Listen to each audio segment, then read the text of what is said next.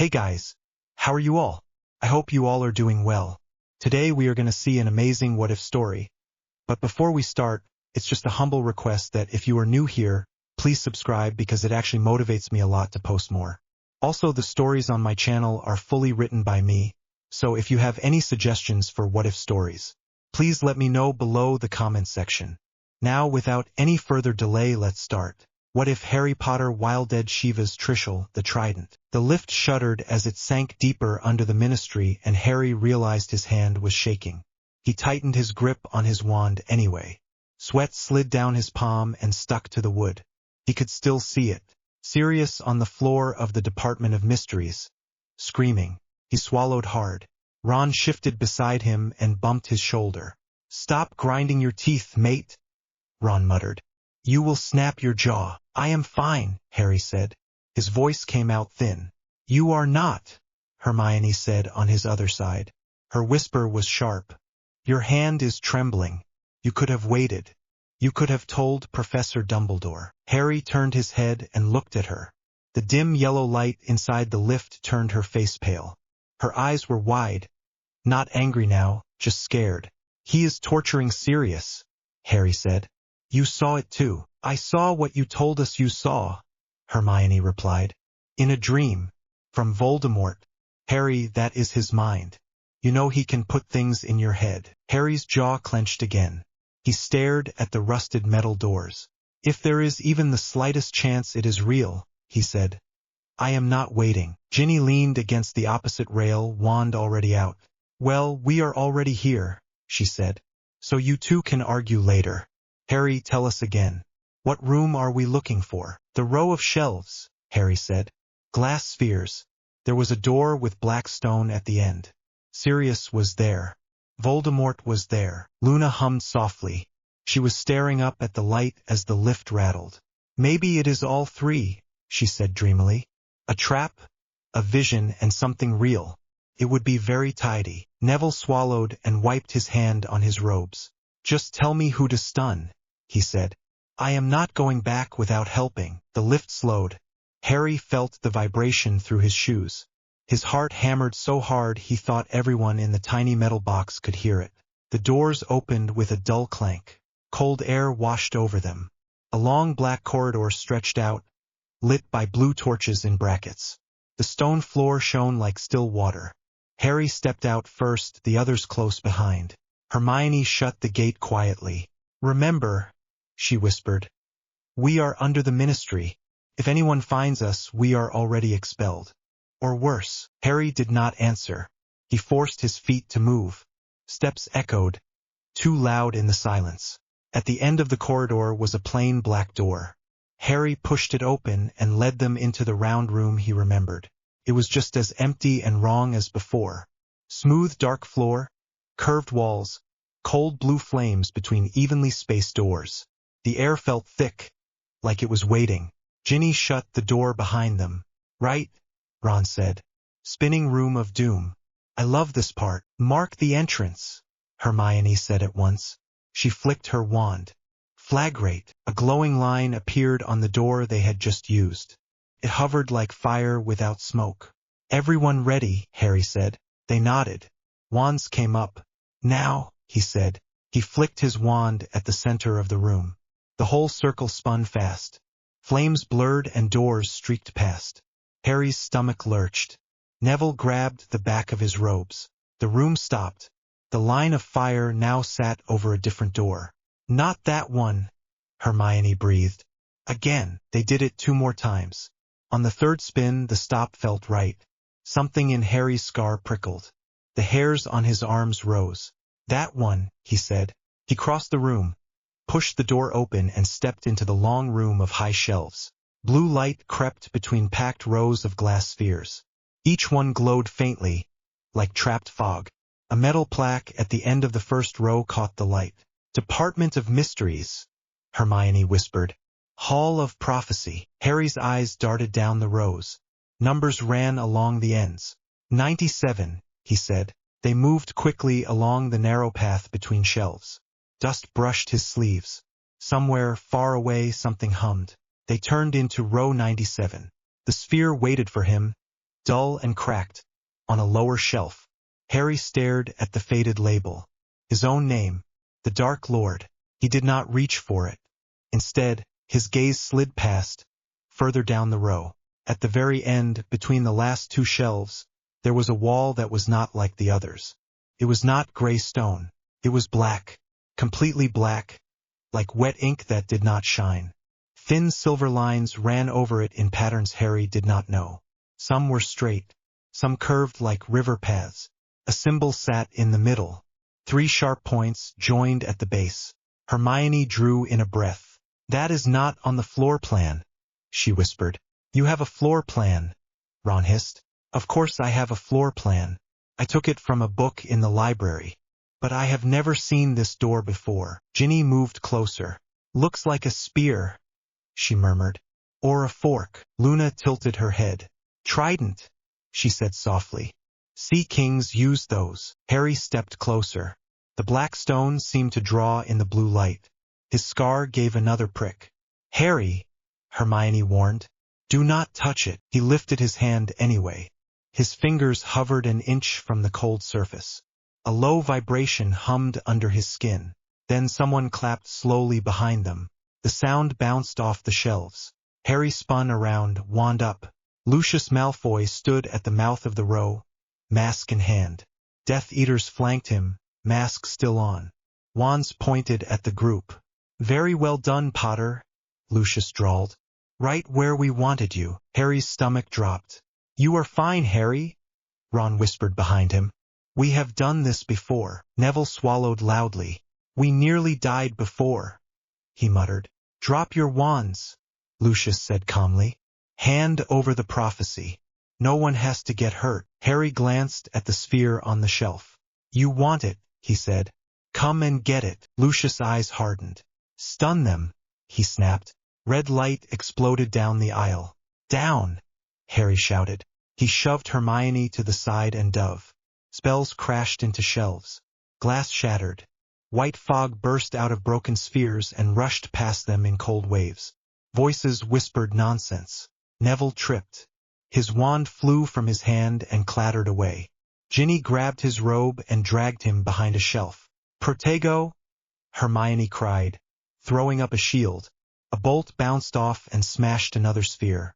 "Left side!" Ron yelled.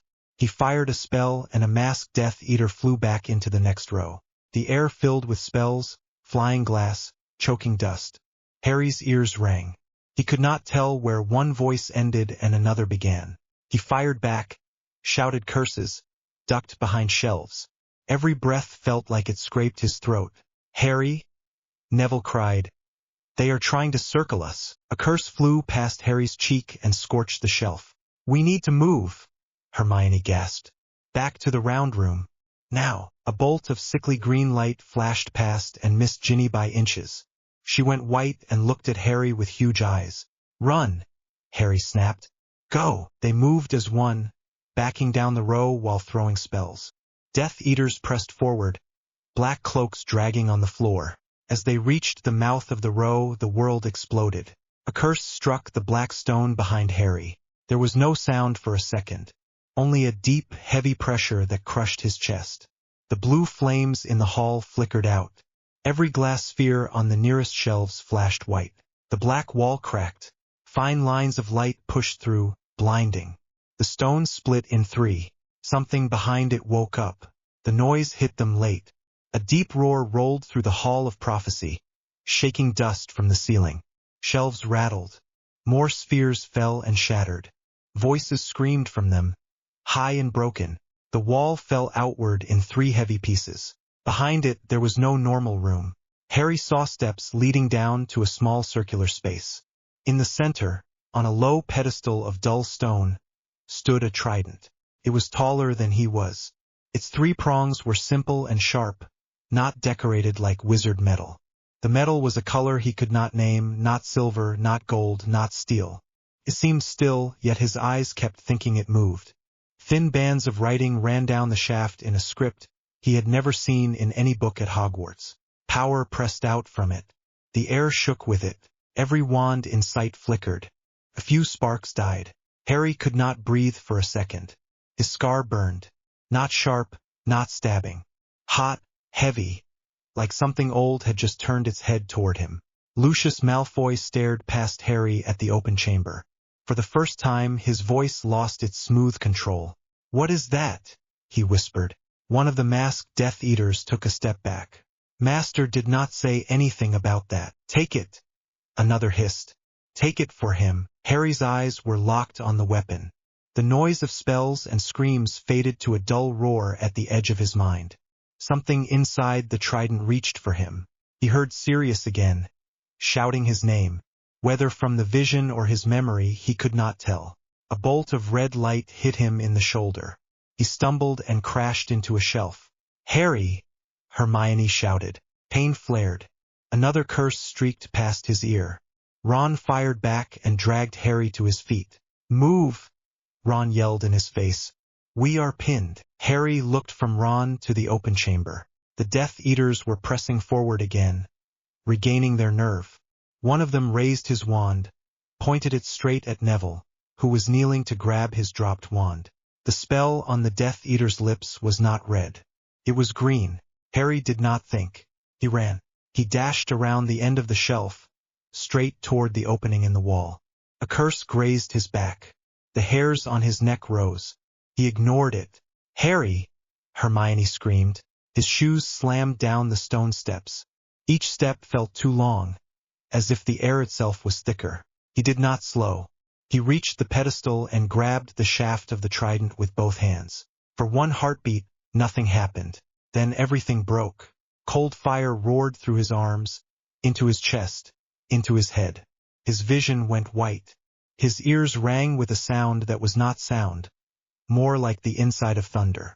He saw a river, dark and wide, rushing down from snowy mountains under a sky full of bright stars.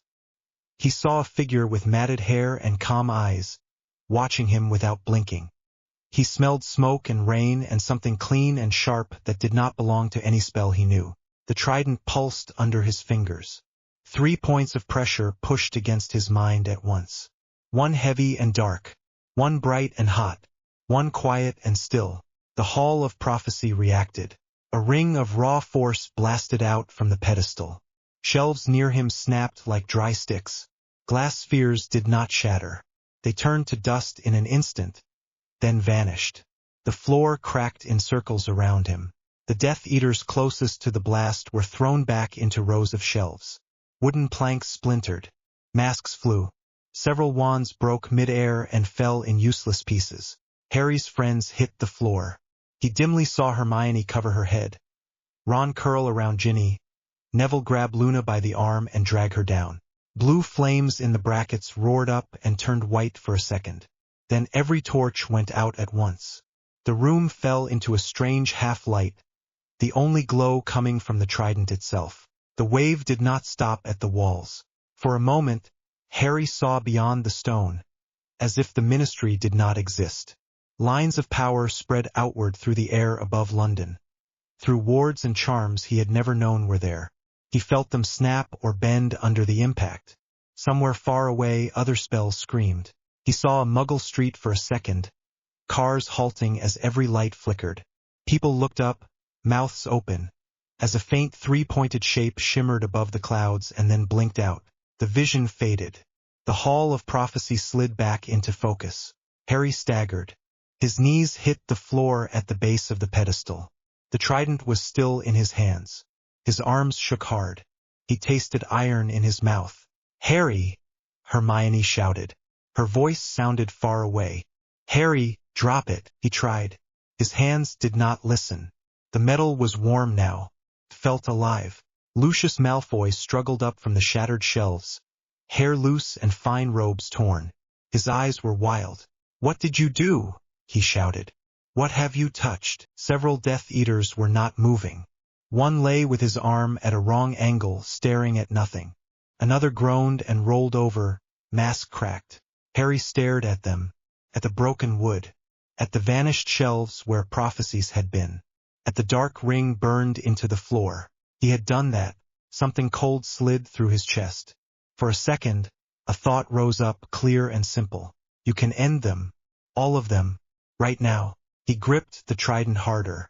He could feel parts of it waiting. One heavy, one bright. The heavy one leaned toward him, comforting in a strange way. Just let go, it seemed to say. Stop thinking. Stop hurting. Swipe once and there will be quiet. Harry, Hermione's voice again. Closer now.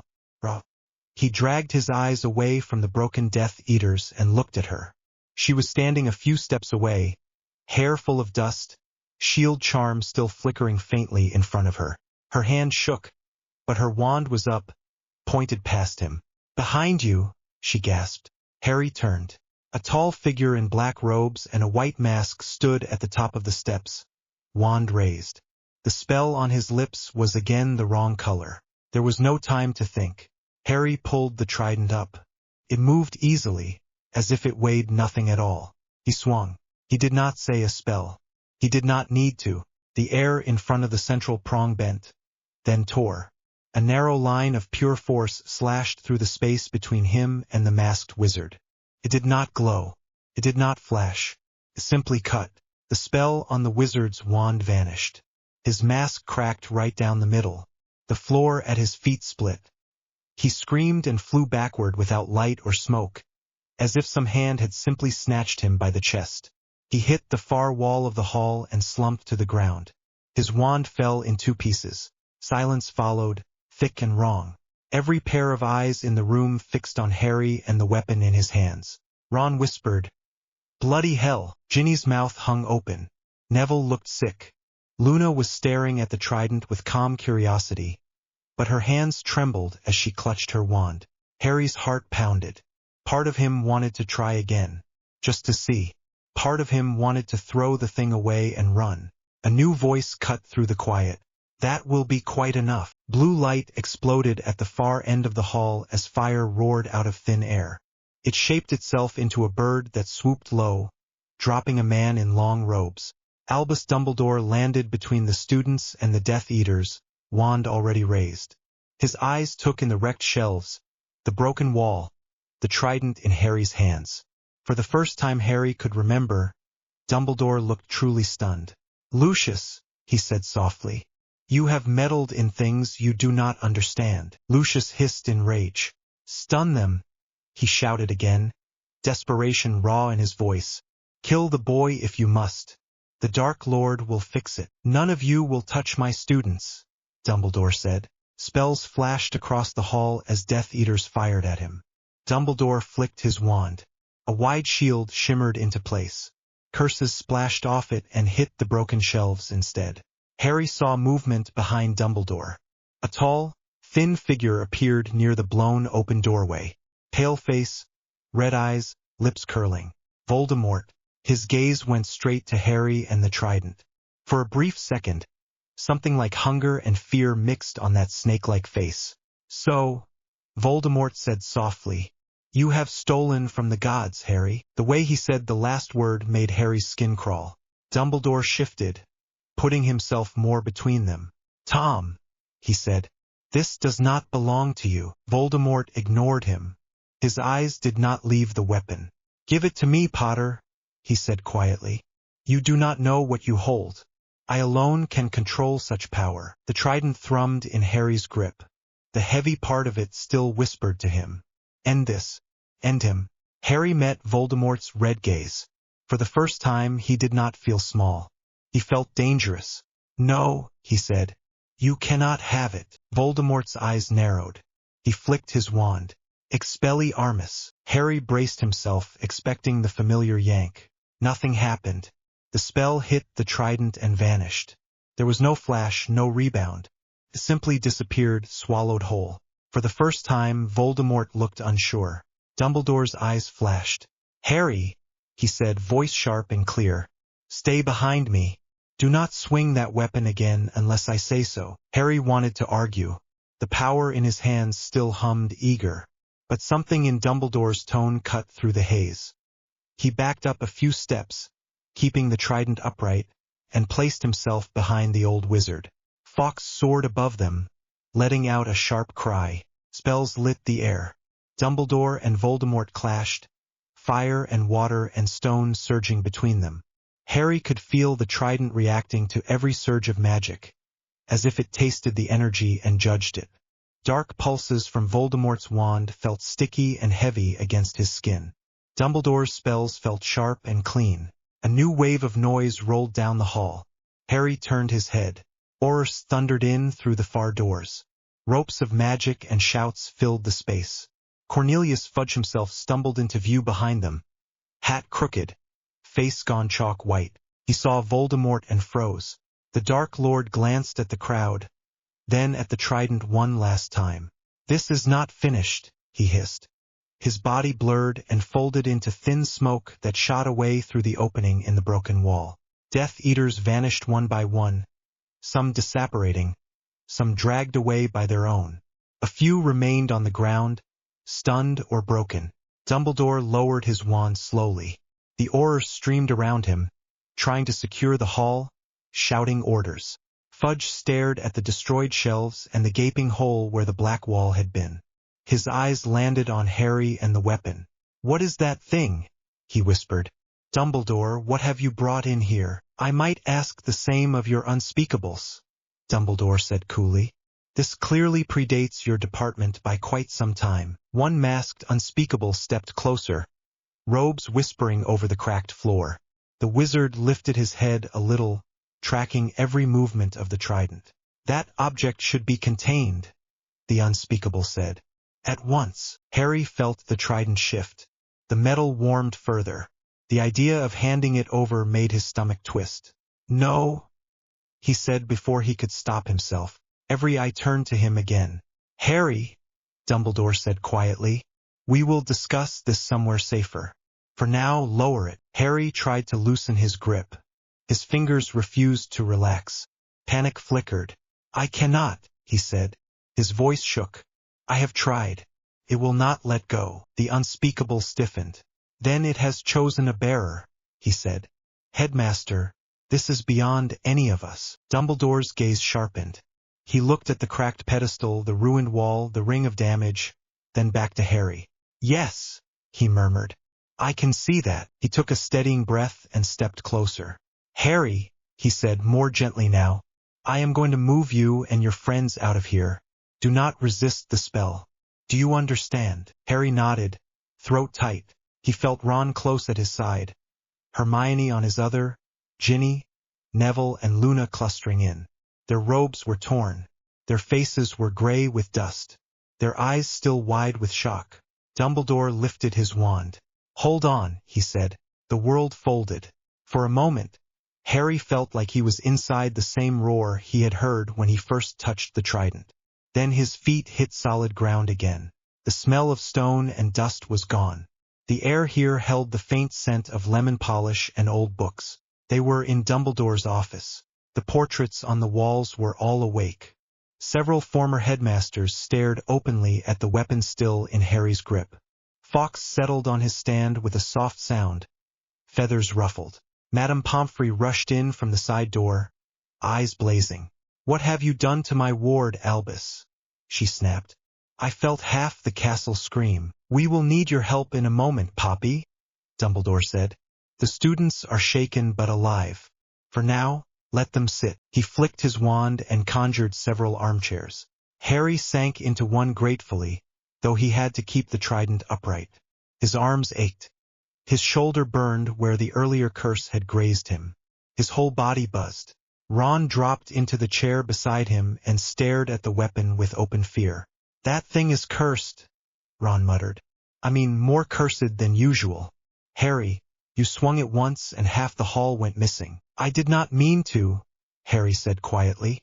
Hermione sat forward in her chair, elbows on her knees, eyes fixed on the script on the shaft.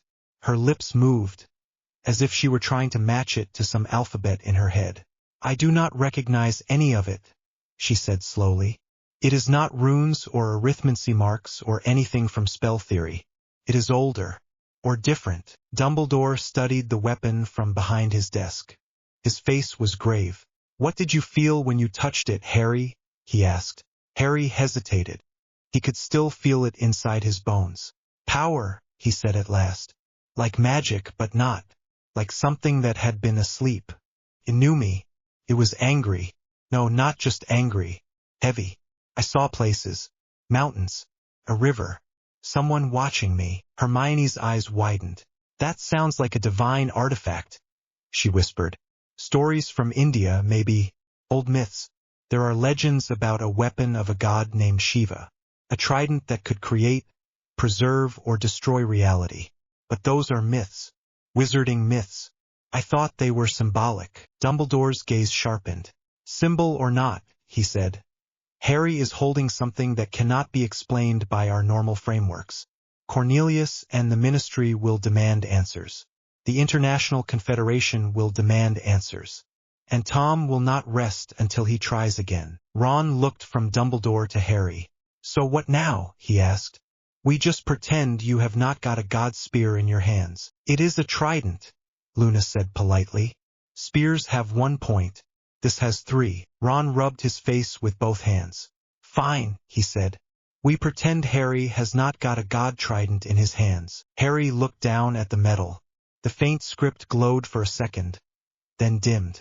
Madame Pomfrey stepped closer and peered at his shoulder. You are bleeding through your robe, she said sharply. Hold that thing still. She worked around the shaft carefully, dabbing salve on the burned line where the curse had grazed him. Stung, then cooled. You say it will not let you drop it? She asked. Harry shook his head. It feels like my fingers are stuck, he said. They move, but they will not open. It is a bond, Dumbledore murmured. Not unlike wand allegiance, but deeper. The weapon has recognized you. Harry swallowed. So it is mine now, he said. The words felt strange in his mouth. It has chosen you, Dumbledore said. Ownership may be the wrong word. Guardianship might be closer. Ron let out a weak laugh. Brilliant, he said. Harry, the boy who lived. Now also the boy who holds the thing that blew up the Ministry. Hermione shot him a glare. This is not funny, she snapped. Do you understand what just happened? That blast went beyond the Department of Mysteries. If that thing hit the wards over London, there will be Muggle reports.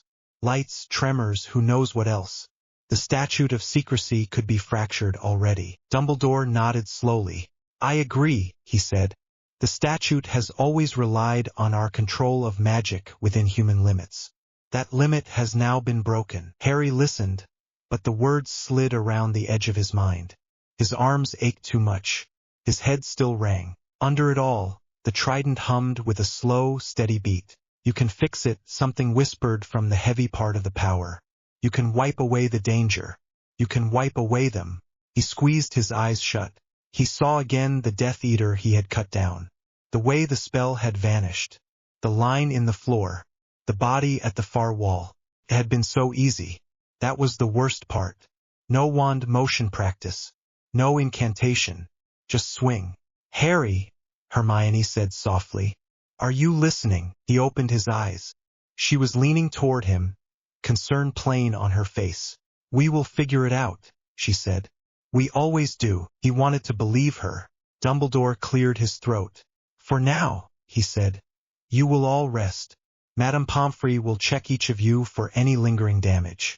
After that, Harry, you will sleep in a separate room, not the common room.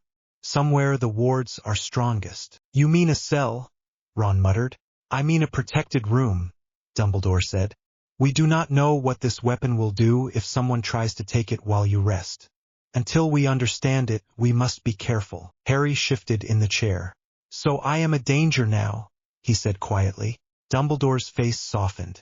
You are a 15-year-old boy who has just touched something far older than this school, he said. You are not a danger. The power you carry might be. That did not make Harry feel better. Madame Pomfrey moved around, checking everyone with quick diagnostic charms. Neville flinched when she poked a bruise on his ribs. Ginny hissed as a cut on her cheek closed. Luna simply smiled when a charm cleared dust from her hair. At last, Madame Pomfrey stepped back. They will live, she said. They need sleep, food, and peace. Things I doubt you can guarantee while that thing is in the building. Dumbledore nodded once. Thank you, Poppy, he said. Please prepare a bed in the side ward. Harry will stay there tonight. The others may return to their dormitories after a few hours of rest in the hospital wing. Ron frowned. You are splitting us up, he said. Just for tonight, Dumbledore said. We all need time to breathe. Harry wanted to protest. The idea of lying alone with this weapon humming in the dark made his skin crawl. But he could see the tired lines on Hermione's face, the slackness in Ron's shoulders, the way Ginny kept rubbing her wrist where she had blocked a spell. They needed rest. All of them. Fine, he said. Dumbledore flicked his wand. The chair under Harry turned into a floating stretcher, rising smoothly. Easy, Dumbledore said. Let it carry you, Harry. Do not try to walk with that in your hands yet. The stretcher drifted toward the side door. Madame Pomfrey walked beside it, watchful. Ron stepped close and walked on Harry's other side. We will be just down the corridor, Ron said. You shout if anything glows, or talks, or moves on its own, or looks at you funny. Harry managed a weak smile. It does not have eyes, he said. Still counts, Ron said firmly. Hermione walked on the other side. She reached out and touched his uninjured arm. You did what you thought you had to, she said quietly. That is it. That is all. He wanted to tell her that it had felt good, that he was scared of that. The words caught in his throat. Sleep, she said instead. We can solve the world-ending weapon problem in the morning. The stretcher passed through the door into the hospital wing. White sheets, neat beds, the smell of potions. Madame Pomfrey guided him into a small side room and lowered him carefully onto a bed. The trident did not release his hands. It rested beside him, standing upright with the base against the floor. Somehow it remained balanced without support. Madame Pomfrey fussed with the sheets and pressed a potion into his mouth. This will help you sleep, she said. You are no use to anyone half-conscious. The potion tasted bitter. His eyelids grew heavy almost at once. As the room dimmed, Harry stared at the 3 sharp points above him. You can end this, the heavy part whispered again. He thought of Sirius, still not knowing if the vision had been real. He thought of Voldemort's eyes on the weapon. He thought of the way the Death Eaters had flown. He was so tired. It would be so easy to stop fighting, to let the heavy part of the power make choices for him. No more doubt. No more fear. Just action. His stomach twisted. No, he whispered. The quiet part of the power pulsed faintly, like a slow heartbeat in the distance. Not pushing, just present. Harry focused on that instead, on the simple fact that he was still breathing, that his friends were alive. His grip loosened a fraction. Not enough to drop the weapon, but enough that the sharp ache in his fingers eased. The last thing he saw before sleep pulled him under was the faint glow of strange letters along the shaft. Everything had changed, and somewhere in the deep places of magic the world had felt it. Harry woke up with his heart already racing. For a second he thought he was still in the Department of Mysteries. The smell of dust and stone. The white flare. Ron shouting his name. Hermione screaming something he could not hear. Then the room around him came into focus. Grimmauld Place. The guest room they had given him after the raid. The curtains were shut tight. The air was heavy and still. A faint silver glow bled through the gaps in the fabric, too bright and too steady to be normal morning light. His skin buzzed. Not the way it did after a spell. Deeper. Like his bones were a wand that had been used too many times. The Trishul stood in the corner. It did not lean against the wall. It did not rest on the floor. It simply existed there, point down, a breath above the boards, as if the house was afraid to touch it. 3 blades, silver white and sharp enough that his eyes kept sliding away when he tried to look straight at them. Harry pushed himself up on his elbows. Sweat stuck his shirt to his back. He remembered the chamber coming apart and coming back together in a single breath. He remembered the way the world had roared in his skull. He remembered grabbing the shaft of the weapon and feeling everything tilt. Then he remembered the sound after. Not an echo. Not rubble. A deeper sound. Something like a groan from under the earth. Someone knocked on the door. 3 short taps. Harry flinched anyway. He swallowed and scrubbed a hand over his face. His fingers shook. He curled them into a fist before he answered. Yeah, Harry. Hermione. Her voice was muffled through the wood. Are you awake? He stared at the Trishul for a moment longer. The glow under the curtains shifted. For a second it looked like the sky outside was the same color as the blades. Yeah, he said. Come in. The door opened a crack. Hermione slipped in and shut it fast behind her, like she was trying not to let something follow her in. Her hair was tied back in a messy knot. Ink stained her fingers and the edge of her sleeve. There were dark circles under her eyes. She carried a stack of parchment against her chest. Lines and numbers sprawled over the top sheet. Harry blinked at the mess of figures. You have been up all night, he said. Came out as a flat statement. Hermione glanced at the Trishul first. Only after that did she look at him. I could say the same, she said. You were shouting in your sleep. Ron nearly kicked the door in. I told him to give you some space. Harry looked past her shoulder. The landing was empty. No red hair in sight. For a moment that hurt more than it should. He pushed the feeling down. Did you find anything? He asked. His voice sounded hoarse. About it. Hermione moved closer to the bed. She did not sit. She kept the bundle of parchment between them like a shield. I tried arithmancy first, she said. Power ratios. Stability curves. If it had a magical core or if it was drawing from some external source. The numbers do not make sense. They are too clean. There is no decay curve. No cost. It is as if it is not in the system at all. Harry stared at her. In English, he said. In wizard English, Ron would have said if he were here. Hermione gave a tired little huff that might have been a laugh on a better day. In English, she said. Our magic behaves. Even when someone is strong, it still follows patterns. This does not. There is no upper limit. She risked another look at the Trishul. Her shoulders drew in slightly. I tried runes, she went on. Containment, binding, identification. I mapped every symbol around the shaft and the blades. Some are close to Norse. Some look like ancient Greek. Some are similar to things from old Indian scripts I found in the library downstairs. They do not form a system. They feel like labels, not rules. Harry watched her lips move. He heard the words. None of them settled. There was a tired, angry fog sitting behind his eyes that turned everything into noise. So nothing, he said. Hermione flinched. Not nothing, she said. I know that when I try to treat it like a wand or a staff, I get nowhere. Our theory is not built for this. This is not channeled magic. It is not a stored charm. It is a direct connection to something at the base of reality. She paused, swallowed, and added, which means you cannot treat it like a bigger wand either. Harry looked past her again at the weapon. His fingers twitched. You think I am trying to? He asked. I think you are in shock, Hermione said. And I think if you keep staring at it like that, you will try something just to feel like you are in control. The room went quiet. The only sound was the faint creak of the old house settling and the dull rush in his ears. Harry swung his legs over the side of the bed. His feet hit the floorboards. They felt solid enough, but some part of him still expected them to shift like the stone in the chamber had. He forced himself to stand. For a second his knees threatened to give out. He caught the bed frame with one hand. Hermione stepped forward on instinct. She stopped herself halfway and curled her fingers tighter around the parchment. You should lie back down, she said softly. I am fine. He was not. His body knew it. His mind knew it. The thing humming in the corner of the room knew it most of all. Harry let go of the bed. His hand left a faint smear of sweat on the polished wood. What is it like outside? He asked. Hermione blinked.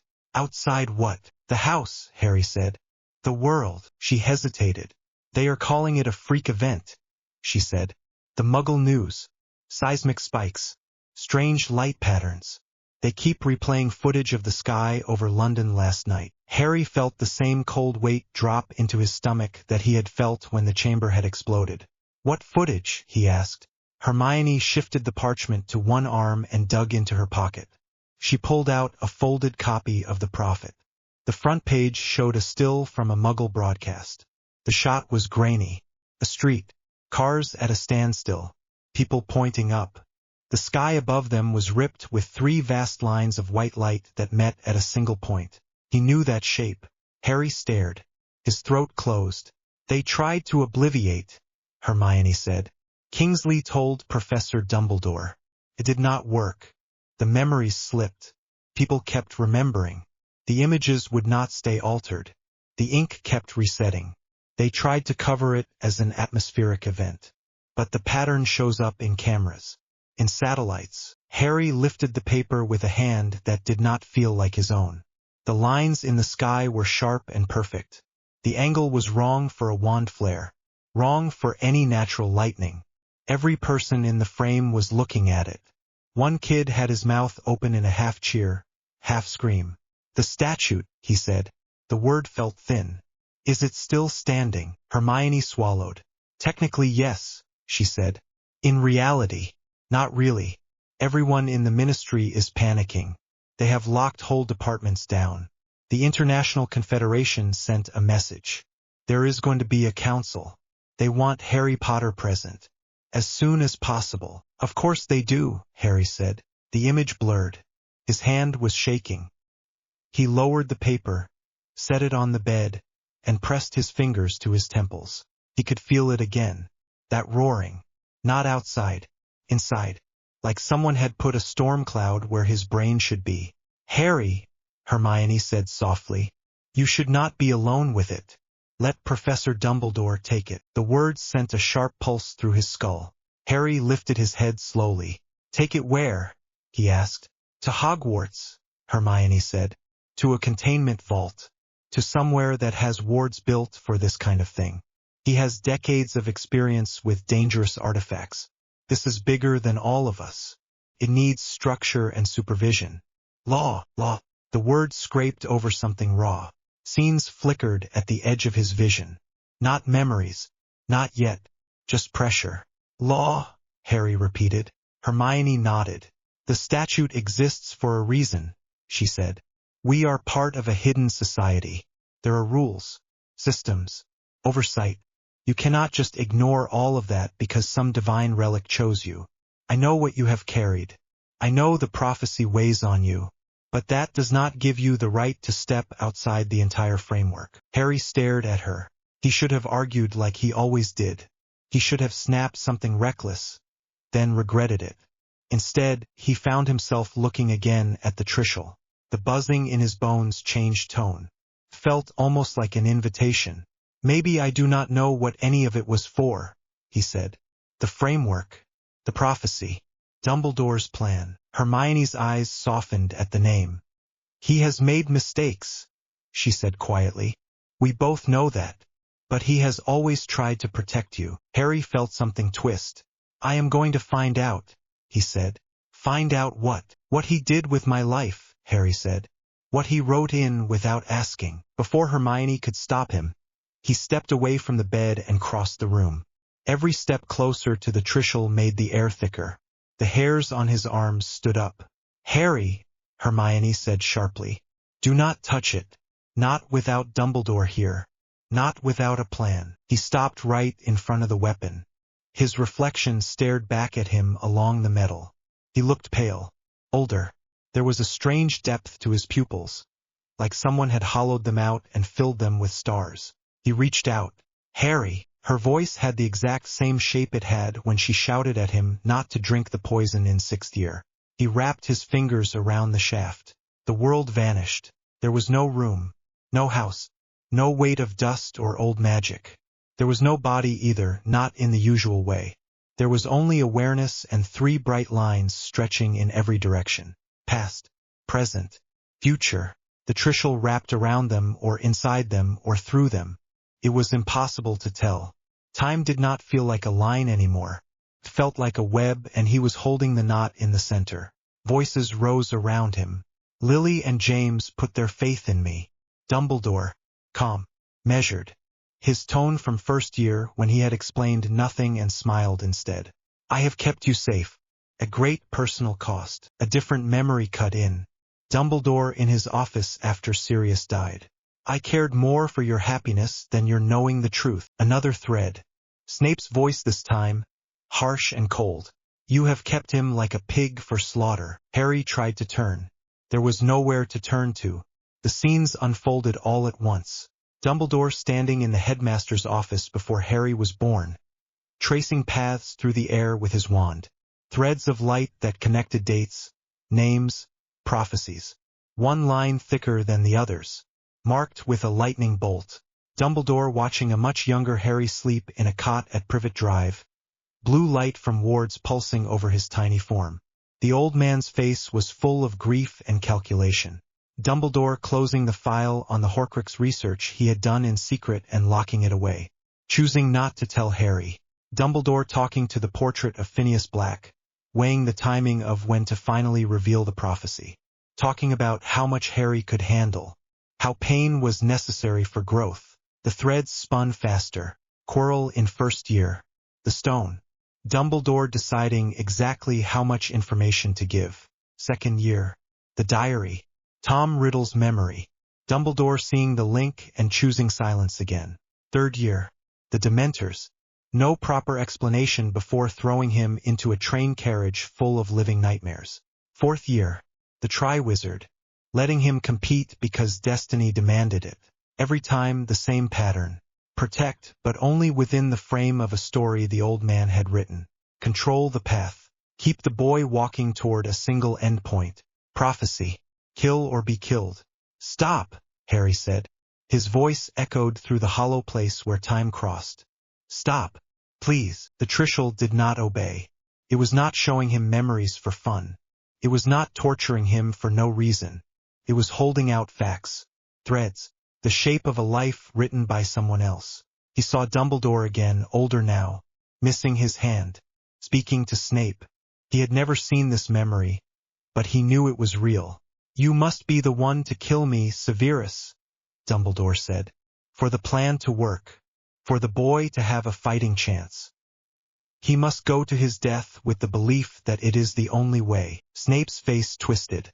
You raise him for slaughter, he spat. For the greater good, Dumbledore said. The words hit Harry harder than any curse. Law, prophecy, greater good, a cage with polite labels. The storm in his head changed. Focused. He let go. The room slammed back into existence. Harry staggered. His grip slipped and he nearly dropped the Trishul. It did not fall. It hovered, steady, as if gravity had given up on it too. Hermione grabbed his arm to keep him from collapsing. What happened? She demanded. What did you see? Harry looked at her. The world seemed sharper. Colors were deeper. He could feel every thread of magic in the house, from the old Black family wards to the faint echo of the Fidelius outside. All of it felt thin compared to the weight of what he had just touched.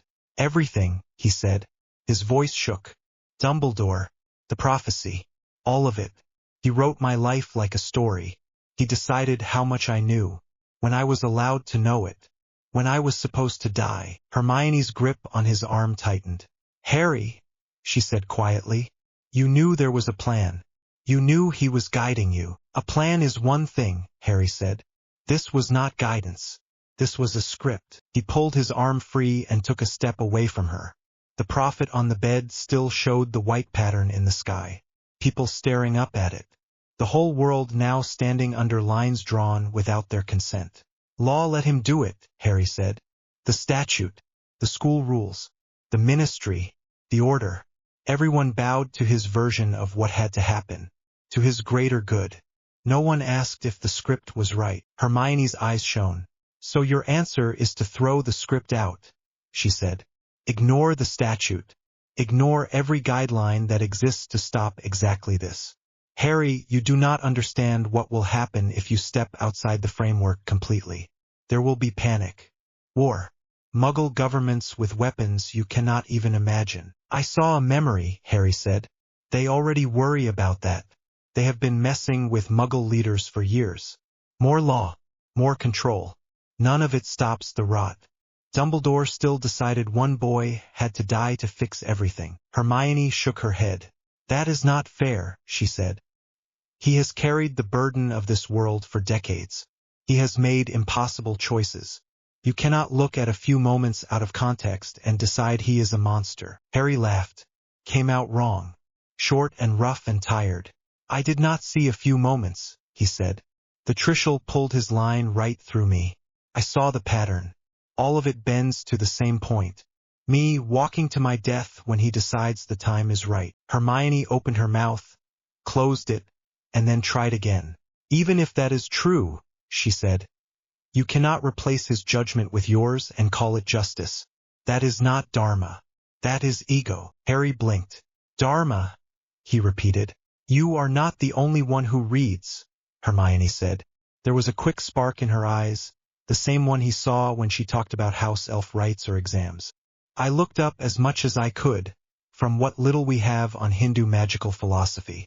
Dharma is not just doing what feels right to you. It is not throwing out law because it hurts you. It is the duty to act according to a wider order, to balance, to context. You with that weapon are not a context.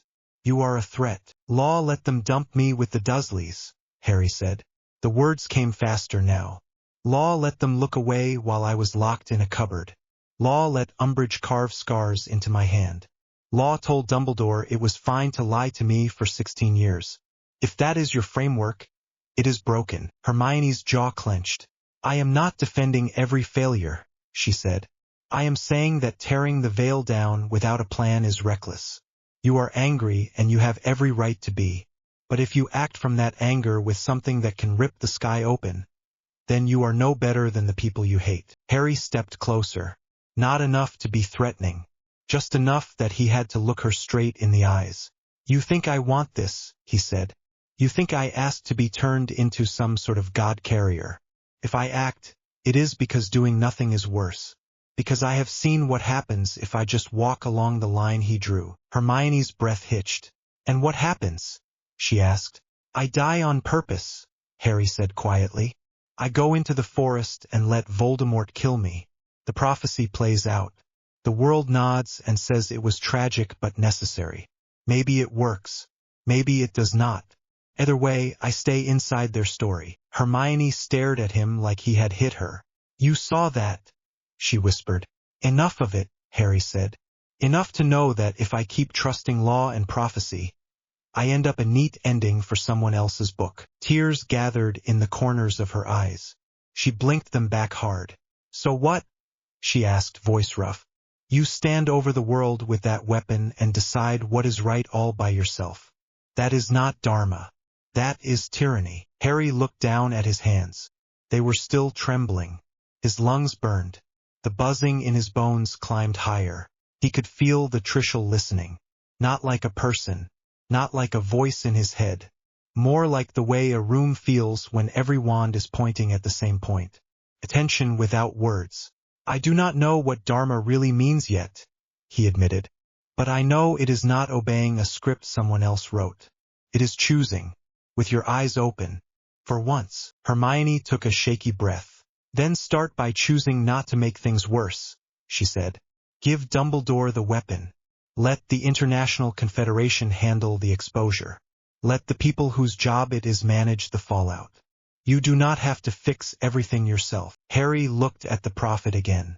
At the lines burned into the sky. They cannot manage it, he said softly. It is already out of their hands. Out of ours. People saw something that does not fit inside the veil. No obliviate is going to erase that shape from their minds. He felt sudden pressure at the base of his skull. The Trishul pulsed. The tip of one blade flared a fraction brighter. Harry knew, without knowing how, that he could reach further. Not just into the past, but into the world outside this room. He stepped away from Hermione. Harry, she warned. He lifted the Trishul, point up, and let it rest in his palm. The metal was warm. The warmth sank through his skin and ran up his arm like liquid fire. He did not try to smash anything. He did not even try to cast. He simply reached for the part of the weapon that felt like stillness. Preservation. Stability. Stop, Hermione whispered. Stop, please. He ignored her. Harry closed his eyes. The storm behind them widened. He saw the sky over London again, full of light scars. He saw the Ministry in chaos. Owls flooding the atrium. He saw Muggle news anchors trying to explain what had happened. Words like rare atmospheric event and military test. He pushed outward, not with anger, with desperate hope. If he could just smooth the ripples, just calm the field. The Trishul accepted the intent. Power rolled out of him. Out of it. No incantation. No focus word. The whole map of the world rose in his mind. Lines of energy criss-crossed continents. Wards, ley lines, tiny spells from school students, ancient rituals from temples. All of it shook as his will brushed against it. He tried to stabilize the pattern. Pull everything back into balance. For a heartbeat it worked. The lines smoothed. The sky over London calmed. The white scars faded. The cameras on the streets crackled and fuzzed as their circuits tried to cope with the sudden drop in interference. Then the power kept going. It surged past London. Past Britain. Harry gasped. His knees buckled. He clung to the shaft with both hands. Hermione grabbed his shoulder. "Let go," she snapped. "Harry, let go." He could not. The wave raced across the planet. Where it passed, magic shivered. Concealment charms flickered and failed. Wards that had stood for centuries flashed in brief, naked lines before they adapted. Muggle machines caught every flicker. Cameras in cities on the other side of the world recorded sudden bands of light that dipped and twisted in the sky. Over the ocean, clouds reshaped themselves into faint, three-pronged patterns before thinning. Fishing boats rocked as the sea heaved under them for no clear reason. In India, far away, the wards around an old magical school flared bright as they met the wave. For a second, the building that did not exist on any ordinary map appeared on satellite images as a smudge of impossible color. Weather stations screamed in servers. Magnetic readings spiked. Birds changed flight paths mid-air. Harry saw it all and could not stop it. The Trishul had accepted his intent to preserve, to stabilize. It was doing that in its own way. It was smoothing everything at a deeper level. It was just not interested in the statute of secrecy while it did it. He felt the wave settle. The lines of energy calmed. The noise in his head dropped to a bearable buzz again. Harry sagged. He let go of the weapon. This time it stayed upright by itself. He dropped to his knees. His hands hit the floor. Sweat dripped from his forehead. He sucked in air like he had run for miles. His heart pounded. Hermione knelt beside him. One hand hovered at his back, not quite touching. "What did you do?" she whispered. Harry laughed again, hollow and tired. "Tried to help," he said. "Tried to keep things from getting worse." Hermione pushed herself to her feet and crossed the room to the window. She yanked the curtains open. Bright light flooded the room. The sky over London was clear blue now.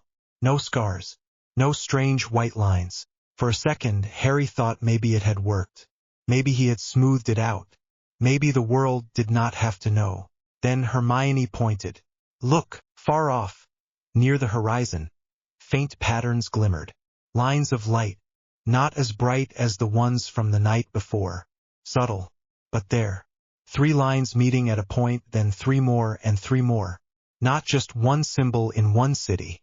A chain of them, like someone had taken the original sign and repeated it around the curve of the world. Hermione let the curtain drop. She turned back to him slowly. "You just drew a border," she said. Her voice shook. "On the sky. All around the planet. Harry. There is no way they do not see that." Harry pressed the heel of his hand against his eye. It did nothing for the ache behind it. "Maybe they should," he said. Hermione stared at him like she did not recognize him. "This is exactly what I meant," she said. "You tried to fix it and you made it worse. The statute is not cracked anymore. It is gone. Completely gone.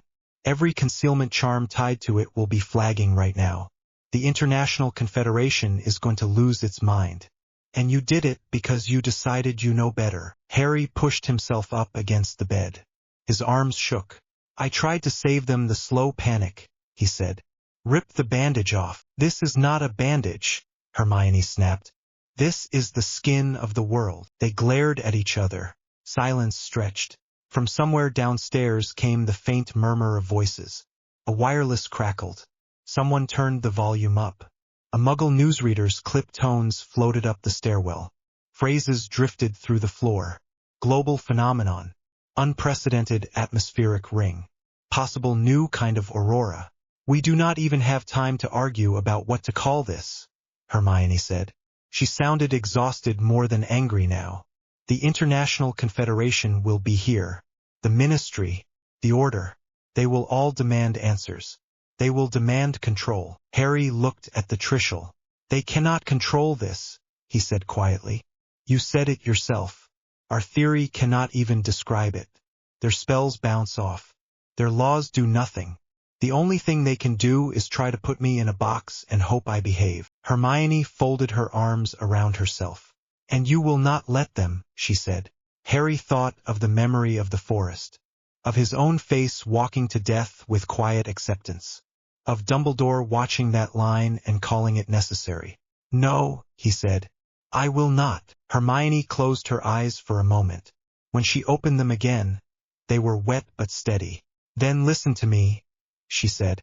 If you are stepping outside law, you need something in its place. You need rules, boundaries. You need your own dharma. And it cannot just be Harry's anger at the people who hurt him. It has to be something bigger. Or you will become exactly what you say you hate. Harry stared at her. I am not asking you to like what I am doing, he said. I am not asking you to stop being angry, she said. I am asking you not to become a god with no rules. The word god made his skin crawl. I am not a god, he said. You just redrew reality by accident, Hermione said. You are close enough for everyone else to treat you like one. That means you have to be better than the people who wrote your script. Harry's hands curled into fists. His nails dug into his palms. What do you want me to do? He asked. Swear an oath. Make a list. Give you a new prophecy to put in a cupboard. Hermione stepped close again. This time she did put a hand on his arm. Her palm was warm and solid and human. Start with one thing, she said. Promise me you will not use that weapon to act from pure rage. No more reactions. No more flares like what happened at the Ministry. Think, then act. Or not at all. Images flashed through his mind. The chamber exploding. The sky tearing. The wave he had just sent pulsing around the planet. Dumbledore's calm face as he talked about necessary sacrifices. Harry swallowed. I can promise to try, he said. Hermione's mouth twisted. That is not enough, she said. It is all I have, he said. If I promise more and break it, then I am just Dumbledore with better light effects. For a second she almost smiled, even though there was nothing funny about any of it. You are impossible, she muttered. Yeah, he said. Apparently that is why the weapon chose me. Do not joke about that, she said sharply. It chose you because you keep throwing yourself in front of things. Because you do not cling to life. That impulse is good. But this power is going to twist it. Make sure you know where your line is before it does. Harry let his head fall back against the wall. He closed his eyes. He could still feel the ring he had drawn around the world. It sat on the edge of his awareness like a tension in a muscle. I will work it out, he said. Hermione let go of his arm. Her hand lingered in the air for a moment before she dropped it. You do not have time to work it out in peace, she said. Dumbledore is downstairs. The Order too. And Ron. They all heard the broadcast. They know it was you. Of course they did. Harry opened his eyes. Send them up, he said. Hermione stared at him. You want to face them now? She asked. Better now than after the international lot dragged me in front of a council, Harry said. Better I tell them myself that law is not enough anymore. That there is something bigger we have to answer to. Hermione's expression flickered. Fear, pride, anger, all at once. And what is that? She asked. Bigger thing. Harry looked at the Trishul. At the weapon that did not care about prophecies or statutes, or order meeting minutes. Truth, he said quietly. Whatever that looks like when the sky is already broken. Hermione held his gaze for a long moment. Then she nodded very faintly. Fine, she said. But I am coming back with them. I am not letting you stand in front of Dumbledore alone with that thing humming in the corner. Harry almost told her to stay away, to keep herself safe. He stopped himself. He had just promised, in a twisted way, to be better than the people who had decided things on his behalf. That started here, letting her decide whether to stand beside him. All right, he said. Hermione turned to leave. Her hand lingered on the door handle. Harry, she said without looking back. Yeah, whatever you saw in those memories, she said. Whatever Dumbledore did or planned. Remember that you are still you. Not a weapon. Not a plan. You get to decide what that means. Not him. Not this thing. She nodded toward the Trishul. Harry felt something loosen a little in his chest. I will try, he said. She gave a small, tired nod and slipped out. The door clicked shut. Harry stood alone with the divine weapon and the faint sound of Muggle broadcasters talking about strange lights that circled the world. His hands still shook. His head still pounded. He looked at the Trishul. You and me, he muttered. We are going to have words. The weapon did not answer. It simply existed. Silent. Bright. Waiting. Voices rose downstairs. Footsteps on the stairs. Harry straightened, wiped his palms on his trousers and turned toward the door. Dumbledore's script lay in pieces. The sky bore his accidental mark. The statute was dead. Whatever came next would not be decided in secret offices or prophecy halls. It would begin in this cramped room, with his friends and his headmaster and a weapon that did not care about law at all. He took a breath that did not steady him as much as he hoped, and waited for the handle to turn. The air over the valley was already full of light when Harry arrived. They landed hard on rough ground, the last pull of the portkey wrenching at his stomach. Harry stumbled, boots slipping on loose stones, and only stayed upright because Tonks grabbed his elbow and steadied him. Up, Moody barked. Eyes open, wands up. No time for wobbling. The valley spread out below them in a shallow bowl. Dark rock, patches of scrub, a thin stream cutting a silver line through the middle. On the far side, a jagged rise of stone held a cluster of buildings that did not belong in the landscape. Low walls, a tall central tower, no windows, a hidden stronghold. Harry could feel it, even before he saw the cloaked figures moving along the walls. The wards around the place pressed against his skin like the air before a storm. The Trishul rested in his hand. It had traveled with him without any fuss, the metal as warm as his own skin. The blades caught the gray morning light and bent it, not with a glow, just a strange clarity that made the edges look sharper than they should. Dumbledore stood a short distance ahead, blue robes flapping in the wind. His wand was already in his hand. Fawkes circled once above them with a sharp cry, then vanished into the clouds. Positions, Moody snapped. His magic eye whirled as he checked the ridge behind them. Kingsley, Tonks, Lupin with me on the left. Minerva, you and the Weasleys take the right. Albus, central point with Potter. Ron shifted at Harry's side, adjusting his grip on his wand. His face was pale, freckles standing out stark against his skin. Brilliant, Ron muttered under his breath. Front row with the god spear again. Ginny nudged him with her shoulder.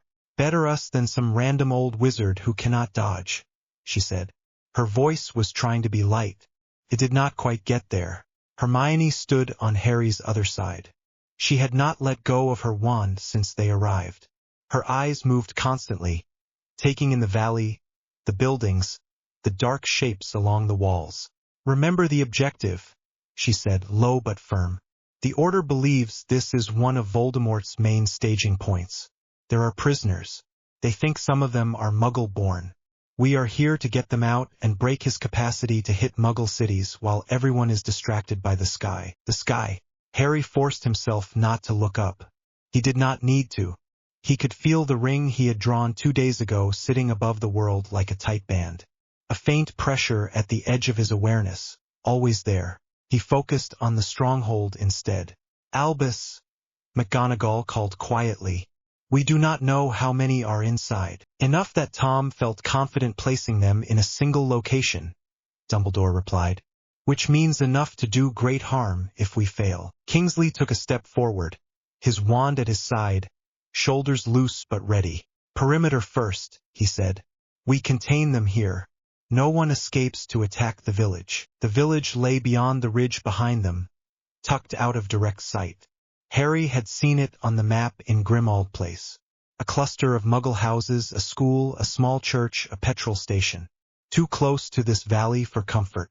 If the Death Eaters broke through, they would have a clear path. On my mark, Dumbledore said quietly. Shields first. Then we advance. The Order members shifted into their lines. Harry stepped to Dumbledore's right without needing to be told. Hermione and Ron flanked him. Ginny and Lupin took the outer edge. For a second, everything stilled. Even the wind dropped. Now, Dumbledore said. The Order raised their wands as one. A shimmering plane of magic snapped into existence over the ridge, curving with the land, closing the valley in like a low, invisible ceiling. Harry felt it lock into place, slots sliding into grooves he could not see. Go! Moody roared. They moved down the slope at a run. Stones rolled underfoot. Harry kept his balance by instinct, eyes on the tower. Spells were already starting to rise from the walls, streaks of red and green and purple aimed at their advancing line. Protection charms flared. Tonks threw up a shield in front of the left flank. McGonagall did the same on the right. Stay inside the cover, Hermione called. Do not outrun the shields. Ron fired a stunner between the beams of light. Try telling him that, Ron muttered, as Kingsley surged forward with a spell Harry had never heard of. A twisting bolt of blue that slammed into the outer wall and made it shudder. The Death Eaters on the walls adjusted quickly. Their curses shifted, heavier, designed to break shields instead of bodies. The air between the two groups filled with criss-crossing light. Harry, Dumbledore said calmly. Observe. Do not act yet. Harry gripped the Trishul tighter. Then why am I here? He asked. Because there may be a moment when the choice is between you and a village full of muggles, Dumbledore replied. His eyes never left the stronghold. I would prefer to see that moment clearly when it arrives. The words sat badly in Harry's chest. He did not answer. They drew closer. The ground underfoot flattened out. The tower loomed. Harry could see more figures now, black cloaks moving between the walls and the central building. One of them raised both hands and shouted something he could not catch. Magic built in the air. Down! Lupin shouted. A wave of force rolled out from the base of the tower. It was not a simple curse. It hit the ground in front of the Order line and turned the rocky soil into a spray of jagged shards. Shields flared and cracked. Harry threw himself sideways as a piece of stone the size of his head shot past. It smashed into the ridge behind them with a noise like a cannon. Geological transfiguration, Hermione gasped, sprawling beside him. Dust streaked her face. They are weaponizing the terrain. No more theory, Granger, Moody snarled. We get closer or we die out here. Another wave hit. The ground bucked. Tonks went down on one knee and swore under her breath. Kingsley grabbed her arm and hauled her up again. Enough, Ron muttered. If they bring that down near the village, rocks are going to start flying through sitting rooms. Harry looked toward the ridge. He could not see the houses, but he could picture them. People eating breakfast. Children still in pajamas, staring at the strange pattern in the sky and the faint flashes over the hills. He looked back at the tower. A figure had appeared on a balcony halfway up. Tall, in a black cloak with silver trim. The mask was off. Lucius Malfoy. His pale hair was loose around his shoulders. He held his wand in one hand and a wand Harry did not recognize in the other. It glowed an ugly violet. Potter, Lucius called, voice carrying easily across the valley with the help of some charm. I see they have dragged you out as their new siege weapon. Harry clenched his jaw. Do not rise to it, Dumbledore said quietly. Focus. Lucius raised the violet wand. Let us see how your muggle pets like the earth opening under their feet, he said. He pointed not at the Order line, but beyond, toward the ridge and the valley mouth. Harry saw it. Not in normal sight, in the way the Trishul let him see tides of magic when he let it. A thread of power snaking away from Lucius's wand, seeking a weak point in the rock near the village. If it hit, half the hillside could slide. Houses at the base would go with it. No, Harry breathed. He stepped forward. Harry, Dumbledore snapped. Stay in formation. The ground heaved as another wave of transfigured stone rolled toward them. Moody shouted something. McGonagall reinforced her shield. Harry barely heard them. The buzzing in his bones rose, deep and heavy. The Trishul warmed under his grip. He saw the path of the spell again. Saw the point where it would crack the rock. Saw the little smear of color that marked the village school. He did not think about options. He did not think about clever counter-curses or delicate wand work. He thought about Dudley screaming as Dementors reached for him, about Sirius falling through the veil, about the ring in the sky and the way Dumbledore had said the words greater good. The heavy part of the power moved. Harry lifted the Trishul with both hands. "Harry!" Hermione shouted. She sounded far away. "Wait. Choose the target. Do not just swing." He did not wait. He felt the destruction point take his intent and deepen it. Not just stop the spell. Remove the problem. Remove the capacity for that sort of act. The world narrowed to the space between the central prong and the tower. Harry swung. There was no light. There was a sound like stone being snapped in half on a truly massive scale. The air in front of the Trishul did not glow. It folded. For a heartbeat, Harry saw the valley like a map, all at once. The tower, the walls, the ground under them, the stream, the ridge, the thin layer of soil over the rock closer to the village. The central prong drew a line through the map. Everything along that line ceased to be. The wave that came after was silent and absolute. The ground under the stronghold did not crack. It vanished. The tower dropped in an instant, from solid to falling, as the rock it sat on was simply removed from reality. The walls followed. For an instant, the falling structures hung in mid-air, shape without support. Then gravity remembered its job. Stone and wood and bodies plunged into the sudden emptiness. The impossible hole expanded, swallowing the central complex, the outer buildings, the ground between. The stream rushed in, water boiling as it met edges that did not obey normal rules. Shock rolled through the order line. "Sweet Merlin," Tonks whispered. The Death Eaters on the walls had no time to react. One moment they were hurling spells. The next they were falling, robes twisting in the air, curses vanishing from their wands as the magic that shaped them lost its footing too. The destruction did not stop at the walls. The valley floor buckled, then collapsed inward. The hole spread outward in a wide, shallow curve, devouring scrub and stone and the first line of the ridge. The wave of force that would have been turned into flying debris instead became nothing at the point of contact, leaving only a strange smooth edge where reality ended and the absence began. Harry felt the Trishul drag at him, wanting to go further, to remove more, to finish the job completely. He locked his arms and forced the swing to stop. The weapon resisted for a heartbeat, then went still. Silence slammed down on the valley. The hidden stronghold of Voldemort's followers was gone. In its place yawned a crater so deep Harry could not see the bottom from where he stood. The sides were raw and clean, as if someone had sliced the earth with an impossible blade. The stream now ended in a white sheet of water pouring over the new edge. The wards that had pressed against his skin were absent. Not broken, simply not there. A few ragged stones clung to the far side of the crater, the only remains of what had been a fortress minutes before. A single figure in black robes scrambled onto one of them, slipping and grabbing for purchase. The mask snapped off and tumbled into the darkness below. The wizard stared across the gap at Harry with wide, wild eyes. He did not fire a curse. He did not shout. He shook, looked down at the void under him, and disapparated with a sharp crack. The echo of that sound rolled back and forth until it died. Nothing replaced it. No birds, no wind, no order shouts. Harry stood with the Trishul still in his hands and realized that his breath was the only sound he could hear. His heart hammered hard enough to hurt. Sweat ran down his back. His arms ached. He had done this. He had not just stopped a spell. He had removed a piece of the world. "Harry," someone whispered. He turned his head slowly. The Order stood behind him in a ragged line. Shields half raised, wands slack. Dust smeared their robes.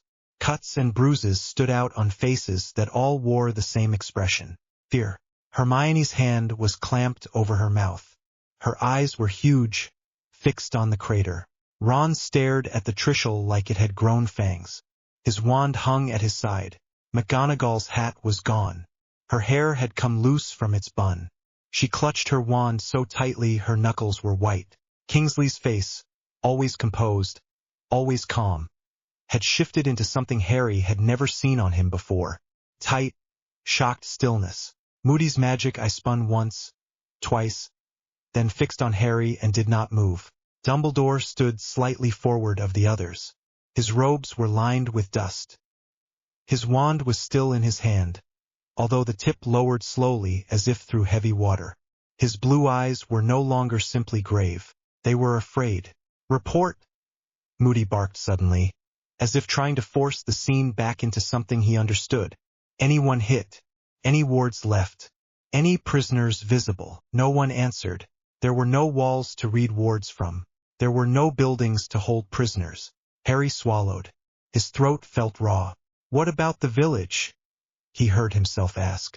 Kingsley blinked, as if waking from a bad dream, and turned toward the ridge. He raised his wand and sent a scouting charm arcing up and out. The light vanished over the hill, then returned and hovered in front of him. He stared at it. "They felt something," he said. His voice was low. "A tremor. A shift. The ground moved. But the houses are intact. No collapse. No landslide." A tiny strand of relief loosened in Harry's chest. It did not last. "Sir," Tonks said quietly, looking at Dumbledore. "You saw that, did you not? That was not magic. Not like we know it." Dumbledore did not answer her. His gaze stayed on Harry. "Are there any survivors in the crater?" he asked. "Any signatures at all?" Harry did not reach for another spell. He did not trust what the Trishul would do if he did. Instead, he let his awareness stretch just a fraction. The weapon allowed it reluctantly, as if warning him not to pull harder. The crater was empty. Whatever had been there was gone. Not dead in the normal way, just absent. "No," Harry said. The word scratched its way out. "There is nothing." Ron made a small sound, almost a laugh and almost a groan. "Nothing," he repeated under his breath. "Right? Sure. That is one way to solve a problem." Hermione dropped her hand from her mouth. "Harry," she said softly, "there might have been prisoners. You heard the brief. There could have been people in those buildings who were not Death Eaters." Harry's stomach clenched. He had not thought about that in the second before he swung. He had seen the village. He had seen Lucius's spell. He had seen the line of destruction that would open the ground under Muggle houses. He had not seen faces inside the stronghold at all. The heavy part of the power had not concerned itself with the difference. "I did not think," Harry whispered. "No," Hermione said. Her voice was steady in a way that hurt. "You reacted." The silence closed in again. Far above, on the other side of the world, the ring in the sky hummed. Harry felt it through the link with the Trishul, a faint echo of his earlier act. The borders he had drawn were still there, wrapped around the planet.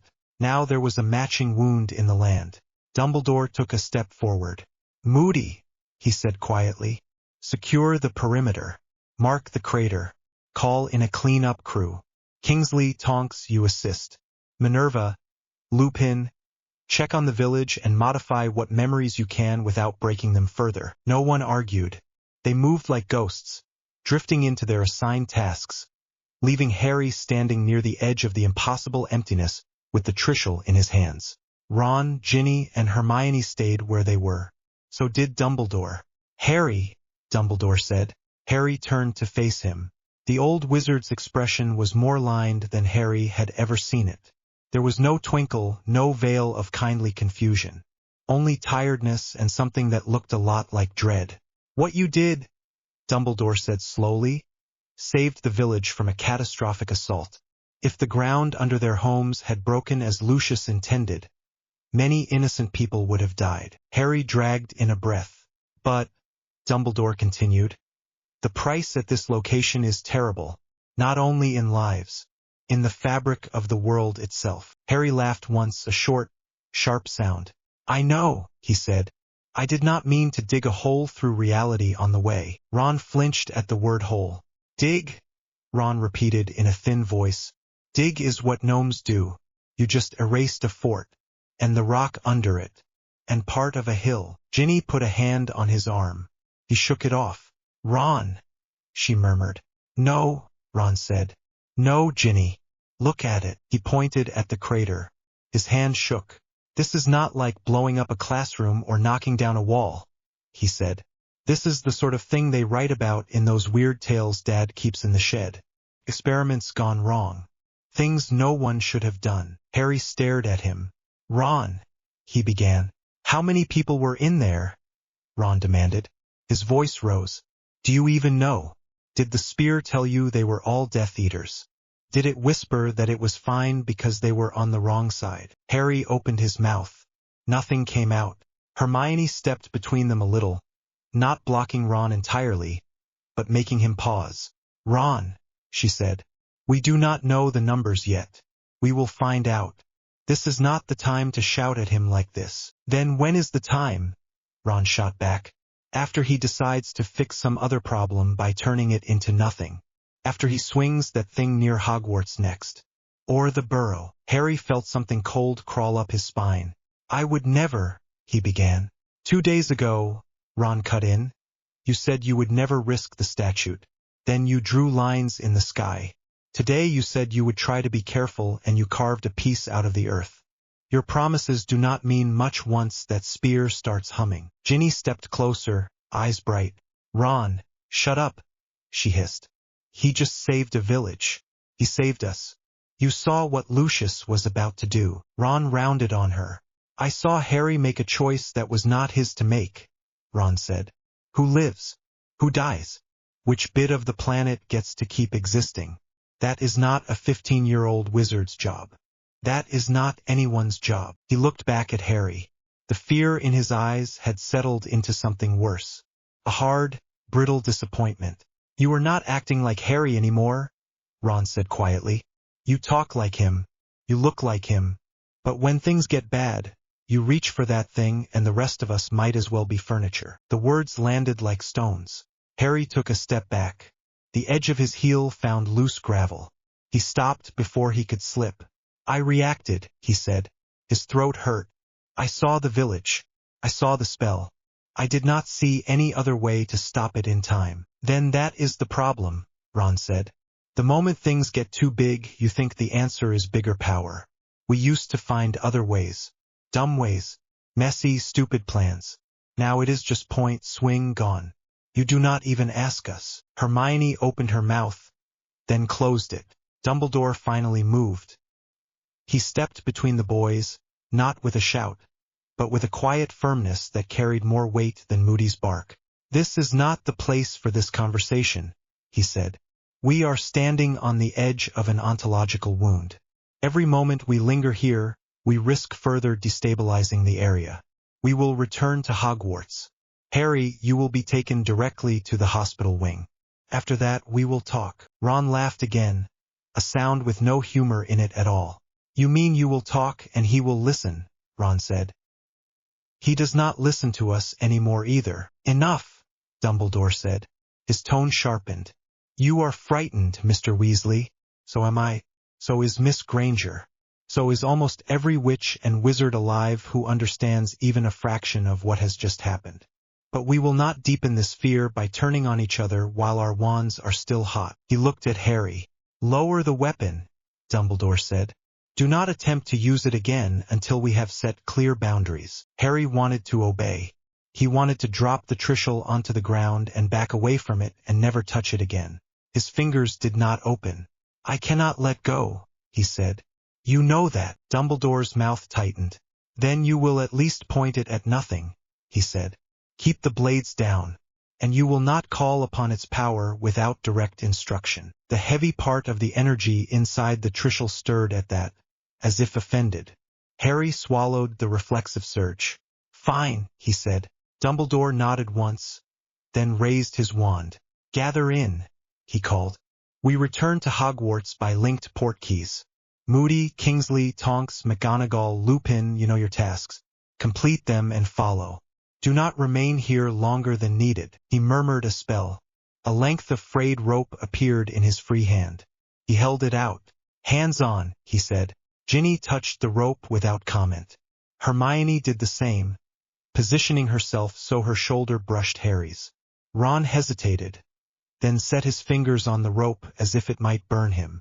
Dumbledore reached out and laid his hand lightly on the shaft of the Trishul, just above Harry's grip. The contact sent a jolt through Harry's arm. "Easy," Dumbledore murmured. "Breathe." Harry obeyed. The tug behind his navel came a moment later. The valley, the crater, the falling water vanished. They landed in the entrance hall of Hogwarts. The castle's familiar stones rose around them. The usual warmth was gone. The air felt strained, as if the building itself knew something outside its design had entered. Students crowded the upper landings, faces peering through banisters. Murmurs filled the space. The instant Harry appeared, the murmurs cut off. Every eye snapped to the Trishul. Harry felt it like a physical weight. Dozens of gazes pressing against the metal, then flinching away as if they could feel the same wrongness he did. The weapon hummed faintly. Dumbledore lifted his wand. "All of you," he called, voice carrying easily, "return to your common rooms. Prefects, enforce this. There will be announcements shortly." No one moved at first. Then one of the prefects, a tall Hufflepuff Harry barely knew, jerked his head and started down the stairs. "You heard him," the boy said. His voice cracked in the middle. "Come on. Off you go." Students peeled away in clumps. Some went quickly, not looking back. Others moved slowly, eyes fixed on Harry until they turned a corner. A few whispered as they passed, words he could not hear but could guess well enough. Weapon, monster, savior. He did not know which was worse. "Hospital wing," Dumbledore said. Madame Pomfrey was already waiting when they arrived. She had a clipboard in her hands and her lips pressed into a thin line. "You are bleeding again," she said without preamble, pointing at the tear in Harry's sleeve where a flying stone had grazed him. "Sit." Harry dropped onto the nearest bed. The Trishul remained upright, blades angled away from anyone else. Hermione hovered at the end of the bed. Ginny stood near the next one, arms folded, jaw tight. Ron stayed by the door, as far from the weapon as he could get while still being in the room. His hand rested on the doorknob, white-knuckled. Dumbledore took a chair beside the bed and sat. The lines around his eyes seemed deeper by the minute. Madame Pomfrey worked in silence, cleaning the cut on Harry's arm, muttering diagnostic charms under her breath. She flinched every time her wand brushed near the Trishul, as if the magic in it pushed hers aside. "Nothing life-threatening," she said at last. "Burns and bruises, exhaustion, magical strain far beyond what is sensible for a boy his age." She rounded on Dumbledore. "I told you he needed rest," she snapped. "Not deployment as some sort of portable calamity." Dumbledore did not argue. "You were right," he said quietly. "You often are." Madame Pomfrey sniffed and stalked away to fetch potions. Harry stared at his hands. They were smeared with dust and a faint smear of blood from the cut. They shook, just enough that he could see the tremor. The Trishul's glow reflected on his skin, making the smears look almost silver for a second. "Harry," Dumbledore said. Harry did not look up. "I told you I would try to be careful," Harry said. "I meant it." It did not feel like there was time to be careful. "I know," Dumbledore replied. "I also know that you made the only choice you believed would prevent a greater horror. That instinct is what has kept you alive this long." Harry blinked hard. "But," Dumbledore added, "the wider cost of that choice cannot be ignored. The crater you created will not vanish when we leave. The magical field in that area will be unstable for years, perhaps longer. Muggle authorities will investigate. Our world will scramble to contain what it can no longer hide. And you carry the weight of lives that may have been caught in that removal." Harry's throat closed. "I know," he whispered. Hermione stepped forward, fingers curling around the foot of the bed. "We cannot go back," she said gently. "All we can do is decide what you do next. That starts with limits." Ron finally spoke. "What limits?" he asked. He drew a ring on the sky. He carved a hole in the earth. "What limit does that look like? A promise not to erase a whole city in one go, maybe." Ginny turned on him. "Stop it," she said. "You are not helping." "I am not trying to help," Ron shot back. "I am trying to say out loud what everyone else is too scared to admit." Every time he uses that thing, the world gets less solid. Harry flinched. Dumbledore did not snap at Ron this time. He looked at the boy with sadness rather than anger. Your fear is not unwarranted, Dumbledore said. Nor is it unique. But if you let it turn into contempt for Harry rather than caution about the power he bears, you will lose more than your friend. You will lose yourself. Ron looked away. I do not know if I have a friend in there anymore, he muttered. The words settled in the room like dust. Madame Pomfrey came back with a tray of potions, muttering about reckless headmasters and impossible artifacts. She handed Harry a vial of something that smelled like burnt sugar. For magical strain, she said. Drink it. All of it. Harry obeyed. The potion burned its way down his throat, then spread through his limbs in a slow, heavy warmth. The tremor in his hands eased a little. The buzzing in his bones dulled. It did nothing for the emptiness in his chest. Dumbledore waited until Madame Pomfrey had moved out of earshot again before speaking. We are past the point where the existing structures can contain what has happened, he said. The statute is gone in all but name. The International Confederation is already in emergency session. They have demanded your presence. They will want to treat you as both a weapon and a subject to be contained. Harry looked up at that. I am not going to stand in front of a crowd of old wizards and let them decide what to do with me like I am some cursed object, he said. Hermione's eyes flashed. You may not have a choice, she said. If you refuse, they will take it as proof that you intend to act above any law. They are frightened. Frightened people do stupid things. They will try to come for you by force. Harry clenched his jaw. Let them try, he said. Even as he said it, he knew how it sounded. Ron shook his head. There it is, Ron said quietly. You with your god's stick, daring the world to stop you. Harry glared at him. You think I want this? He asked. You think I enjoy feeling like I could break the country by sneezing wrong? I think you like that it gives you an excuse, Ron replied. You get to say you had no choice, that the power acted, that the vision was too clear. I think it is easier than admitting you swung because you were angry and scared and it felt good to hit something that hard. Hermione sucked in a breath. Ron, she said sharply, but the words had already found their mark. Harry remembered the second after the swing, the cut in the world, the sudden absence, the way everything had gone quiet. There had been a moment, a single heartbeat, where underneath the guilt and the shock there had been something else. Relief. The problem was gone. No more tower. No more complicated assault spells to counter. No more guessing how many Death Eaters were inside. Just a hole.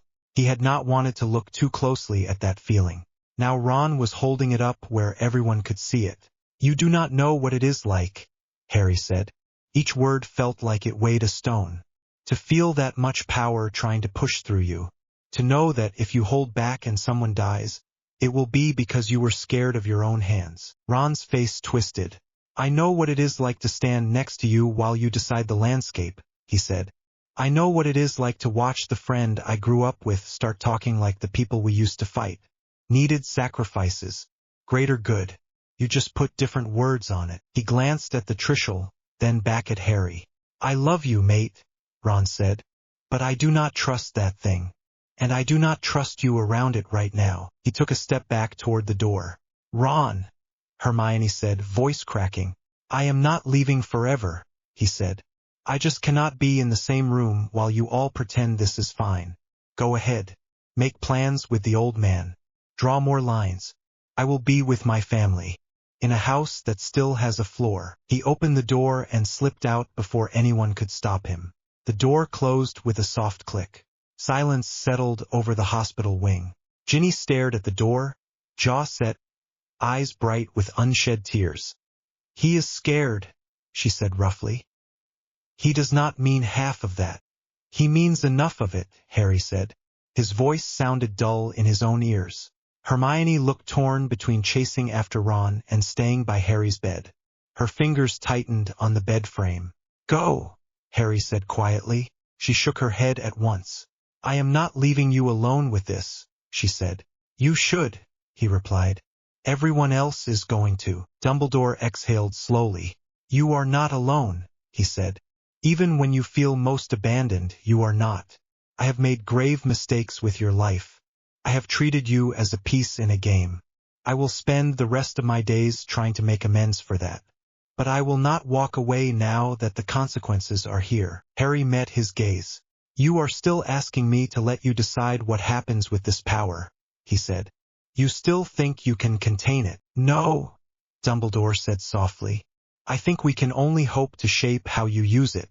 That is a very different thing. He sat back a little. The first step is this, Dumbledore said.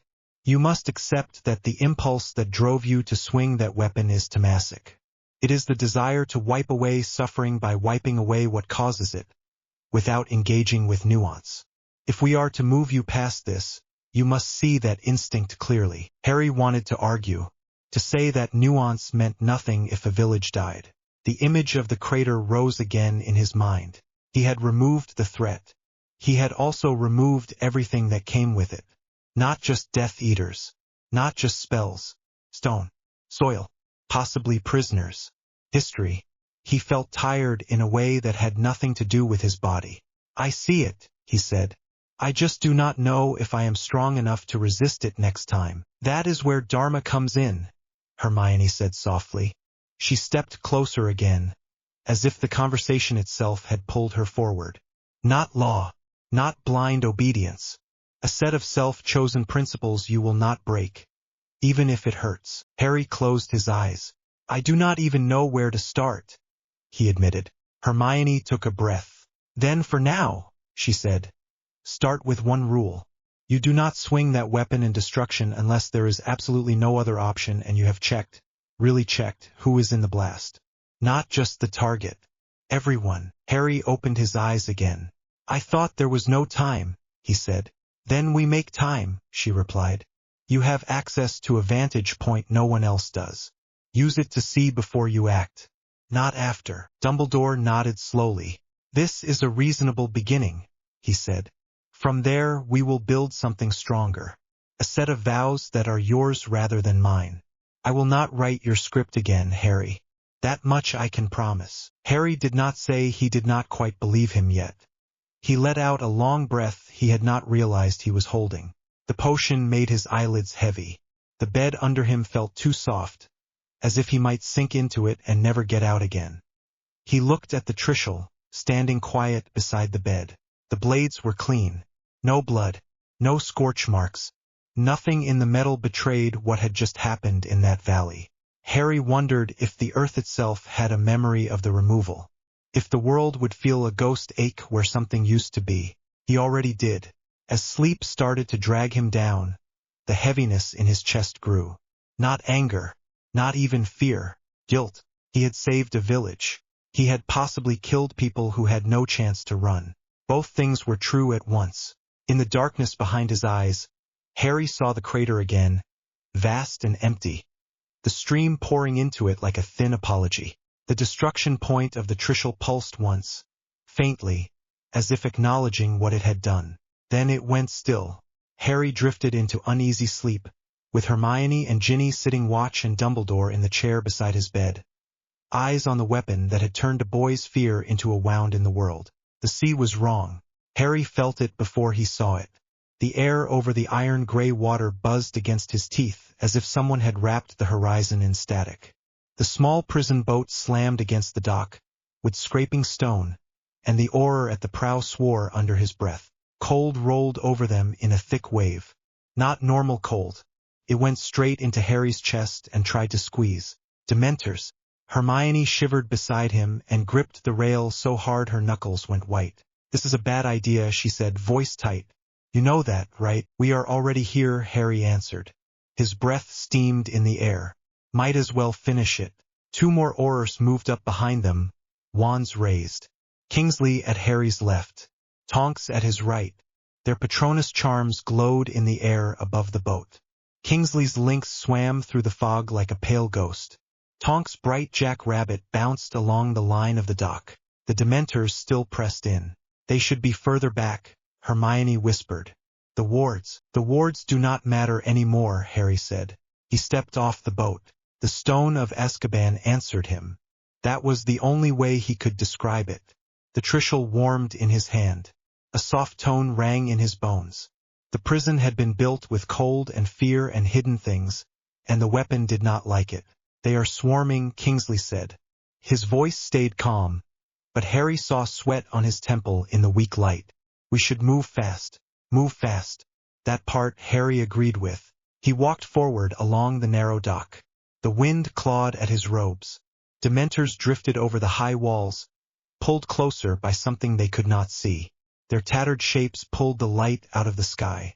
The sea below them was thick and black. Hermione stayed at his shoulder, wand up, breath quick.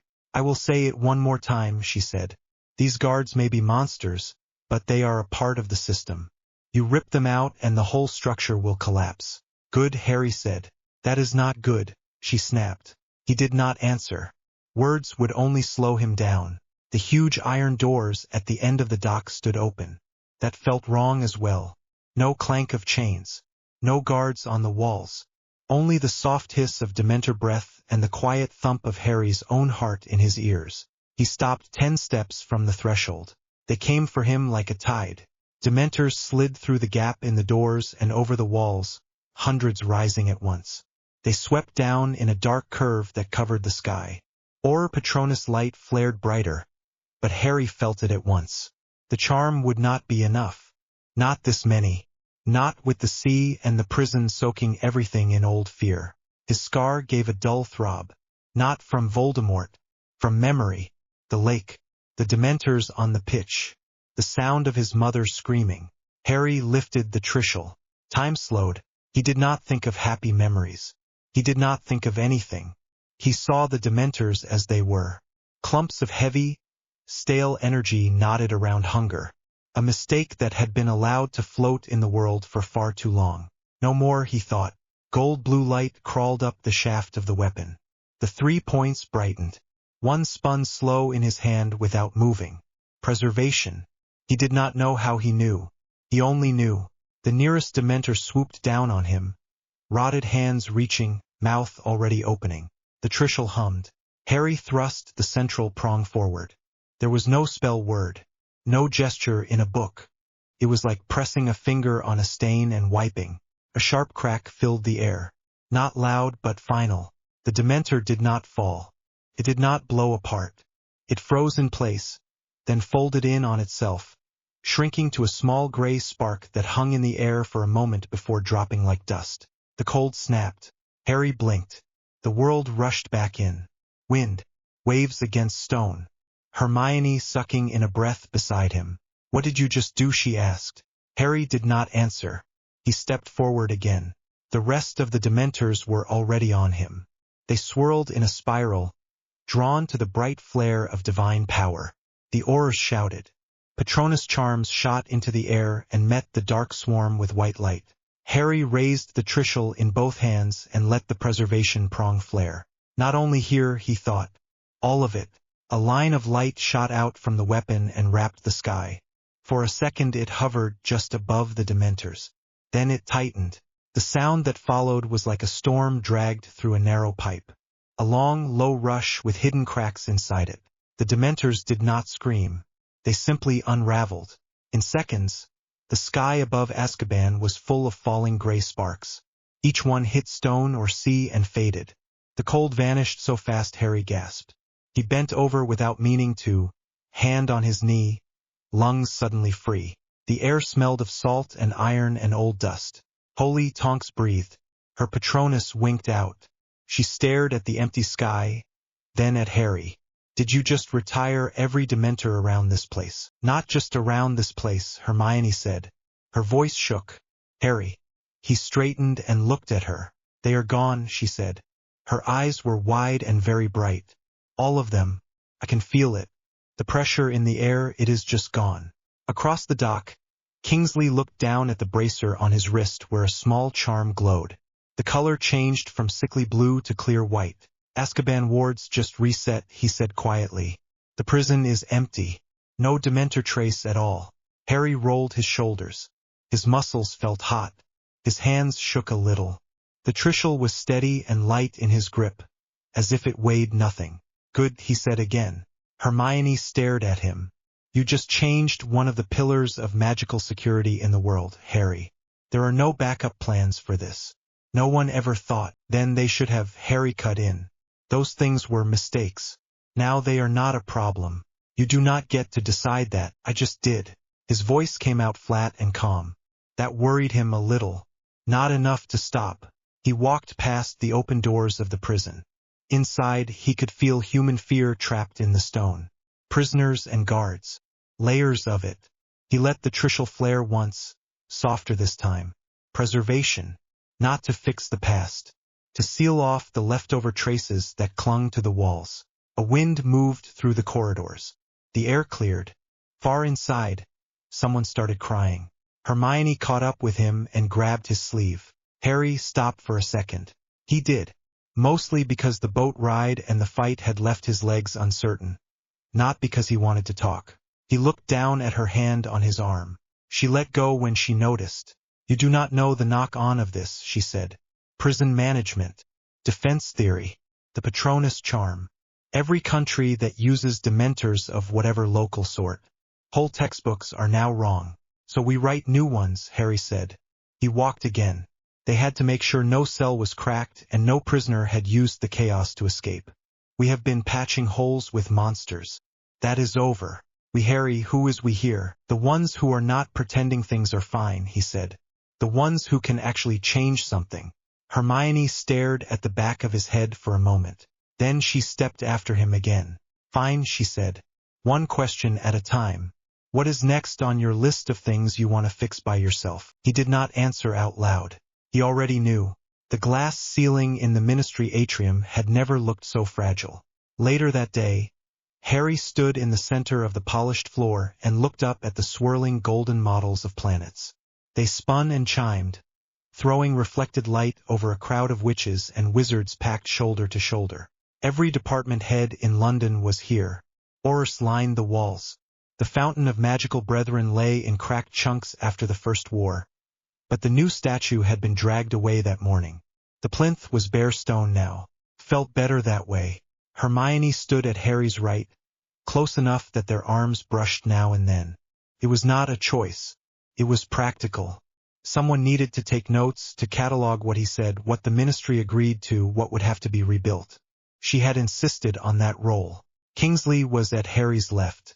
Behind them, Dumbledore stood a few steps back, eyes half closed. McGonagall, Tonks, a line of order members. Harry could feel their watchful eyes on the back of his neck. In front of him, the Minister for Magic tried to hold himself upright. He looked smaller than Harry remembered. Maybe it was the way the crowd pressed in. Maybe it was the way the Trishul rested against Harry's shoulder, humming with quiet power. Minister, Harry said. The man swallowed. His mouth opened twice before sound came out. Potter, he said finally. The papers are calling you that again. Not God Wielder. Not that phrase the Americans are using. Just Potter. Harry ignored that. You called this emergency session, Harry said. The minister lifted his chin with a flicker of old pride. Of course I did. After what you did to Azkaban, we had no choice. I have heads of departments screaming in my office. Other ministries sending owls. The French are demanding written assurances that you will not do anything similar on their soil without permission. And what did you tell them? That we are trying to bring you under control, the minister said. His hands shook. Harry saw it. I told them Britain could handle its own problems. Harry let the silence stretch. Control, he said at last. The word tasted strange. Heavy. Hermione shifted beside him. We are not going to control you, she said quickly. That is not what he means. He means accountability, structure, the work of government. The crowd murmured at that. Harry stepped forward, off the bare plinth, to stand directly under the orbiting planets. Light from the models slid over the Trishul. No, he said. That is exactly what he means. Control. He looked at the minister. You cannot control this, he said. You know that. You have already seen it. Your Aurors tried to contain that first blast in the Department of Mysteries. Dumbledore tried to wrap it in wards. You tried to tell the press it was an accident. The world still shook. The minister licked his lips. We kept the worst of it out of the prophet, he said. Out of the Muggle papers. There is still a chance to. There is not, Harry said. He raised the Trishul. A low tone ran through the floor. The golden planets halted for a second in their orbits, then resumed. Every wand in the room wobbled in its owner's hand, pulled for a moment by something deeper than wood. The whole atrium went quiet. Hermione whispered, "Harry." He looked at the minister. "Your government was built on secrecy," he said. "On hiding. On keeping muggles in the dark and pretending this place was a strange little island that could stay separate while the rest of the world moved on. That model is broken now. You do not know that." "I do," Harry said. "I have seen both sides. Muggle news feeds show the crater where a valley used to be. Seismographs spiked when the department shook. Weather patterns are strange over the North Sea after Azkaban. You think global leaders will ignore that forever?" The minister looked as if he had been slapped.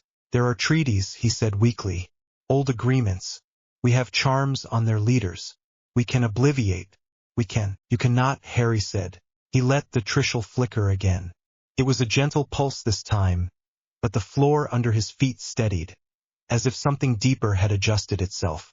"Your spells run on the same current this does," he said. "The world noticed when you tried to hide a god weapon inside it.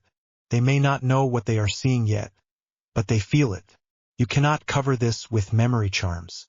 The minister stared at him. "So what do you suggest, Potter? We surrender to Muggles?" "We do not surrender," Harry said. "We stop pretending we have a choice to hide. We lead." A cold thrill moved through him as he said it. It settled in his chest like a bright stone. He felt the Trishul answer. "We fix this," he said. "We stop using creatures like Dementors as if they are just tools. We stop locking people in cells for 20 years and throwing away the key. We stop lying." The atrium erupted. Voices rose from every side. Some shouting agreement. Some furious. Some simply scared. He heard fragments. "He is mad. He destroyed Azkaban. We needed those guards. The statute." "There is no statute anymore," Harry said, and his voice somehow carried over all of it. They quieted again. He drew in a breath. His heart was pounding. His palms felt damp against the smooth metal of the weapon. His whole body hummed with motion. Rajas whispered a small part of his mind. He ignored it. "Here is what is going to happen," he said. Hermione tensed at the word going. "The ministry as it stands is over." The minister made a choking sound. "You cannot just dissolve us," he said. "I can," Harry answered. The words came easy now. "I am not talking about tearing the building apart. You can keep your desks. I am talking about the structure, the way it works, the way every decision passes through rooms like this, made by people who care more about reputation than justice." He pointed the Trishul at the far wall. The long tapestry that listed past ministers trembled. Then it loosened and fell. Dust shot into the air as it landed in a crumpled heap. Gasps filled the room. "Now," Harry said, "a new order. A real one. Transparent. No more secret courts. No more Dementors. No more unaccountable swarms of unspeakables playing with things they do not understand." "You do not understand that weapon," Hermione said quietly. He glanced at her. Her face was pale. Her eyes were steady. "I understand enough," he said. "No, you do not." She took a small step toward him, so close now that he could see a faint line of ink on her fingers from her quill. Her voice dropped. "You are shaking," she whispered. "You are exhausted. You barely slept after the valley. Now Azkaban. Now this. You are not calm, Harry. You are riding whatever that thing is doing inside you. People right now do not need a god. They need a government." He stared at her for a long moment. "Why are you still here then?" he asked. "You could have walked away with Ron." Hermione flinched. "Because," she said, through her teeth, "someone has to try to keep you anchored to the human world." "There it is," someone muttered from the crowd. He heard the word Dark Lord hissed under the breath of a witch near the front. Harry felt the room tilt. A year ago, being called that would have gutted him. Now it just made a small, heavy ball of anger roll in his chest. He turned back to the minister. "Step down," he said. The man stared. "You do not have that authority." Harry lifted the Trishul a little. The polished floor under the minister's shoes shifted. For a second, the stone grew soft and swallowed his heels a fraction of an inch. He flailed and grabbed the nearest oar for balance. Enough, Hermione hissed, under her breath. Harry let the floor harden again. I am not going to hex you, he said. I am saying this to your face instead of tearing this place apart and picking leaders from the rubble. You will announce your resignation. You will call for an emergency council with representatives from other ministries, from Muggle governments, from anyone with a stake in this. You are giving orders to the world now, Hermione said. Someone has to, Harry shot back. The minister found his voice. You expect me to stand up and tell the wizarding world that a teenager forced me out of my post. If you do not, Harry said, and the Trishul buzzed in his hand, I will simply make this building unusable. You can run your government from the street. Murmurs turned into frantic whispers. A few wands rose, but no one cast. The memory of the valley and Azkaban sat in the air like a physical thing. The minister looked at Harry, then at Dumbledore. You are going to let him do this, he demanded. Dumbledore opened his eyes fully. They looked older than Harry had ever seen them. My letting, he said quietly, is no longer relevant. He looked at Harry. I warned you about this, Albus said. Harry laughed once, short and harsh. No, you did not, he said. You warned me about prophecies and dark lords and school rules. You never warned me about what happens when the world changes faster than your plans. Dumbledore inclined his head the slightest amount, as if accepting the hit. The minister slumped. Fine, he said. I will call the press. I will give a statement. But do not think this makes you a ruler, Potter. The International Confederation will come down on you with everything they have. Harry shrugged. They can talk to me, he said. Maybe for once, people in charge will have to say what they really want. The meeting broke apart in a wave of noise. People surged toward the doors. Aurors started trying to funnel the crowd into some kind of order. Voices overlapped. Harry stepped back onto the empty plinth and exhaled slowly. The spinning planets above him resumed their lazy path. That was reckless, Hermione said in a low voice. He looked at her. It was necessary. You do not get to decide what counts as necessary for the whole world. Then who does, he asked. You, the minister, a room full of people who spent the last year pretending Voldemort was not back. She pressed her lips together. You are not thinking clearly, she said. You are angry. You are guilty. You have this weapon telling you that everything is simple now. You swing it and problems vanish. It is addictive. He almost said no. The word stuck in his throat. Addictive was too close to true. You should go home, he said instead. Get some rest. And leave you with this, she asked. Her voice rose. No chance. Kingsley cleared his throat softly. Harry, what? You should see this. He held out a folded piece of parchment. The edges were crisp, the seal already broken. Harry took it. The Trishul dimmed a little in his hand as his focus shifted. The letter was short. Hermione read over his arm without asking. International Confederation of Wizards. She muttered. Emergency convocation. Review of British magical governance. Review of one named individual. That would be you. Proposed sanctions. Possible containment measures. Her eyes flicked to the last line. He read it as well. Delegation arrival in 2 days.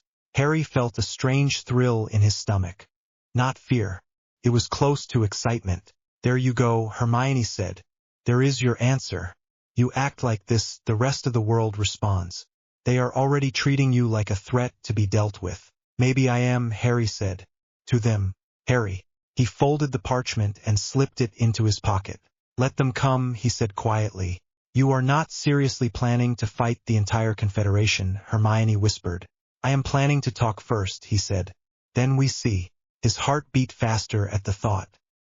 He knew it was not a good sign that the idea of facing global leaders made his fingers itch. Not with fear, but with impatient energy. He pushed that thought aside. Come on, he said. We have work to do before they get here. What kind of work? He met her eyes. You wanted structure, he said. Fine. Help me design one that does not rely on dementors and lies. You say I am a danger. Prove there is any other way this ends without someone like me making the first move. That is not fair, she said. Nothing about this is fair. He turned away and walked toward the side entrance, away from the crowd, toward one of the smaller corridors where the air was cooler. Hermione fell into step beside him, still protesting under her breath. Kingsley stayed where he was, watching them go, a deep line between his brows. The corridor was narrow and quiet. The noise of the atrium faded behind them. Their footsteps echoed. "This is what I mean by forced proximity," Hermione said finally. Harry glanced at her. "Excuse me, you are dragging me along with you," she said. "Into every decision, every scene. You know I cannot keep myself from trying to fix things. You are using that." He stopped. They were standing near a row of tall, plain windows. The sky outside was pale and flat. Somewhere beyond that, the crater in the valley still gaped and Azkaban sat without its guards. "I need you," he said simply. "You are the only one who understands how the laws actually work. The only one who can tell me which parts to knock down and which ones will hold the roof up." "That is not why," she said. He frowned. "You think I am doing this to punish you or something." "I think," Hermione said slowly, "that on some level you want me close because you know I am the last person left who will argue with you. You do not want everyone else to just nod. But you also want to win." Her gaze met his. There was that sharp light in it again. The one that had made him follow her to the library years ago and trust her when she said there was a better way. "Maybe," he admitted. "Maybe." He sighed through his nose. "Fine. Yes. I want you there. I want you to tell me when I am about to step off a cliff. But I am not going to stop just because you are uncomfortable." She stared at him. "You sound exactly like every speech about Dark Lords I have ever read," she said. "They all start with 'I will do what others are afraid to do.'" Harry laughed once, without humor. "Those speeches never came with this," he said, lifting the Trishul. "They had wands and plans and fear. I have something that actually can change the world." "That is exactly what scares me," Hermione said. They stood in silence for a moment. "You know the worst part," she said at last. Her voice dropped. "What? I agree with about half of what you said out there." Harry blinked. "You do?" She nodded, looking frustrated with herself. "The Dementors should never have been used. The secrecy is a mess. The government is stubborn and short-sighted. Part of me wants to tear it all down with you and start again. And the other part," she rubbed her forehead, "the other part has read every history of magical wars written. Every story about powerful wizards who thought they were the only ones who could be trusted with change. It never ends well." He leaned his shoulder against the wall and looked at her. "So which part wins?" She gave a tired little laugh. "Ask me after the Confederation arrives." Their eyes met for a heartbeat longer than usual. Harry felt a strange tug in his chest. Not just attraction. Not just old friendship. Something new. A shared cliff edge. He straightened. "Then stay," he said softly. "Help me walk this line without falling all the way into the dark." Her hand twitched at her side. "I am not staying for you," she said. He smiled, small. "You keep telling yourself that," he said. She rolled her eyes, but some of the tension in her shoulders eased. "Fine," she said. "First thing, you are not going to threaten to sink buildings in front of the Confederation. You will not win them over by acting like a natural disaster." "We will see," he said. Hermione opened her mouth to argue again. She never got the chance. A sharp pop sounded at the far end of the corridor, followed by the rush of wings. An official ministry owl flew straight toward them, eyes wide. It landed on Hermione's shoulder instead of Harry's and stuck out its leg. She frowned and untied the small roll of parchment. "Another one," she muttered. "They are not giving you time to breathe." She broke the seal and read. Her face went even paler. "What is it?" Harry asked. She swallowed. "It is not 2 days," she said. "They moved it forward. Confederation envoys are landing tonight." Her eyes met his. "They are bringing artifacts, Harry. The really old ones. They are not coming to talk." The Trishul warmed in his grip, as if it had heard. Harry's heart started to beat faster again. "Good," he said, before he could stop himself. Hermione stared at him. "That is exactly what I mean," she whispered. He looked past her, through the tall window, at the strip of sky he could see. "Tonight, then." The restless energy in his chest coiled tighter. He did not know yet whether he was more eager to argue or to fight. Maybe, he thought, it no longer made much difference. Ron sat alone at the far table in the Gryffindor common room, hands wrapped around a mug that had gone cold. The fire burned low. Afternoon light came through the tall windows and made slow patterns on the floor. The room should have felt safe. It did not. The air was tight, like the moment before a storm. Harry stood just inside the entrance. The portrait had closed behind him. The Trishul rested in his hand, point down, the 3 blades still and bright. Hermione was by the fireplace, pretending to read. Ginny leaned against the back of an armchair, arms folded. Both looked up when Harry came in. Ron did not. "You wanted to talk," Harry said. His voice sounded flat in his own ears. Ron flinched. He set the mug down, hard enough that a little tea sloshed out onto the table, then finally looked up. "Yeah," he said. "I did." Harry crossed the room. Each step felt louder than it should. He stopped on the other side of the table. The Trishul hummed once, a low sound in his bones, then went quiet. Hermione closed her book without marking the page. Ginny pushed off the chair and straightened, eyes flicking between the 2 boys. Harry glanced at them. "You should probably give us a minute," he said. "No," Ron said at once. He looked at Hermione and Ginny. "Stay," he told them. "You were there for the start. You might as well be here at the end." Hermione's fingers tightened on the book. Ginny's jaw clenched. "All right," Harry said softly. "Then say what you came to say." Ron took a breath. His hands shook. He curled them into fists on the scarred wood. "I have been at home," he said, voice low. "Mum is trying to pretend everything is normal. Dad keeps going outside to stare at the sky. The twins are figuring out how to sell glow-in-the-dark fake Trishuls to tourists." Harry stared at him. "This is not funny," Harry said. "I am not laughing," Ron shot back. He leaned forward. "You know what it is like out there, you know what people are saying." Harry did not answer.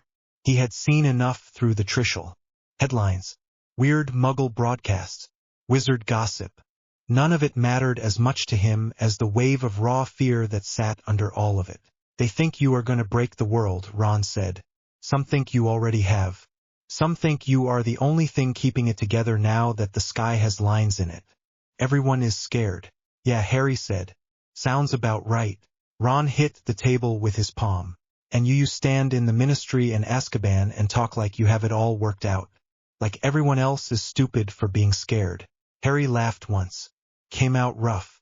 "I am scared," he said. "I just do not have the luxury of standing still." Ron shook his head.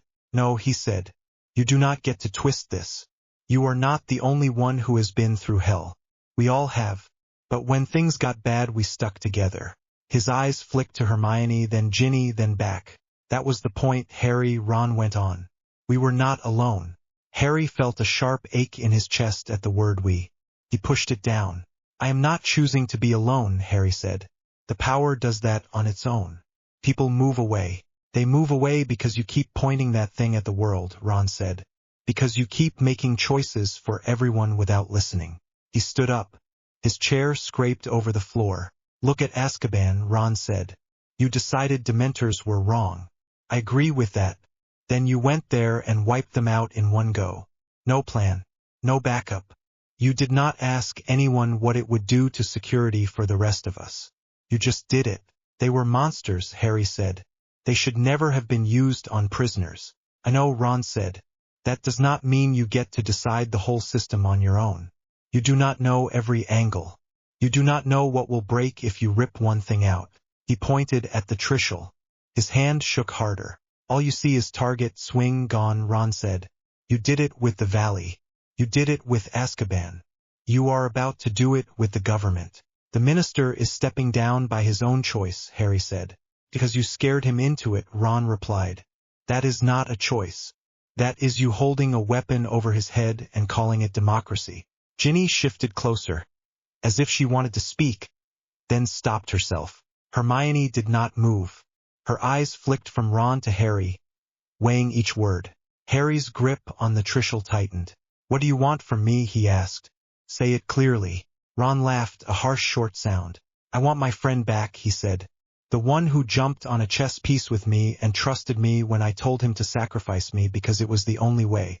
The one who nicked food from the kitchen with me and worried about homework. The one who made stupid plans instead of rewriting reality." "That friend grew up," Harry said quietly. "No," Ron said. That friend got pushed into something impossible and now he is using it as an excuse to do whatever he wants. Harry's temper flared. You think this is easy, he said. You think I enjoy feeling this in my bones all the time. Knowing that if I do nothing, people die, and if I act, people still die, but at least it is for something I chose. Ron pushed away from the table. Here we go, he said. You, the selfless hero. Always carrying the world. No one else understands. He took a step closer, face flushed. We were there, he said. In the department. In the forest. In that valley. We are scared too. We just do not have a god spear to swing around when we get nervous. The word God made Harry's skin crawl. I did not ask for this, Harry said. No, Ron replied. But you are sure acting like you were born for it. Silence fell. The fire cracked. Harry heard Hermione's breath catch. Ginny shifted her weight, shoes creaking on the stone. You think I wanted to carve a hole in the world, Harry said. You think I wanted to stand in front of Azkaban and feel centuries of wrongness roll through me? Ron looked at the Trishul, then back at Harry. Honestly, he said after a long moment, I do not know what you want any more. He took another step back. Here is the thing, Harry, Ron went on. I love you. You are my best mate. You always will be. But I cannot stand next to you while you talk about tearing down the ministry and rewriting law and making the world look how you think it should. He swallowed. Because the next time you decide the price is worth it, it might be us. Harry flinched. I would never hurt you, he said. You already did, Ron said. You just did it with decisions instead of curses. Hermione moved then. She came around the table and stood between them, facing Ron. You cannot walk away like this, she said. Not now. Ron looked past her, straight at Harry. Watch me, he said. Ginny stepped forward, eyes blazing. Ron, she warned. He shook his head. No, Ginny, he said. You make your own choice. Stay with him if you think you can stop him. I cannot. Every time he lifts that thing my stomach drops. I do not want to turn around one day and see our house on the wrong side of his idea of balance. Harry's throat burned. So that is it, Harry said. You are just done. Ron's face crumpled for a second. He dragged the expression back under control. I told Mum I would be back for dinner, he said. His voice went rough. If the world is still here by then. He turned toward the portrait hole. Hermione grabbed his sleeve. Ron, please, she whispered. He stopped. His shoulders shook once. You chose your side when you went with him to the valley and Azkaban, he said without turning. That is fine. You always did like rules and causes. Just do not let him turn you into one of his. He pulled free and climbed out through the portrait. The door swung shut. The common room felt emptier than it had ever been. Harry stared at the place where Ron had stood. The anger burned out of him, leaving something heavy and cold behind. Ginny let out a sharp breath. That was rubbish, she said. He did not mean half of that. He meant enough of it, Harry said. He sounded tired. Hermione still stood between him and the door. Her hand was pressed flat to the table to keep it from shaking. You are not going after him, she asked quietly. He chose to leave, Harry said. If I chase him now, it will only make it worse. Ginny muttered a curse under her breath. I will talk to him later, she said. When he has cooled down. She looked at Harry. Just so you know, she said. I am still here. Not because I think you can do no wrong. Because I know Voldemort will not wait while we sort out our hurt feelings. Harry gave her a small nod. Thanks, he said. Ginny shook her head, picked up her bag from the back of the armchair and headed for the girls' stair. She paused on the first step. Do not use that thing in here, she said without looking back. If you blow a hole in the tower, Mum will kill all of us before any Confederation gets a chance. Then she went up. The room fell quiet again. Hermione turned slowly to face Harry. You know, he is right about one thing, she said. Only one, Harry replied, trying for lightness. It did not come out. You are not thinking straight, Hermione said. You are exhausted. You have barely slept. Your hands shake every time you use the Trishul. Your choices are getting bigger and faster. You are not giving yourself time to see the whole picture. I do not have time, Harry said. The Confederation is coming tonight. They are bringing artifacts made to deal with things like this. You said it yourself. Which is exactly why we have to do something before they get here, Hermione said. He frowned. Something like what? She looked at the Trishul, then back at him. You said you cannot let go, she said. That it locks to you. That no one else can hold it. Right, Harry said slowly. Then we need another way to make sure it cannot act through you without limits, Hermione said. We need structure that is not just you promising to try. Her eyes were bright and fixed. Harry recognized that look. It was the one she had when she had figured out a spell no one else in the year could cast. What are you planning? He asked. Hermione glanced at the clock over the fireplace. We do not have long before the first envoys arrive, she said. I need you in the room of requirement in 1 hour. Harry narrowed his eyes. What for? To make sure you survive tonight, she said. He almost smiled. You are going to teach me to dodge magical artifacts, he asked. Something like that, she said. She picked up her book, hugged it to her chest, and walked toward the portrait. Hermione, Harry said. She stopped. If this is another lecture, he said, I am not sure I can take one more. She half turned, enough that he could see her profile. It is not a lecture, she said. It is a plan. Then she climbed out and left him alone with the fire and the humming weapon at his side. The room of requirement answered Hermione first. She paced in front of the blank stretch of stone, breathing fast, mind racing. I need a place to bind a god-touched idiot, she muttered. A containment circle. Runes. Nothing that will explode if he slips. On the third pass, a door formed. She reached for the handle and paused, pressing her palm flat to the cool wood for a second. You are not doing this to hurt him, she told herself under her breath. You are doing this because you love him and you want him alive. Her stomach flipped. Love was a strong word. Still true. She opened the door. The room shaped itself as if it had been listening for days. Wide stone floor. High ceiling. Walls lined with shelves holding rune texts, arithmancy charts, and jars of glittering powder. The center of the floor was clear and smooth, ready for a circle. Hermione stepped in and closed the door. Her shoes echoed on the stone. She dropped her bag on a nearby table and pulled out a stack of parchment. Binding theory, arithmancy notes, an old text from the restricted section that talked about symbolic seals used in distant magical traditions. She had built this over the past 2 days, in the gaps between putting out fires. It is not perfect, she murmured, but it might be enough to slow him, long enough to talk, long enough to prove he can be stopped if he loses control. Her hand shook as she drew the first chalk line on the floor. Continuity, she thought, just to keep her mind steady. Who is in the room? You. Him soon. No one else. No stray students. No ghosts. No portraits. She pictured it as a list in her mind and felt a little calmer. The circle grew under her hands. Layers of symbols. Some from Old Norse rune sets. Some from geometry. Some from fragile hints in the Indian text she had managed to find in the library. She did not pretend to understand everything about Dharma. That was not her training. But she understood constraint, structure, law. She was good at cages. An hour later, sweat dampened her hairline. Chalk dust coated her fingers. The circle glowed faintly, light pooling in each rune. The door opened behind her. Hermione did not jump. She had felt the wards shift when Harry came close. She turned. He stood in the doorway, Trishul in hand, robes a bit crooked. He looked like he had tried to fix his hair and given up. His eyes were ringed with tired shadows. He looked too young to carry what he did. You did not tell me it was going to be a ritual, he said. His gaze swept the room. The shelves, the chalk lines, the faint glow. What did you think it would be? She asked. Tea and biscuits. Might have been nice, he said.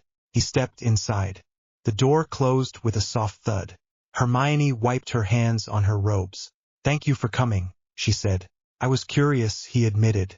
Also, if I do not, you would probably break into whatever meeting I am in and drag me anyway. She gave a quick half-smile. Faded fast. Stand there, she said, pointing to the center of the circle. Harry did not move at once. What is this? He asked. Really? Hermione took a breath and met his eyes. A containment field, she said. A symbolic one. I have been working on it since the first time you swung that thing at reality. Harry stared at her. You built a cage, he said. Not a cage, she said quickly. A break. A way to slow you down if you start to do something you cannot take back. You do not trust me, he said. This is not about trust, she replied. He laughed without humor. Of course it is, he said. You would not be drawing circles on the floor if you believed me when I said I am trying to help. Hermione stepped closer, but not over the chalk. Harry, she said, look at what has happened. The valley, Azkaban, the sky. You keep trying to fix things and every time the scale jumps. The Confederation is bringing artifacts tonight that no one has seen in centuries. They are going to try to control you with them, or destroy you. They are not going to care about nuance. So you decided to get there first, he asked. Tie me up before they arrive so they will not have a reason to attack. Her cheeks flushed. That is not how I would put it, she said. But yes, if we can prove that there is a way to limit you, we might convince them not to escalate. Harry looked down at the circle. Symbols. Lines. Right. You did this with Dumbledore, he said. Not a question. No, she said. He looked up sharply. He does not know, she said. He would never approve of this. He still thinks he can guide you with speeches. So this is just you, Harry said. Just me, she said. He could not read her tone. Pride and fear and something else tangled together. You do realize what this looks like, he said. You and Ron both. Hermione lifted her chin. I am not walking away from you, she said. I am trying to build a world where you do not have to stand alone against everyone. This is part of that. He took a slow breath. And what if it works, he asked. What if I step into your circle and it snuffs the Trishul out like a candle? Then you live, she said. You get to be Harry again. You get to be scared and tired and annoyed with homework. You get to grow up. And if it does not work, he asked. Hermione hesitated. Then we learn exactly how much this weapon refuses to be contained, she said. Either way, we know more than we did this morning. Harry looked at her. You are willing to risk me on an experiment, he said quietly. No, she said at once. I am willing to risk your power being slowed for a short time. There is a difference. He thought of the crater, of Azkaban's empty sky, of Ron's face in the common room. He stepped over the chalk line and into the circle. Hermione's breath caught. Harry, wait, she started. You asked me to trust you, he said. Fine. Show me what your law can do to a god's spear. He planted the butt of the Trishul in the center of the circle. The blades gleamed. Hermione swallowed. All right, she whispered. She lifted her wand. Her hand trembled once. She steadied it. You might feel some pressure, she warned. And a pull. Try not to fight it. He almost laughed. You are asking the boy with the murder prophecy not to fight a binding circle, he said. Hermione gave him a look. Please, she said. He nodded once. She began to chant. The words were not from any single language. Threads from many. Old runes spoken aloud. Fragments from arithmancy formula. Phrases in a language she had found in a thin, brittle text from the far side of the library. The chalk lines lit up, one by one, like someone touching a match to a string. Harry felt the pressure at once. A soft weight pushing in from all sides. Not like the raw hand of the Trishul. More like layers of spiderweb, sticky but fragile. The circle tried to define him, to define the weapon, to categorize. Her will wrapped around his magic and searched for edges. Harry let it. For a moment, the Trishul hummed, louder now. The sound grew from his hand up his arm into his chest. His vision blurred at the edges. Hermione's voice rose. Sweat ran down the side of her face. The light from the circle climbed her legs and wrapped around her waist. By the old laws, she whispered, breathless. By the promises of the founders. By the balance of this castle. I call the power in this circle to be still and bound. The chalk flared white. For one long heartbeat, Harry could not move. His fingers locked on the shaft. His lungs burned. Then the Trishul pushed back. The stillness inside the weapon did not like being named. It did not like being wrapped in other people's lines. Harry felt a deep, steady refusal roll through his bones. The circle cracked. The light along one rune winked out, then another. The pressure turned inward and snapped toward the only human anchor in the room that was not already locked in divine power. Hermione. The backlash hit her like a wave. Her feet slid on the stone. Her wand arm jerked. The light that had been climbing her legs surged up and around her, wrapping her torso and pinning her arms to her sides. She gasped. The chalk lines that had gone out relit, but in a different pattern. The symbols shifted. The circle rewrote itself around her. She stood just outside the ring, caught in glowing bands of her own making. Harry staggered once as the force released him. He grabbed the Trishul with both hands to steady himself. Smoke curled from a few burnt runes. The room smelled of hot stone and dust. Hermione dragged in a breath. That, she said, voice hoarse, did not go quite how I planned. Harry stared at her. You think, he said. He stepped carefully over a line where the chalk had been burned away, then moved until he stood in front of her. The light bands held her in place. They were not tight enough to hurt, just firm. Her wand lay on the floor where she had dropped it when the backlash hit. She could not lift her hands. She could not step forward. Her eyes were huge. Harry, she said, cannot move. Yeah, he said quietly. I can see that. He reached out with his free hand and touched one of the bands near her shoulder. Warmth buzzed against his fingertips. The magic recognized him in a way that made his stomach twist. He willed it not to hurt her. The band softened a fraction, then held. The Trishul had taken her attempt to bind him and turned it into a net that caught her instead. Preservation, he realized. Not of power, of the field, of the web. You built a cage, he said softly. You just built it for the wrong person. Hermione swallowed. Can you let me out, she asked. Harry looked at her face. The chalk smudge on her cheek. The fear in her eyes that was not for herself but for him.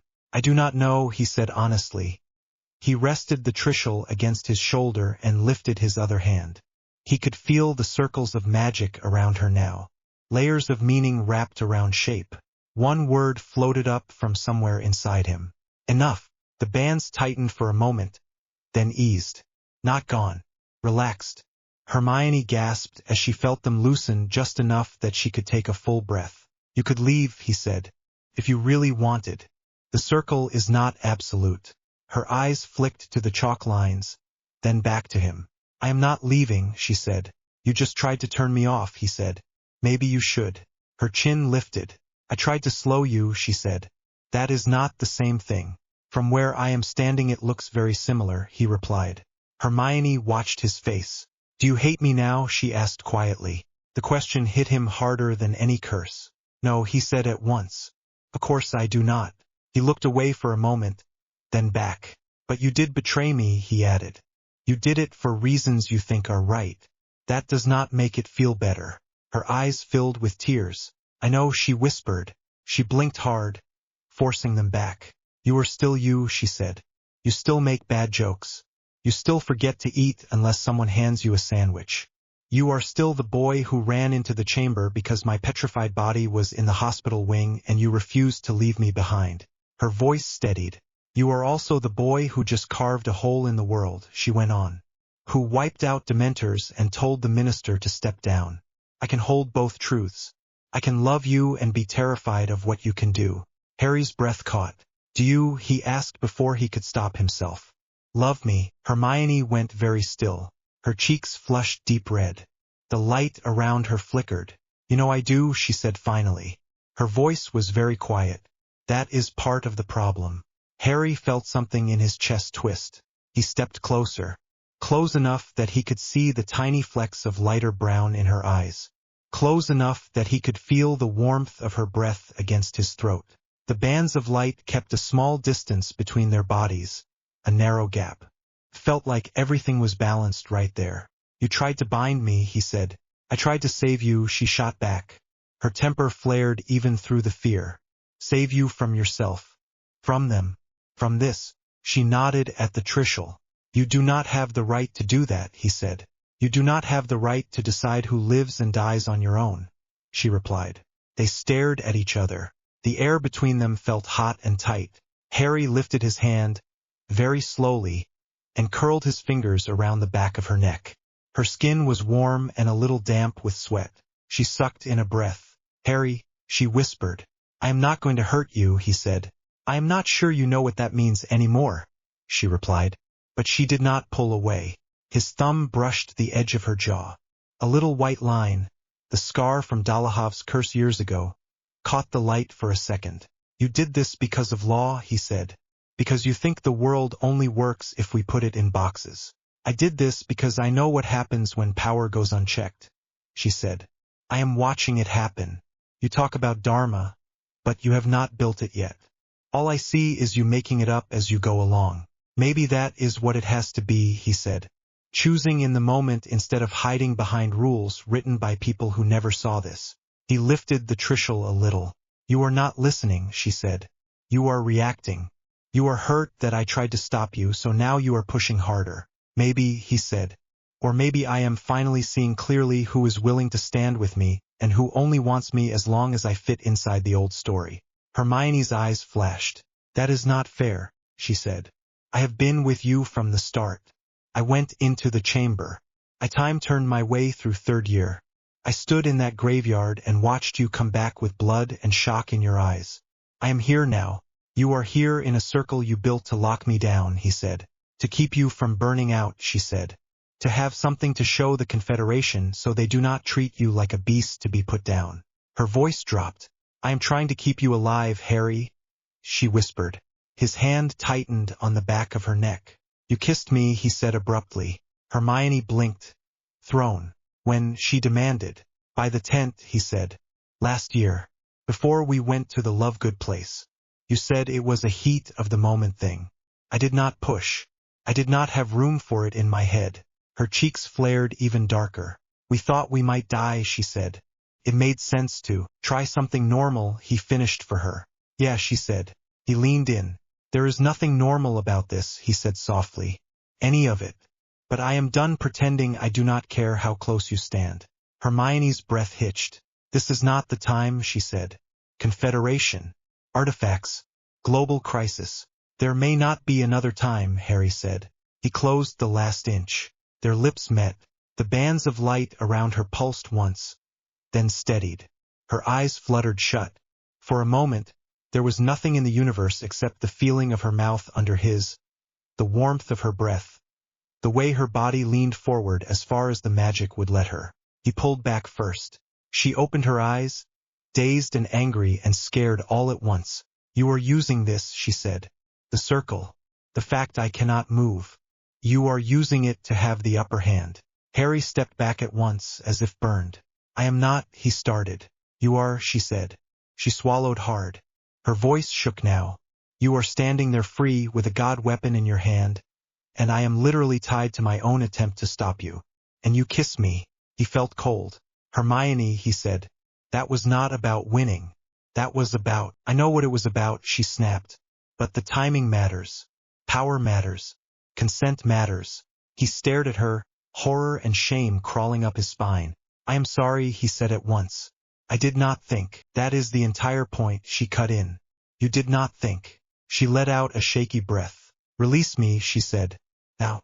Harry lifted the Trishul. The blade that felt like preservation warmed. He focused on the bands. On the part of the magic that had rewritten her own circle to include her. Let go, he told it. The light shivered, then dropped away like water. Hermione staggered forward, free. Her knees wobbled. Harry reached for her on reflex. She slapped his hand aside. Do not, she said. Please. Her eyes shone. She bent to pick up her wand with stiff movements. He watched her. Are we done? He asked softly. She laughed. A thin, sharp sound. With what? She said. This ritual. This argument. This friendship. He swallowed. All of it, he said. She straightened and met his gaze. We are not done, she said levelly. Not with the world in this mess. Not with Voldemort still out there. Not with the Confederation landing on the lawn. Relief pricked at him. It did not last. But, she added, we are not what we were. She stepped back out of the half-ruined circle. You said I betrayed you, she said. Maybe I did. I did it because I could not watch you walk into a council of scared old wizards with nothing between you and their fear. She gestured at the chalk. Now we know, she said. Law cannot hold that weapon. The best I can do is try to hold you. You are doing a great job, he said. His voice came out bitter. Hermione flinched. Do not make me choose between you and the rest of the world, she said. Her voice was very quiet. Because I do not know which way I would break. She turned and walked toward the door. Hermione, he said. She stopped with her hand on the handle. For what it is worth, Harry said. I do not regret the kiss. She stood there for a long second. Then she said, without looking back, I do. The words hit him like a curse. She opened the door and left. The room of requirement held the silence after she was gone. The chalk circle lay broken on the floor. The Trishul hummed in his hand. Harry closed his eyes for a moment. Ron was gone. Hermione was still here, but at a distance that hurt more than if she had walked out like Ron had. He looked down at the weapon. They tried law, he said softly. It did not hold you. The Trishul gave no answer, but the buzz in his bones climbed. He could feel the approach now. Wards shifting. High magic moving from far away. The Confederation was near. Dumbledore met him on the front steps of the castle as the sun went down. The air on the grounds was sharp and cool. Students huddled at windows, faces pressed to the glass. Teachers formed quiet lines near the doors. The sky above the lake carried a faint echo of the ring that circled the world. Harry stood at the top of the stairs, Trishul in hand, robes tugged straight. He felt wrung out and wired at the same time. Dumbledore came to stand at his side.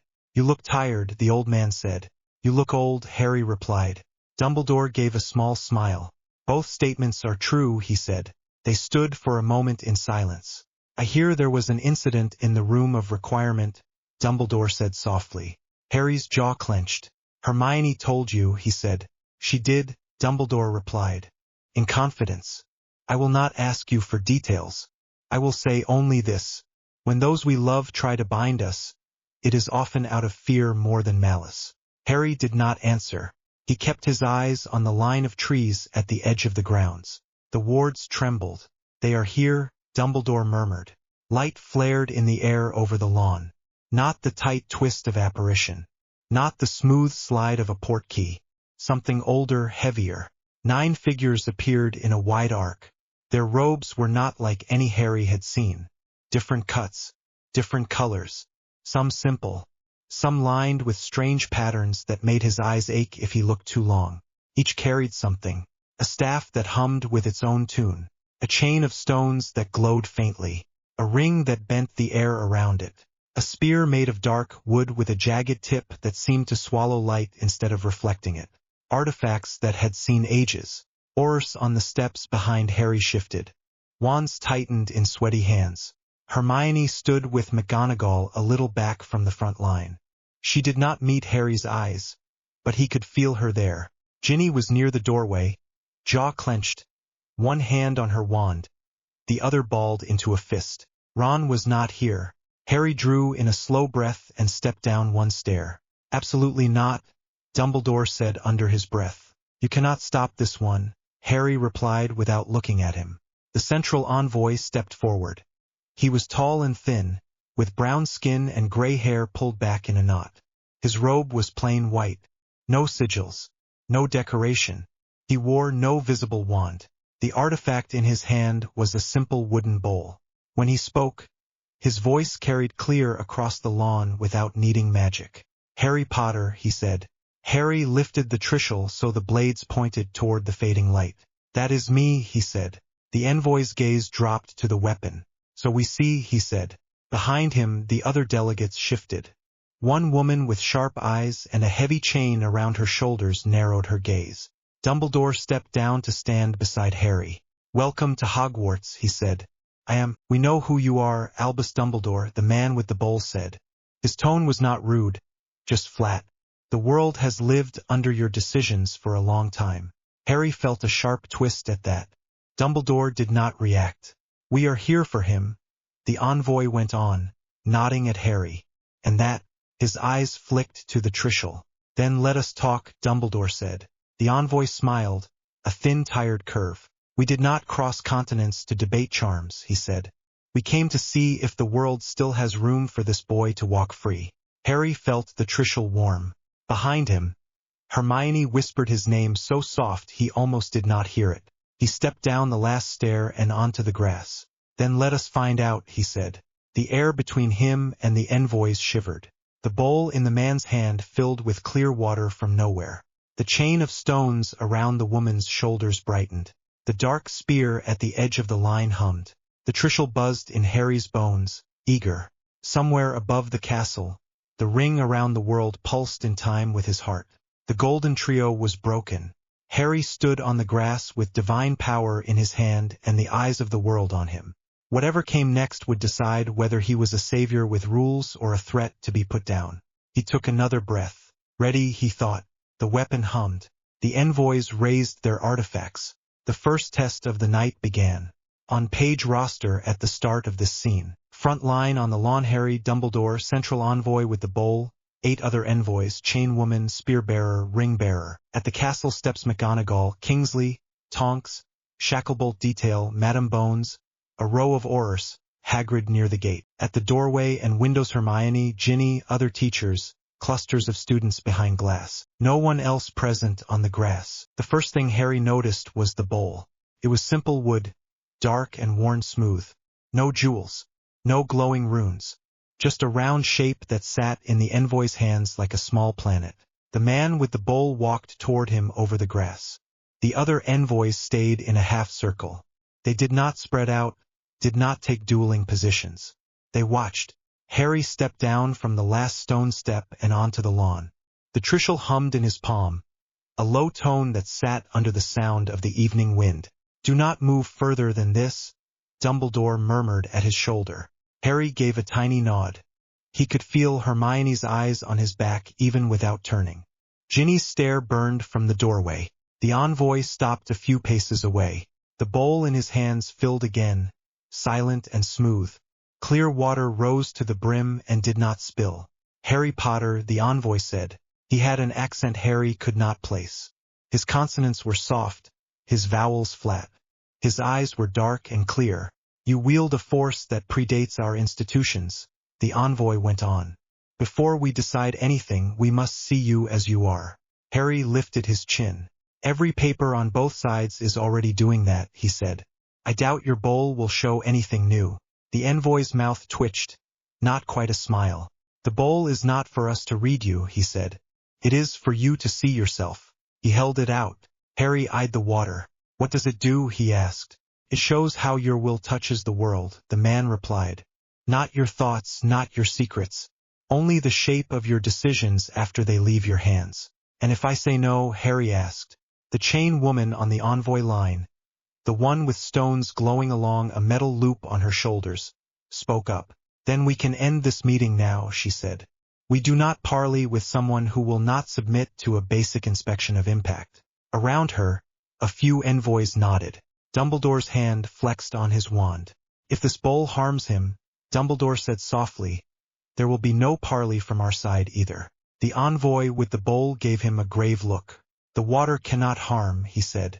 "Can only reflect." He looked back at Harry. "Touch it with the hand that wields the weapon," he said. Harry's fingers tightened on the Trishul. The metal vibrated under his skin. A faint warning. "If I refuse," he said. Hermione's voice came from behind him, thin and tight. "Harry," she said, "if you want any chance to keep walking free, you have to show them you are willing to be examined." He did not turn, but he heard her swallow. "This is not a trick," she added. "I checked the lore on that bowl. It is old and annoying but not lethal." The envoy's gaze flicked toward the doorway, curious that she knew more than she should, but he did not comment. Harry looked at the water again. "Fine," he said. He shifted the Trishul into his left hand and reached out with his right. The moment his skin met the surface, the world tilted. The lawn, the castle, the envoys, everything in front of him slipped aside. For a heartbeat he stood nowhere. Then images rose in the bowl like breath in cold air. The valley came first. He saw it from a bird's view now, not from his own eyes. The ground under the stronghold falling away. The tower dropping in one piece then splitting. Dust and rock turning into nothing along the line of the swing. The view shifted. The crater yawned. A small group of people on the ridge looked down. Their faces were blurred by distance, but their posture said enough. Shock. The stream poured into the void. Harry's hand shook. He tried to pull back. The bowl held him. The image changed again. Azkaban. The Black Sea. the island that was not quite an island, the sky full of dementors, the air thick and heavy, then the swing of preservation, the flare of the Trishul he had barely seen from the inside. From this angle it looked like a quiet ripple that moved out from him at the dock and erased the dark cloud in moments. The cold vanished. The sea smoothed. Inside the prison, prisoners slumped to the floor, free of constant gnawing presence. Their fear did not vanish, but a layer of it peeled away. On the mainland, an ore station lit up with alarms. People scrambled. Papers flew. The bowl did not care about neat lines. Pulled out moments where his choices had carved a mark. The ring next, from high up so high his stomach lurched. The earth turned slowly under him. The ring he had drawn wrapped around it, a thin band of energy. Weather patterns caught on it and bent. A storm that would have hit a Muggle city broke apart. Somewhere else, a wizarding village that used to hide under layered charms glowed bright on Muggle sensors. Newsrooms, control rooms, ministries, confused faces. Clip after clip flashed past, most of them he had never seen. Muggle scientists pointing at strange readings. A child drawing the ring in a school sketchbook. A witch in Brazil arguing with a reporter about what it meant that the sky itself now had a visible border. Harry's chest hurt. The bowl was not just showing big events. It was showing ripples. A small alley where a Muggle homeless man stared at the night sky and felt, for the first time in years, that something was watching the world that hated seeing people suffer.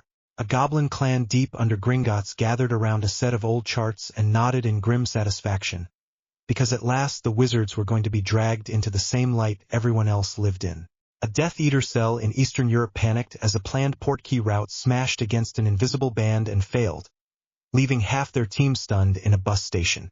Harry gritted his teeth. It did not show his face. Not once. The bowl only showed consequences. The water grew darker as more images swam through. Not in a clear soot way, more like ink dropped in slowly. Harry felt it under his hand. Every act carried both weight and value. The bowl did not say good or bad. It only showed density. The valley again, but closer. In a buried lower cell that had been under the main structure, 3 people sat chained. Their marks were faded. They had not been fed properly. One wore Azkaban cloth from decades ago. 2 wore thin robes that had once belonged to Muggle-borns. They looked up as the ground began to hum. They did not have time to scream. The bowl froze on that image for a full long breath. Harry's lungs seized. He had not seen them. No one had known they were there. The Order had assumed containment cells in the outer ring, not deep under the main tower. The power had not cared. Harry jerked his hand back as if burned. The water snapped still. The images vanished. For a moment he saw his own reflection, pale, tired, eyes too bright. Then the bowl emptied, as if it had never held anything at all. The envoy watched him in silence. Harry wiped his palm on his robes. His skin felt clammy. Hermione had one hand over her mouth at the top of the steps. Ginny gripped the stone beside her so hard her knuckles were white. Behind Harry, someone whispered something that sounded like monster. Someone else murmured savior. Both words felt too big and too small at the same time. What did you see? The envoy asked. Harry swallowed. You know what it shows, he said. You must have seen it before. We cannot see your memory, the man replied. Only you can. We read only the residue. He lifted the bowl and looked into it. The water was clear. He tilted it so the other envoys could see. They leaned in. The woman with the chain spoke first. The density, she said. I expected sludge. This is almost thin. Almost, another added. Not entirely. The bowl envoy nodded. There are heavy strokes, he said. Deep cuts. But the balance is not tilted beyond recall. He looked back at Harry. There is regret, he said quietly. And stubbornness. Both are better than emptiness. Harry laughed once, dry. That is your big test, he said. Show him what he did and make sure he feels bad about it. It is more than that, the envoy replied. Some people look into this water and see nothing wrong at all. Harry thought of Voldemort, of Umbridge, of other names he did not know. Fine, he said. You have seen your residue. What is next? The envoy inclined his head and stepped back, returning to his place in the ark. The woman with the stone chain moved forward. "I am Samira," she said. Her voice was crisp. She wore a deep blue robe with a simple clasp. The chain around her shoulders rested heavy, each stone a different color. "Harry," she went on, "this artifact measures structural strain. Buildings, wards, law, institutions. We intend to place it on your weapon." Harry frowned. "And if it tells you I am a strain risk?" he asked. "You already know that." She shook her head. "We are not measuring you," she said. "We are measuring it." Harry almost told her the two could not be separated. He kept the words back. He was not sure how much he wanted them to know about the link yet. He glanced at Dumbledore. The headmaster's face was set. He gave the slightest nod. Not approval. Permission for now. Harry turned back to Samira. "All right," he said. "Try." Samira stepped closer. The stones on her chain brightened as she neared the Trishul. The air around them tightened. The grass under Harry's boots stiffened. She lifted the loop of metal and held it like a collar. "Hold it steady," she said. "Do not call more power up than you already carry. This is not an attack." "Easier said than done," Harry muttered. He held the Trishul still. Samira lowered the chain. The moment the first stone touched the metal, every shard of color along the loop flared. For a breath they all shone at once, then sorted themselves. 3 stones burned brighter than the rest. A deep red, a clear gold, pale white. Samira sucked in a breath. "What?" Harry asked. "What does that mean?" She did not answer him at once. She watched the stones shifting in tiny pulses with the rhythm of his heartbeat. "Red for strain," she said, mostly to herself. "Gold for movement. White for alignment." She cleared her throat. "This thing is not a simple weapon," she said aloud. "We had noticed," Harry said. The red stone pulsed again. "Carries 3 tendencies," Samira went on. "One that erases, one that holds, one that balances. The red is the eraser. The gold is the mover. The white is the silent one. The last seems dormant." Harry thought of the 3 blades. Destruction, preservation. He had called one other with the ring. Something that felt like order, but he had not named it. The chain around the Trishul tightened. Harry felt pressure along the shaft. Not enough to hurt, enough to make his bones ache. Samira frowned. "I thought to weigh it," she said, "but it is weighing me." The stones flickered faster now. The red dimmed a fraction. The gold flared, then calmed. The white brightened just enough to be noticed. The Trishul hummed under Harry's grip. He could feel its irritation at being catalogued. "Enough," he said quietly. Samira tried to lift the chain away. It did not move. Her eyes widened. "Release," she commanded, the tone of someone who was used to being obeyed by magic. The chain did not obey. Harry clenched his jaw. "Let her go," he told the weapon. The Trishul buzzed once. The red stone on the chain dimmed again. The metal slackened. Samira stumbled back a step, free. She caught herself and straightened at once. Cheeks flushed. "It did not like that," she said. "You put a collar on it," Harry replied. "How did you think that was going to go?" She shot him a sharp look. "These stones have bound dragon hearts," she said. "They have sealed unstable wards in cities. They have never refused me this way." She looked down at them. The colors had settled again. Red, gold, white. All faint now, not flaring. One of the older envoys, a man with a long gray beard and a slim staff, called out, "What strain did you read?" Samira hesitated. "Hi," she said at last. "That should be obvious. But not random. It is not wild energy. It is directed, with anchors in this boy's own intentions." "You are saying it respects him," the staff man said. "I am saying it answers him," she replied. "That is not the same." Harry shifted his weight. "So the artifacts you brought to control it," he said, "are not doing as well as you hoped." Samira's jaw tightened. "Not yet," she said. The man with the dark spear spoke then. His voice was low and rough. "We do not need to test every trinket we carry on him," he said. "We have enough. He refuses one binding, he wriggles out of another. The world will not sleep while we debate. Containment is the only answer." A murmur ran along the envoy line. Hermione spoke from the steps before Dumbledore could. "Containment where?" she called down. "In what exactly? You want to put him in a box, fine. But what walls are you going to use that will not break the moment he sneezes? Her voice shook slightly, but the words were clear. A few teachers flinched at the bluntness. The spear-bearer looked up at her.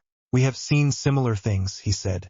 Not this shape, not this boy, but forces that thought they were above law. Hermione's gaze did not waver. And how did those end, she asked. Honest answer. The spear-bearer's mouth pressed thin. Badly, he admitted. For everyone. Exactly, she said. Which means if you try the same answer here, you will get the same result.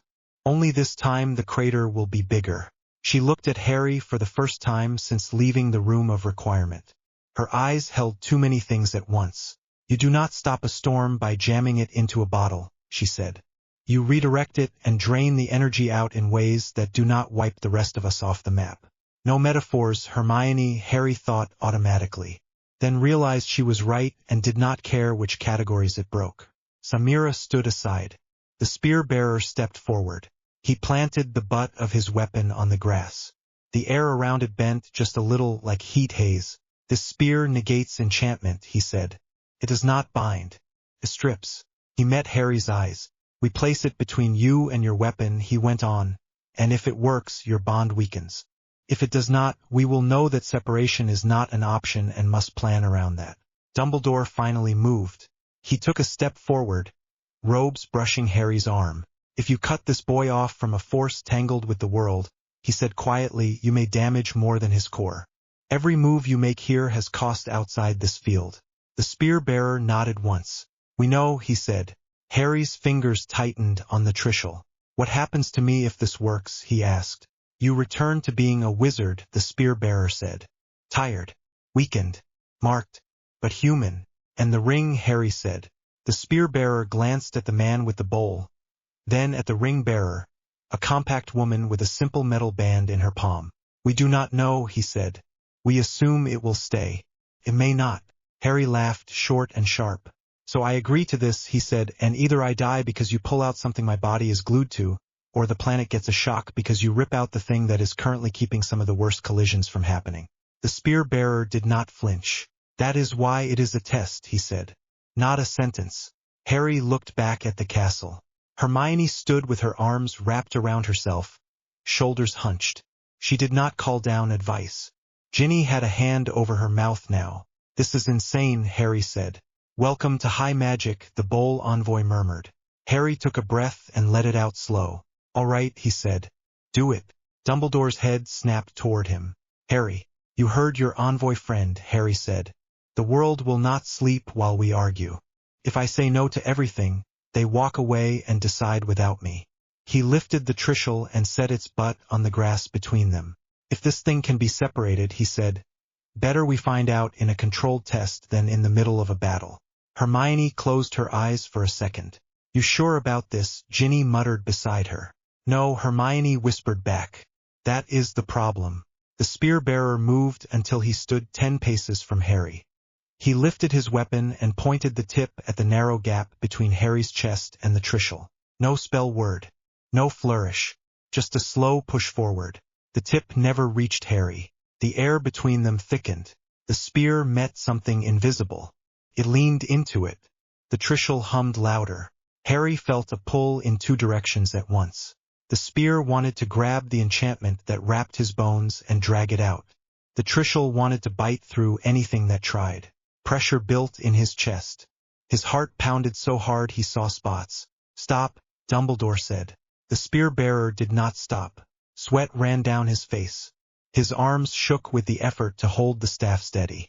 The negation field around the spear tip pressed harder. For a second, Harry felt something give. His right hand went numb. The weight in his bones flickered. His thoughts went fuzzy at the edges. Hermione made a sharp sound he had never heard from her before. Harry. He heard her without hearing her voice. The sound cut through the haze. No. He planted his feet and held on to the shaft with both hands. The Trishul reacted. The red blade woke first, heat running along his arms. The gold followed, a surge like the moment before he ran in a Quidditch match. Then the third point, the quiet one, softened. For the first time, Harry felt it fully. Not a push to act. Not a pull to erase. A clear, still place in the center that refused both extremes. The spear pressed.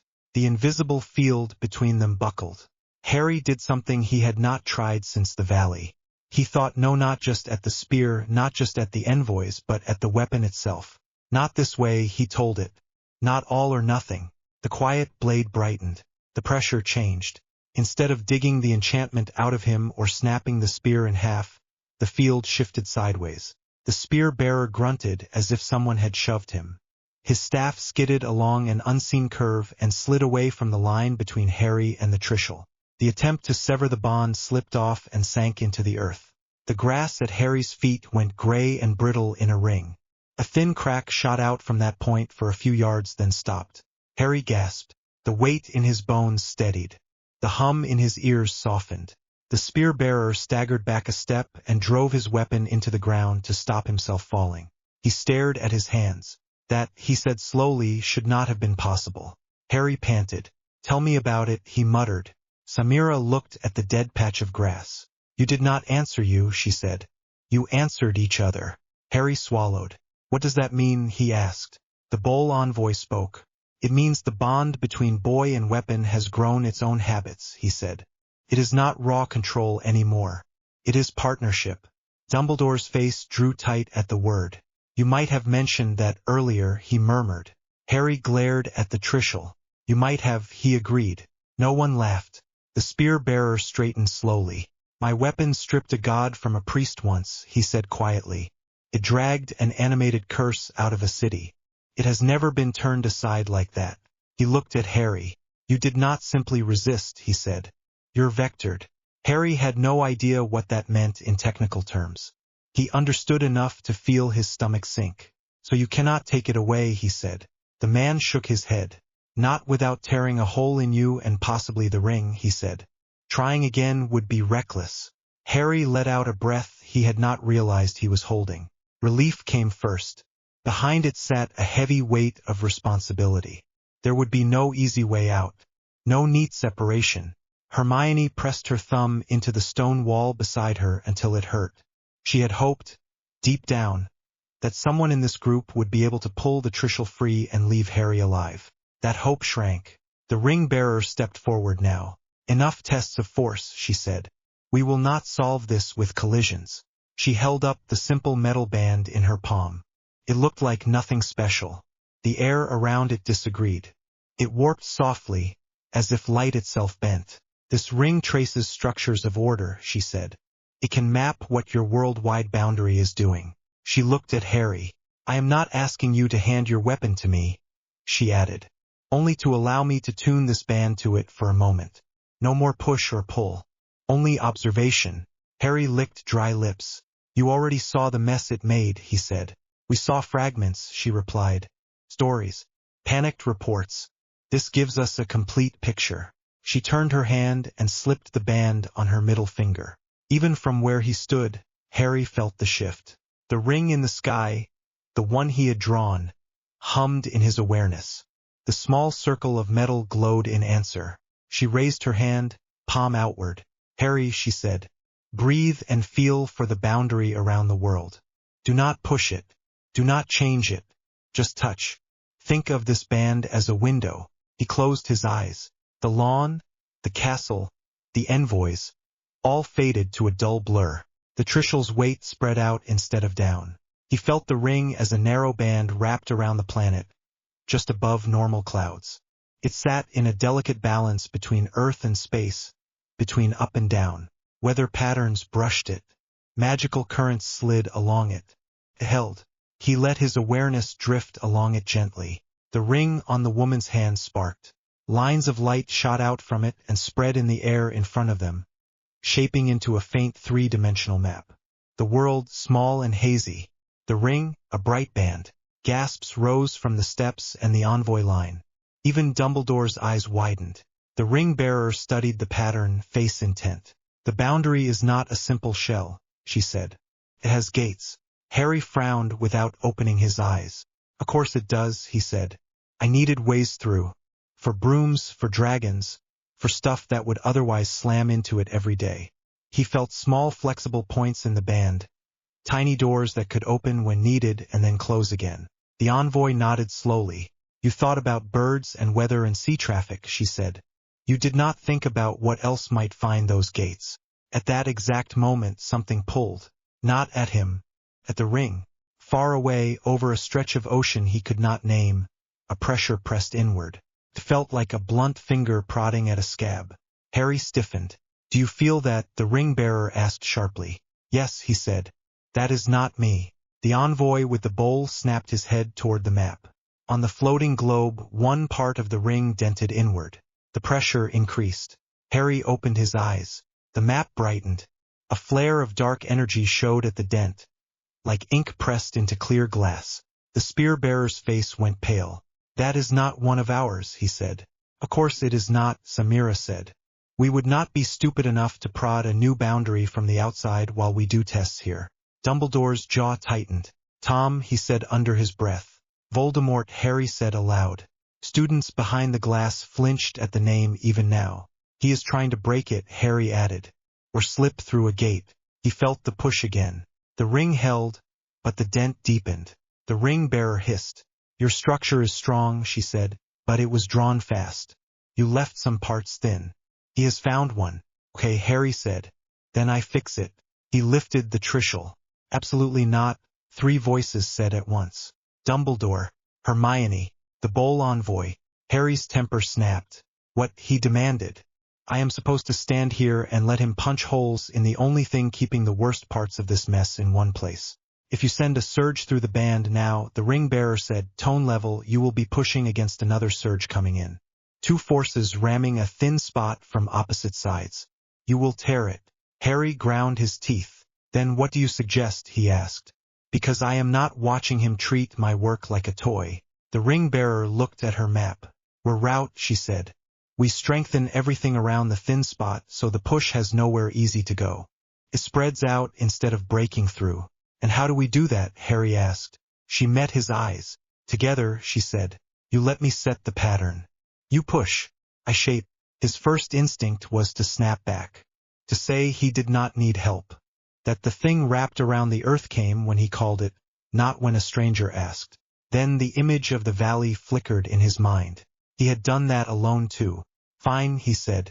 He stepped closer to her. Close enough that if he reached out he could touch her wrist. He did not. Tell me when, he said. Now, she replied. He closed his eyes again and felt for the ring. The pressure from outside had grown. The dent in the band ached in his awareness.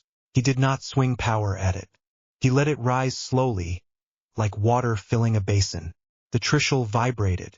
The quiet third blade glowed. The ring-bearer lifted her hand and spread her fingers. Light from the small band flowed up her arm and out into the floating map. Lines thickened, thinned, shifted. The bright band around the world gained a second line just under it. Then a third, like threads woven into a braid. The dent did not vanish, but its edges smoothed. Harry felt the ring settle. The outside pressure did not give up. Prodded again, harder. The new braid flexed and spread the impact sideways. Instead of sinking inward at one point, the band rippled along its curve. Energy rolled toward 2 opposing gates and vented upward, away from both Earth and whoever had pushed. Far over the unseen ocean, clouds boiled in strange patterns. Some Muggle ship would report odd lightning later. For now, nothing broke. Harry gritted his teeth as the power ran through him. Sweat prickled at his temples. Enough, the ring-bearer said. He let the power sit back. The hum in his bones dropped to a level that did not make his teeth hurt. He opened his eyes. The floating map hung in the air a moment longer, showing a smoother band. The dent was still faintly visible, like a bruise that would take time to fade. Then the map dimmed and collapsed into sparks that drifted down and vanished. The ring on the woman's finger went dull metal again. She looked at Harry, breathing a little harder than before. He did not resist me, she said to the others. He did not shove me out of the way. He let another hand share the pattern. The spear-bearer snorted. That is your big test, he said. That he did not shove you. Laughter rippled along the envoy line, brittle and short. It is one he could have failed, she replied calmly. She turned back to Harry. There is your answer, she said. The ring is patchable without more holes. The bond you hold is not immune to guidance. Harry rubbed his forehead. I am glad something about this mess is patchable, he said. The bowl envoy lifted his voice so everyone could hear. We have enough for a first judgment, he said. Murmurs rose. Already, the spear-bearer asked. We have only seen a handful of moves. We saw enough to know the shape, the bowman replied. More tests will only add more fear, not more clarity. He gestured with the empty bowl. This boy can look at his own impact without denial, he said. The weapon will not submit to simple bindings but will respond to firm, reasoned will. The global boundary is strong but flawed and can be adjusted with help. He met Harry's gaze. You are still a threat, he said. That has not changed. But you are not yet a lost cause. Harry let out a slow breath. Thanks, he said. I think. Behind him, Hermione let some of the breath out of her own lungs. The spear-bearer frowned. So we let him walk away, he asked. We watched the news and hope. No, the chain woman said. We set terms. Madame Bones, who had been silent at the top of the steps until now, lifted her cane and walked down 2 stairs. The on-page roster shifted. She joined the field. Terms from whom? She asked. From you. From us. From the Muggles who are about to tie our ministry to a committee. The envoys fell quiet as she descended slowly, every step echoing. She stopped on the last stone beside Dumbledore. Amelia Bones, head of the Department of Magical Law, she said to the envoys. Or what is left of it after recent events. The bowl envoy gave her a polite nod. We know you, he said. You sent clear reports while others tried to wrap this in excuses. Madame Bones snorted. Someone had to, she said. There is no law that covers God-touched teenagers. We are past the edges of our books. She looked at Harry. I watched the bowl, she said. I saw the crack in the grass. I watched the ring flare. I have heard the reports from Azkaban and the Valley. Harry met her gaze. Are you about to tell me to hand this thing over, he asked. She shook her head. That is clearly not possible, she said. The people with old toys just tried. I am not a fool. She planted the cane with a dull thump. I am here to ask for a compact, she said. Harry frowned. A what? A deal, Hermione called down softly. A formal one, Madame Bones added. Not you promising in a corridor and breaking in a valley. Something that sits in the record. Something we can point to when frightened people scream at us to do something about you. Harry shifted his weight. What kind of deal, he asked. Madame Bones looked him in the eye. You keep walking free, she said. You keep using that thing when you must. In return, you accept counsel. He almost laughed. I already have people shouting at me every time I lift it, he said. That is not new. She shook her head. Not advice, she said. Counsel. She glanced at the envoys, then at Hermione, then at Ginny, then at Dumbledore and Kingsley. A small body, she said. 5 people. 1 from this school. 1 from the ministry. 1 from the International Council. 1 from the Muggle side. 1 from your own choice. They do not control you, she went on. They cannot command your hand. But you do not take action on a world scale without putting it in front of them first whenever there is time to breathe. Harry's first reaction was refusal. He had been jerked around by adults his entire life. Tutored, guided, kept in the dark. Now that he finally had the raw ability to force change, they wanted to put him back under panels and committees. Something in his chest snapped at the thought. No, he said. The word cracked across the lawn. You just proved you cannot bind me with toys, he said. You cannot cut this thing out of me. Now you want to build another cage, this time with names on the bars. Ginny flinched. Hermione's face tightened. Madame Bones did not step back. You think I want this, she said. I want my department back. I want Dementors off the board and the sky clear and my Aurors dealing with simple curses again. Instead, I am standing in my old school asking a boy to trust 5 people instead of only trusting a voice in his bones. Harry's grip tightened on the Trishul. Trust broke pretty badly the last few years, he said. Prophecies. Manipulation. Secrets. You were there for some of it. I was, she said. I am not asking you to trust me. I am asking you to trust all of us a little at once. He looked past her at Hermione. She still stood by the doorway, arms wrapped around herself. She held his gaze this time. If you say yes, she called down, I want that seat. Everyone on the lawn seemed to freeze. Harry stared. You tried to bind me an hour ago, he said. You want a vote now? Hermione's chin went up. Yes, she said. Because I will be honest when I think you have crossed a line. Because I can read the reports you refuse to look at. Because someone in that group has to remember you as you were before all this. Ginny let out a sharp breath beside her. I will take the slot from here, Ginny said quickly. Hermione turned her head. You have Quidditch practice, she said. You cannot sit through policy meetings. Ginny stared at her. That is your argument, she asked. Practice. Hermione's mouth twitched. It is one of them, she said. Harry almost smiled despite himself. A voice from the envoy line cut through the low, rising bickering. I will serve as the international seat, the ring-bearer said. The others looked at her. You, the spear-bearer, said. You are too soft. I just pushed your spear away from tearing a tear in reality. She replied. I think I can handle committee work. The bowl envoy shook his head, but there was respect in his eyes. Very well, he said. You will report to us and carry our concerns. Madame Bones nodded. I hold the ministry seat, she said. No one here will argue that. Kingsley gave a short nod of agreement. That leaves the Muggle side, Dumbledore said quietly. A new voice spoke from the doorway. You already have one. Everyone turned. McGonagall stepped aside. Behind her, in a plain suit that looked a little out of place in the old stone hall, stood a tall woman with a worn coat folded over her arm and tired lines around her mouth. Harry stared. You are joke, he said softly. Hermione elbowed him on reflex. Language, she muttered. The woman stepped out onto the top step. Granger was right, she said. About their notices. Your ring shows on our instruments.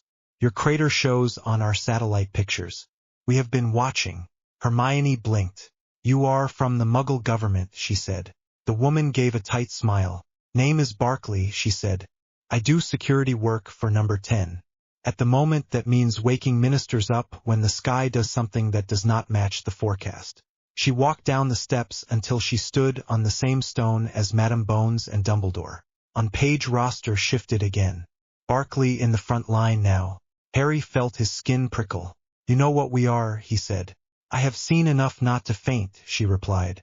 Someone with sense decided to stop treating you as a rumor and start collecting facts. She looked at the envoys, then at Harry.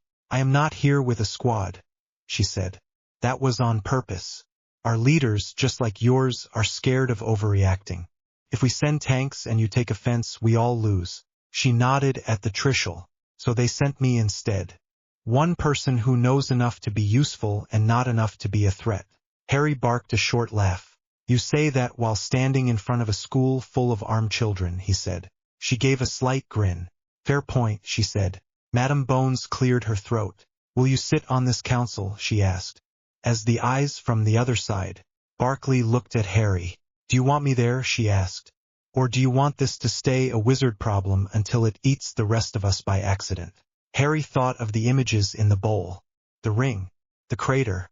The way Muggle scientists had stared at readings they did not understand. He thought of how he had spent his early life in that world, treated as unwanted. Of how little anyone in the wizard side had cared about that. Fine, he said. If this thing wraps around their skies, they get a say. Barkley nodded once. Then I will sit, she said. For now. Everyone's eyes came back to Harry. One more, Madame Bones said. Your choice. Harry did not even have to think. Hagrid, he said. Silence fell for a full second. A half-giant voice carried from the side of the lawn. Me? Hagrid said. His beard twitched around his mouth. Are you sure, Harry? I am not exactly council material. Harry turned toward him. You carried me out of that forest when everyone else was ready to hand me to Tom, he said. You have never asked me to be anything other than what I am. You know what it means to hold strength that scares people. Hagrid blinked hard. And you are the only one who will still tell me off if I treat a dragon like a pet when it is trying to eat me, Harry added. A few strained chuckles rippled through the crowd. Hermione nodded slowly. That is actually not a bad call, she said. Dumbledore's eyes warmed for the first time that day. Hagrid wiped his eyes with the back of his massive hand. All right then, he said, voice thick. If you want me, I will do it. Madame Bones tapped her cane. Then that is 5, she said. Hermione, Bones, ring-bearer, whose name Harry still had not caught. But she nodded. Barkley, Hagrid. She looked at Harry. Do you accept this counsel, she asked. Do you accept that, if you take an action that could change the world, you come to this group first whenever there is time to draw a breath? Harry looked at each of them in turn. Hermione, face pale, eyes steady, circle chalk still faint on her robes. Bones, tired and iron hard. The ring-bearer, calm and focused. Barkley, gaze sharp. Hagrid, big and solid and nervous. He looked down at the Trishul. The weapon hummed, indifferent to law and meetings, cared about intent not procedure. But he had seen enough in the bowl to know that his own intent was not enough. He could not trust only the voice in his bones. He took a breath. I accept, he said. The words hung in the evening air. Madame Bones nodded once. Then you walk free, she said. For now. A dozen shoulders on the lawn loosened a fraction. The spear-bearer did not look pleased, but he did not raise his weapon again. The bowl envoy let out a breath. Then tonight we do not try to tear you apart, he said. We set the first stone in a path. Harry almost smiled. Careful, he said. You are starting to sound like Hermione. Hermione gave him a glare that did not quite hide the relief under it. This is not permanent, she said. If you break the compact, if you go back to swinging without calling us, I will be the first one arguing to shut you down. He met her gaze. After the circle, he said quietly, You already tried. She flushed. This time it will be in the open, she replied. Not chalk in a hidden room. Her voice shook. She looked away first. Dumbledore stepped closer. Then let us use what time remains before the world finds new ways to panic, he said. Harry, you will come inside. We will convene the council at once between the leaving of the envoys and the arrival of the first Muggle delegation. He looked at the envoys. You have seen what you came to see, he said. Will you stay the night under my roof as guests? Some of them exchanged glances. We will stay until dawn, the bowl envoy said. Then we must return and face questions in our own halls. Very well, Dumbledore said. Minerva, see them to the old guest wing. McGonagall nodded sharply and stepped down to lead the group toward the side entrance. On-page roster for the lawn began to thin. Envoys followed McGonagall. Aurors spread out to keep distance between them and any curious students. Barkley hung back to speak in low tones with Madame Bones. Hermione turned and went inside at the tail of the retreating crowd, shoulders stiff. She did not wait for Harry. Ginny lingered a moment, looking down at him. You did it, she said softly. Did what? He asked. Did not blow anything up, she said. For once. He snorted. Give it a few hours, he said. The night is young. Ginny rolled her eyes. Do not, she said. Just do not. He watched her go in. Hagrid lumbered over and clapped a hand on his shoulder, nearly sending Harry to his knees. Proud, oh yeah, he said gruffly. Even if yeah are talking with fancy council folk now. Harry managed a crooked smile. I will need you to remind them that dragons are not pets, he said. Hagrid sniffed. They are, he said. They just have big teeth. He headed off toward his hut, muttering about tea and how he needed to find his best coat if he was going to sit on a council. The lawn emptied. Harry stood there for a moment, alone except for Dumbledore at his side. The Trishul was quiet for now. The ring above the world hummed at the edge of his senses, a little smoother than before, a little less thin. You agreed fast, Dumbledore said softly. Harry watched the last envoy disappear into the castle. If I did not, he said, they would have gone home and made plans to kill me in my sleep. Dumbledore nodded. You are not wrong, he said. Harry looked at him. You going to tell me this is for my own good, he asked. No, Dumbledore said. It is for theirs. He smiled a little. And perhaps for mine, he added.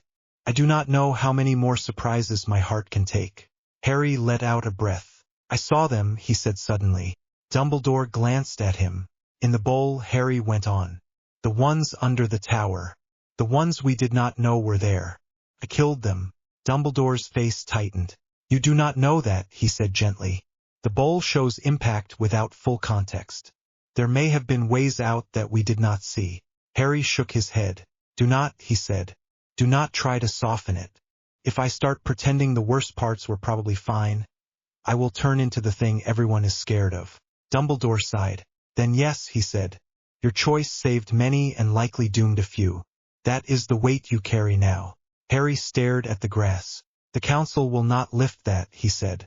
No, Dumbledore agreed. But they may keep you from picking up more of it than you have to. He touched Harry's arm lightly. Come, he said. There is work to do. Harry took one last look at the sky. The ring gleamed faintly in the height. A thin line only he could fully feel. Voldemort was out there, pressing against it, looking for new ways through. His best friend had walked away. The girl he had just kissed could not look him straight in the eye for long. He had agreed to let a group of people tell him when he was about to go too far. He gripped the Trishul a little tighter. All right, he thought. Let us see if shared law can stand next to a god's weapon without breaking. He turned and followed Dumbledore inside, toward the castle, toward the first meeting of the council that would decide how long the world was willing to let him walk free. Harry hit the back of the chair with the edge of his knee as he paced, then forced himself to stop before he wore a groove into the old stone. The first council meeting had not even started, and it already felt like a mistake. They were in one of the upper classrooms that no one used anymore. Dust on the high shelves. Faded chalk traces on the board that even magic had never fully scrubbed out. Outside the narrow window, the sky was going dark.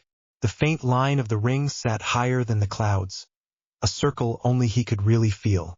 Inside the room the air was thick. Hermione sat at one end of the long table, arms folded tight, a neat stack of parchment in front of her. Bones sat halfway along, cane propped against her chair, eyes already scanning whatever reports she had brought. Barkley leaned back on two legs of her chair without caring what that did to the wood. Coat folded on the table, gaze flicking between everyone like she was still in a briefing room. The envoy with the metal band, the ring-bearer, sat opposite Hermione with her hands folded. Hagrid squeezed himself into a chair on the far side, knees pressed to the table, looking like he would rather be in the forest but determined to stay. Dumbledore stood near the window, watching Harry instead of the view. You wanted a council, Harry said. You have one. What now? You agreed to a council, Dumbledore corrected mildly. That is not the same as wanting it. Harry blew out a breath and dropped into the empty chair at the head of the table. The Trishul rested against the wall behind him, within reach. He could feel it humming like a live wire. Bones rapped the table once with her knuckles. Then let us begin before we lose what little quiet we have, she said. This is not a trial. It is not a ritual. This is a working group, however strange that sounds. Hermione straightened. In that case, she said, we need a structure. Otherwise this will turn into everyone shouting whenever Harry does something we do not like. Hagrid muttered something into his beard that sounded like fair point. Barkley lowered her chair to all four legs. I will keep this simple, she said. Back home, when we have a threat that can wipe a city, we ask 3 questions anytime someone plans to poke it. What are you trying to do? What is the worst that can happen if it goes wrong? What are you willing to lose? Harry rubbed at the ache in his chest, where the spear had pressed. The skin still felt bruised. The weight in his bones sat heavier than usual, tired from all the tests. So I am an unstable weapon in one of your files now, he said. Barkley did not flinch. Yes, she said. You were that the moment you drew that thing and wrapped a glowing ring around the sky. Hagrid bristled. Harry is not just a weapon, he said. He is Harry. He is my student. Barkley nodded. I am not saying he is only that, she replied. I am saying we cannot pretend he is not that. Bones tapped the parchment in front of her. We need triggers, she said. Clear ones. Events which, if they happen, require Harry to consult this council before he acts, unless there is a wand at his throat. Hermione nodded. Anything that changes the world, she said. Not every duel. Not every Death Eater sighting. When he moves the sky. When he touches the sea. When he tears up a valley. She looked down the table at him. Or when he thinks he might. Harry held her gaze for a moment. I did not wake up and decide to tear up a valley for fun, he said quietly. I know, she said, just as quiet. That does not make the crater smaller. The ring-bearer spoke for the first time. The ring is now part of this, she said. Any major adjustment to that boundary and its gates must come through this room first. Harry frowned. That thing is not just a shield, he said. It is a balance point. If someone pushes hard enough from outside, I have to answer. Yes, the envoy replied. Which is why we must prepare that answer ahead of time, instead of you improvising every time someone prods you. Hermione picked up a quill. Fine, she said. So Category 1. Changes to the ring. Category 2. Anything that alters land or sea. Category 3. Anything that touches minds on a massive scale. Harry blinked. I have never done that, he said. Not yet, she said. But if you keep stacking power on your spine without stabilizing it, you might do things you do not intend. Her voice wobbled slightly at the end, but she did not stop writing. Hagrid shifted again, the chair creaking. And if there is a battle and Harry has to act right away, he asked. He cannot shout up and ask us if he is allowed to swing. Bones nodded. Then he acts, she said. That is the only sensible answer. We are not here to tie his hands when curses are flying. We are here for when he has time to think and is still tempted to do something irreversible. Harry let his head tip back for a second. So the deal is, he said slowly, if I think I might change the sky, the sea, the land, or a whole population at once, I sit in this room first. Yes, Hermione said. Barkley leaned forward. Preferably with tea, she added. I suspect we are going to need it. Hagrid tried to laugh. Came out rough. The ring-bearer folded her hands more tightly. There is more, she said. This is not only about where you swing. It is about how you stand. Harry frowned. Meaning you need training, she said. Not in spells. In stillness. Hermione nodded, face serious. You are swinging between extremes, she said. You crash from doing nothing to doing too much. That is literally what those 3 blades in your hand are. Destruction, preservation, balance. You are using the first 2 and guessing at the third. Harry stared at her. You read that bowl and chain scene like a textbook, he said. She flushed. I read all your notes, she said. Even the ones you thought I did not know about. Dumbledore cleared his throat. Hermione is correct, he said. You do not have the luxury of simple reaction any longer. You need discipline that matches the scale of your reach. Harry snorted. What? He asked. You want me to sit on a cushion and breathe while Tom screams at my ring from outside? Yes, Hermione said. Harry turned his head sharply. You are joking. No, she said. You need something that is not just power. You need a center that is not the Trishul. The envoy inclined her head. In our terms, she said, you must move from Tamas and Rajas to Sattva. You have already used the lower 2 states. You nearly drowned in both. Barkley raised a hand slightly. Translation, she said. We do not have this vocabulary where I work. The envoy nodded. Tamas is destruction, she said. The urge to end. Rajas is restless compulsion. Constant action. Sattva is clarity. Balance. Action without hunger.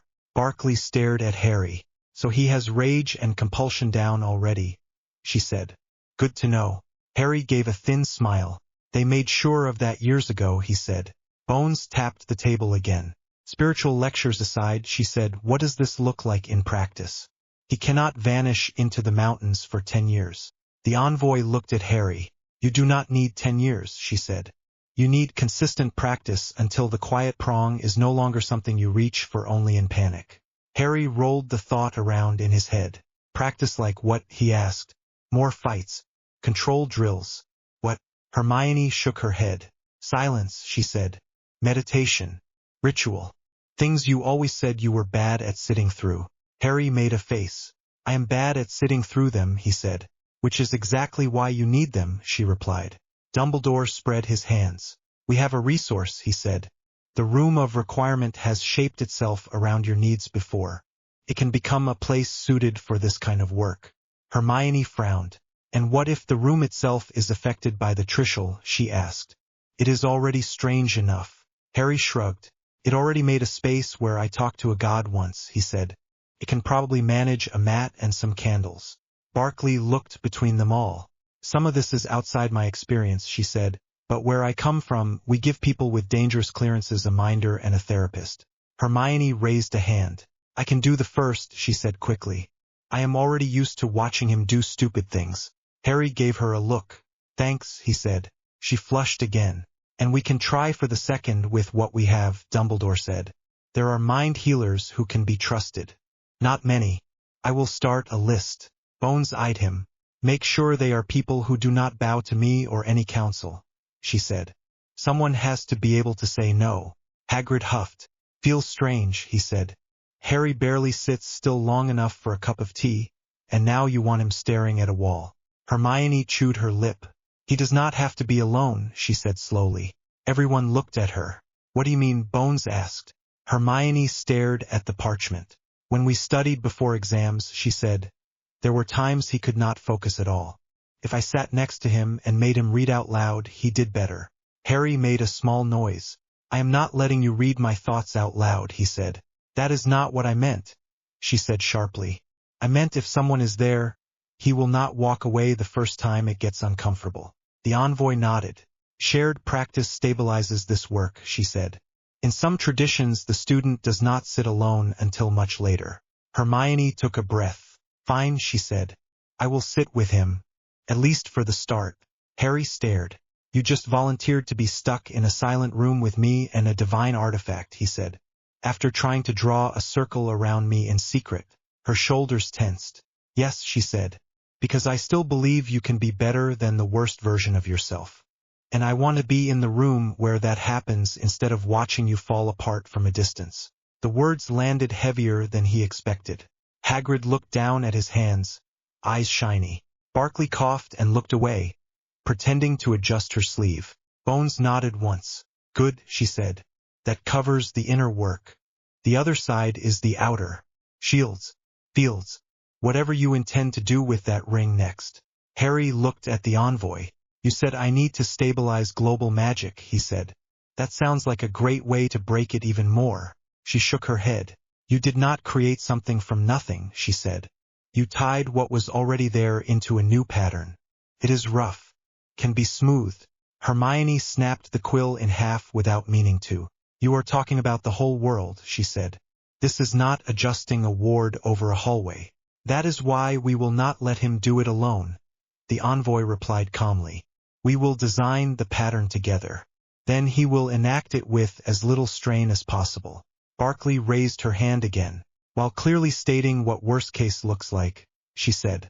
Because I need to be able to tell my bosses what happens if this goes wrong. Bones slid a parchment toward her. You will have access to every report we have on his actions so far, she said.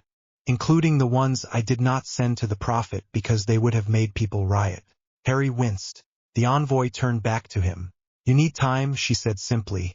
Time to stabilize your internal state. Time to repair the ring. Time to find where your enemy will strike next. Harry nodded, jaw tight. Tom is going to look for weak spots, he said. If that dent we saw is anything to go by, he has already found at least one. Hermione scribbled something in the margin. Then the first phase of this council, she said, is 3 things. 1. Harry trains in Sattva practice in the room of requirement every day with supervision. 2. We design modifications to the ring without touching it yet. 3. We track every odd surge anywhere on that boundary. She looked up. And none of this leaves this room except in pieces that will not cause panic. Barkley let out a slow breath. That I can sell, she said. Just about. Bones pushed her chair back slightly. Then this meeting yields a plan, she said. Better than most of my days. She fixed Harry with a steady look. This is not about control, she said. It is about giving you a path that does not end with someone else aiming a spear at your heart again. Harry rubbed his chest once more. I noticed I do not like that, he said. Hermione let out a small laugh. Good, she said. Use that. Dumbledore stepped away from the window at last. Then we adjourn, he said. Harry, Hermione, I suggest you begin tonight while the memory of this day is still sharp. Harry groaned. Now, he asked. Yes, Hermione said firmly.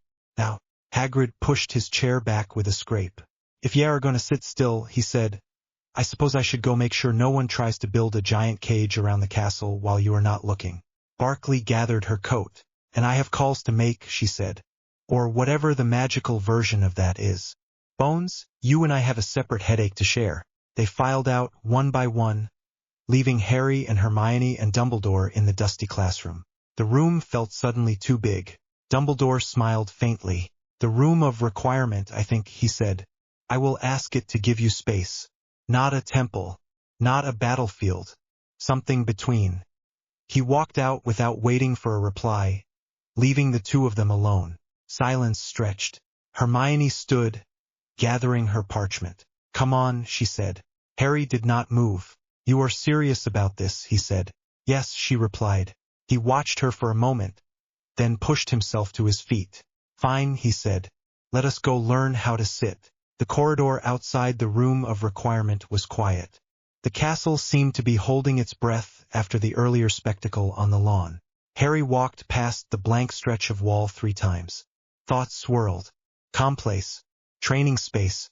Somewhere that will not explode if I slip. On the 3rd pass, the door appeared. Hermione swallowed. Last time we opened this door we got a god. She muttered. Harry gave a tight grin. Maybe today we get cushions, he said. He pushed the door open. The space inside was not the wild temple he had seen when Shiva first spoke to him. It was smaller. Simple. Wooden floor. A low table with a jug of water. 2 plain mats side by side. A small brazier in the corner that gave off gentle warmth without smoke. The walls were bare stone with a faint shimmer under the surface, like layered protections. No statues. No blazing fire. Just quiet. Harry let out a breath he had not realized he was holding. Not bad, he said. Hermione stepped in behind him, eyes scanning every corner like she expected the Trishul to jump off his back. This feels like it is watching us, she said softly. Harry nodded. It is, he said. The room always does. He set the Trishul down on the floor between the mats. The metal vibrated once in protest, then settled. He sat. The mat was firm but not uncomfortable. His knees already complained. Hermione lowered herself onto the other mat with more grace, then fidgeted as she tried to find a position that did not make her spine ache. So, she said, what exactly are we doing? Harry snorted. You are the one with the notes, he said. Did Shiva leave a guidebook? She rolled her eyes. In case you have forgotten, she said, I was not there for that conversation. You were. What did he tell you? Harry looked down at his hands. Stop flailing, he said slowly. Learn the difference between impulse and real need. Stop pretending balance means standing between extremes when you are actually jumping from one to the other. Hermione nodded. Good, she said. That is something. So step 1 is to see the impulse before you move. He frowned. That is not very helpful when curses are flying, he said. We are not talking about battles, she replied. Not yet. We are talking about the moments when you decide to make a crater or wrap the earth in light. You have time to think then. You did not use it. He winced. Fair, he said. She shifted on the mat. All right, she said. Close your eyes. He snorted again. That is your big plan. Yes, she said. Close them. He obeyed, more because he was too tired to argue than anything. The sounds of the castle faded. The faint crackle from the brazier and Hermione's breathing were the only things left. Now what? He asked. Now you notice, she said. Notice what? Everything, she replied. Every time your mind jumps. Every time you want to stand up. Every time you think about using the Trishul to skip this boring part. He opened one eye. That is extremely specific, he said. Hermione did not look at him. Because I know you, she said quietly. He shut his eye again. Fine, he said. He tried to sit. Almost at once his thoughts started racing. Tom pressing at the ring. The prisoners under the tower. The look in Bones's eyes when she talked about fear. The council faces. Ginny on the steps. Ron somewhere out there, not in this room. The weight of the Trishul at his side. He shifted. Stop, Hermione said. I did not do anything, he protested. You moved, she replied. What were you thinking? He sighed. That I should be out there on the lawn checking the sky, he said. That if Tom finds a thin spot while I am sitting on a mat, I will feel stupid. Hermione's voice softened. If he finds a thin spot while you are half mad with guilt and exhaustion, she said, you will make it worse. This is you not making it worse. He took a slow breath. Right, he said. He tried again. Time blurred. It was hard to tell how long they sat. His knees ached. His back complained. Every time his mind leaped toward some new panic, Hermione would quietly ask what he had just thought. Saying it out loud made it sound less like the only thing in the world. Sometimes he snapped. I know this already, he said at one point, opening his eyes. People are in danger. Tom is planning something. There is a ring in the sky. I do not need to sit here to remember that. Hermione did not snap back. You do not sit here to remember it, she said. You sit here so it does not own you. He looked away. Feels like it owns me, he muttered. Silence settled again. His shoulders slowly lowered a little. At some point his mind hit a wall. There were no more new thoughts, only the same few circling. Prisoners. Ring. Hermione's face when he had kissed her and she had pushed him away. The word weapon. The Trishul hummed softly at the edge of his awareness. Not demanding. Just there. Something inside him eased. He breathed in. In again. The pressure behind his eyes eased a little. The ache in his chest faded to a dull background. He did not feel calm exactly. More like he was not falling. Hermione's voice came again. So soft he almost missed it. Where are you now, she asked. Sitting on a mat, he said. Not dropping a fortress on anyone. She let out a small breath that might have been a laugh. Good, she said. He opened his eyes. The room looked the same. The walls had not shifted. The brazier still glowed. Hermione was watching him, her own eyes tired. How long was that, he asked. She checked her watch. About 20 minutes, she said. He blinked. That is it, he asked. Felt like a year. Practice, she said. It gets easier. He rubbed his face with both hands. What did that even do, he asked. Apart from making my legs go numb. Hermione considered. Right now, she said, probably nothing dramatic. But next time someone waves a spear in your face or Tom pokes your ring, maybe there will be one breath between impulse and action. He snorted. One breath, he repeated. Sometimes that is all anyone gets, she said. He looked at her. You are really going to sit through this with me every day, he asked. Yes, she replied. Because if you fall, she said simply, we all go with you. And because you are my friend and I am not ready to give up on you. The word friend sat between them like another object on the floor. Harry swallowed. About the circle, he began. Hermione stiffened at once. We do not have to talk about that now, she said. He shook his head. We do, he said. You tried to cut me off from this thing without asking me. And I almost dropped a mountain on a stronghold without asking anyone. I do not get to be angry at you and not at myself. Her eyes shone. I thought, she said slowly, that if I could make you normal again, even for a moment, you would thank me. He let out a rough laugh. Normal is gone, he said. It got buried under a crater and a ring and a god with a very blunt way of explaining things. She winced. I know, she said. I just wanted you to be Harry for 5 minutes without everything else. He hesitated. You could have asked, he said. She gave a short, helpless laugh. Would you have said yes, she asked. He opened his mouth. Closed it again. Probably not, he admitted. She spread her hands. There you go, she said. He looked down. I am sorry, he said quietly. For the ring. For the valley. For the way I talked to you on the steps. Hermione blinked. Which part, she asked. Where I said you had betrayed me, he said. You have been shouting at me since first year when I did something stupid. That is not betrayal. That is you being you. She let out a breath that wobbled. You kissed me, she said. Then you called me a traitor.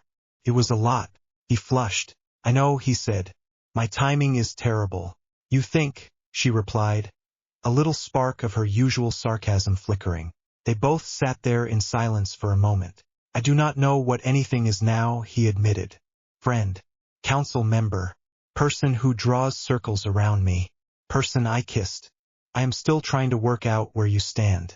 She stared at her hands. I do not know either, she said. I know I love you. That is the one thing that has not changed. How exactly I do not quite have words for yet. He felt something twist in his chest. We can work it out later, she said quickly, cheeks pink. After we stop you from accidentally rewriting the sky. He huffed. Right, he said. Save the world, then define the relationship. Hermione covered her face with one hand. Please do not call it that, she groaned. He almost smiled. They sat a little easier after that. The next day felt different. The castle woke to rumors about the envoys, about the bowl, about the strange people who had walked the halls in the night. Harry could feel the stairs as he moved through corridors. Students hushed when he passed. Whispers followed him like cloaks. He ignored them as best he could. Morning for him now meant two things before classes.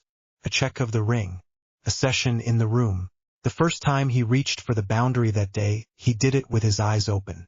In the great hall, surrounded by clatter and chatter, he let his awareness extend out. The ring responded, a faint vibration around the world. It felt a little smoother after last night's work together. The dent over the ocean was still there, but it no longer throbbed with pressure. He could sense small pokes in other places now. Probing spells. Experiments. None of them strong enough to break through alone. He pulled back before the hum grew too loud. Across the table, Ginny watched him.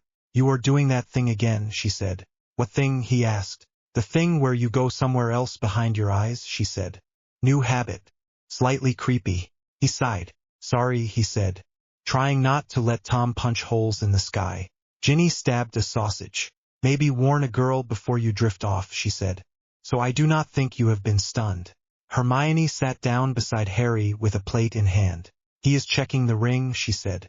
"Council business." Ginny raised a brow. "You are officially using that word now?" she asked. Hermione nodded. "We met last night," she said. "We have a plan." Ginny's mouth tightened. "And I am not in it," she said. Hermione hesitated. "You have enough to deal with," she said carefully. "Your mum. Your brothers. The war." Ginny snorted. "Right," she said. "Because watching my boyfriend juggle god power and politics is just a side hobby." Harry flinched at the word boyfriend. Felt both right and wrong. Ginny caught the flinch. Her eyes cooled. "Or is that out of date now?" she asked. Harry put his fork down. "Gin," he began. She lifted a hand. "Save it," she said. "I know you have a council and meditation and rings to patch. I am not angry you are busy. I am angry no one thought to ask whether I wanted to sit in that room with you." Hermione opened her mouth, ready to argue about roles and rules and limits. Then she saw the set of Ginny's jaw and closed it again. Harry swallowed. "I thought," he said haltingly, "that if something went wrong in there, I did not want you to be the one hit by it." Ginny stared at him. "That is not your call," she said. He looked down. "You are right," he said. "I am sorry." She let out a short breath through her nose. "Finish your eggs," she said. "I am not starting a scene in front of everyone." She stood and left the table, shoulders tight. Hermione groaned softly. "Wonderful," she said. "We are balancing the world and breaking hearts at the same time." Harry closed his eyes for a second. "Remind me to ask the god of destruction for a social life guide next time," he muttered. Hermione snorted despite herself. "Room," she said. "After breakfast." He nodded. The room greeted them with the same layout as before. Wood, mats, brazier. Harry sat with less fuss this time. His legs still complained, but he found a position that did not instantly numb his toes. Hermione settled beside him. "Ready?" she asked. "No," he said. "But that never stopped me before." "Ice," she said. He closed them. This time the quiet came quicker. Thoughts still jumped. Ginny's face. Tom's pressure. Council debates. Bones's cane thudding against stone. Hagrid in a chair too small for him. But the jump from thought to thought had a breath between them now. Not much. Enough. The Trishul lay on the floor between them, silent. For the first time, Harry felt the third prong not as a distant idea but as something present. It was not burning like the destructive tip. It was not pulling forward like the preserving one. It was a straight line in his awareness. A simple vertical presence. He focused on that. The room seemed to lean around that quiet. At some point, the air shifted. Harry did not open his eyes. He did not need to. "You are stubborn," said a familiar voice. Harry did not jump, which felt like progress. "I get that a lot," he said. Hermione tensed beside him. "Harry," she whispered. "There is someone else here." He nodded slightly. "I know," he said. She sucked in a breath. "Is it?" she began. "Yes," Harry said. "Do not panic." "Easy for you to say," she hissed. He opened his eyes. Shiva sat cross-legged on the floor by the brazier, as if he had always been there. He looked exactly as before. Simple ash streaks. Calm eyes that seemed to see too much. No fanfare. No lightning. Just presence. Hermione's mouth dropped open. "Oh," she said faintly. Shiva glanced at her. You invited her, he said to Harry. Harry gave a small nod. We are trying this thing where I ask for help, he said. Apparently that is part of being balanced. A faint smile touched Shiva's mouth. Good, he said. You are less hopeless than I feared. Hermione made a strangled noise. You are a god, she said. I thought Harry was being dramatic. Shiva tilted his head. He is dramatic, he said. And careless. And honest. That is why the Trishul answered him. Hermione stared. You can hear us, Harry said. You can see this room. Shiva spread his hands. You built a space between worlds, he said. It touches your castle and the place where I wait. Sitting here with you is easier than you think. Harry shifted. So, he said cautiously, this is not you coming down in fury because I messed up the ring. No, Shiva said. If I were furious, you would know. Hermione swallowed. Comforting, she muttered. Shiva looked at the Trishul. You have used the first 2 points well enough, he said. Too well at times. The third is the reason I am here. Harry nodded. Sattva, he said. Shiva smiled again. You learned the word, he said. Understanding it is harder. Hermione found her voice. You gave that thing to a teenager, she blurted. You gave him power that can carve valleys and wrap a planet. Shiva looked at her. I gave him a choice, he said. The weapon amplifies what is already there. It does not create what does not exist. Hermione huffed. He was already reckless and half-broken, she said. You chose well. Harry winced. Thanks, he said. She flushed. You know what I mean, she said. Shiva watched them both with interest. You love him, he observed. Hermione went very red. That is none of your business, she said. On the contrary, he replied. Attachment is always my business when my Trishul sits in the middle of it. Harry cleared his throat. We are not here for relationship advice, he said. Shiva raised an eyebrow. You think you can separate these things, he asked. Power, love, fear, balance. Harry rubbed his forehead. We are here because this council wants me to be less likely to blow up the wrong thing, he said. They said I need sattva, clarity, balance, whatever word you like. I do not know how to get there. Shiva nodded slowly. Now you ask the right question, he said. He tapped the floor once with his fingertips. You are tangled, he said. In duty, in guilt, in anger. You think sitting here will untangle you. Will it not? Harry asked. No, Shiva said. Sitting will show you the knots. You still must choose what to cut and what to loosen. Hermione frowned. That sounds very poetic, she said, which is not helpful. Shiva regarded her with amusement. You prefer lists, he said. Yes, she said. And clear instructions. Very well, he said. Here is one. Stop calling what he did only destruction. Harry looked up sharply. I dropped a stronghold into a hole, he said. I killed people underneath it without knowing they were there. Shiva nodded. You did, he said. And you also ended a prison that fed on fear. You freed minds. You forced those in power to face what they had built. Thomas is not only ruin. It is the end of something that needed to end. Hermione folded her arms. That does not make the dead any less dead, she said. No, Shiva replied. Sattva is not pretending pain is not real. It is seeing all of it at once and not turning away. Harry swallowed. So what am I supposed to do with that? He asked. Walk around carrying every name I do not know. Shiva shook his head. You cannot carry every name, he said. You can carry the lesson. In every choice from now on, ask whether you are ending something because it frightens you or because it must end for others to breathe. Harry thought of the bowl, the prisoners, the Dementors gone, the ring above, and Rajas, he asked. The restless one. Shiva's gaze sharpened. That is your favorite, he said. You rush, you patch, you swing again. You call it saving the world so you do not sit with any of it. Hermione looked down at the mat. He does, she said quietly. Harry glared at her, then sighed. Fine, he said. Maybe. Shiva leaned forward slightly. Sattva is not doing nothing, he said.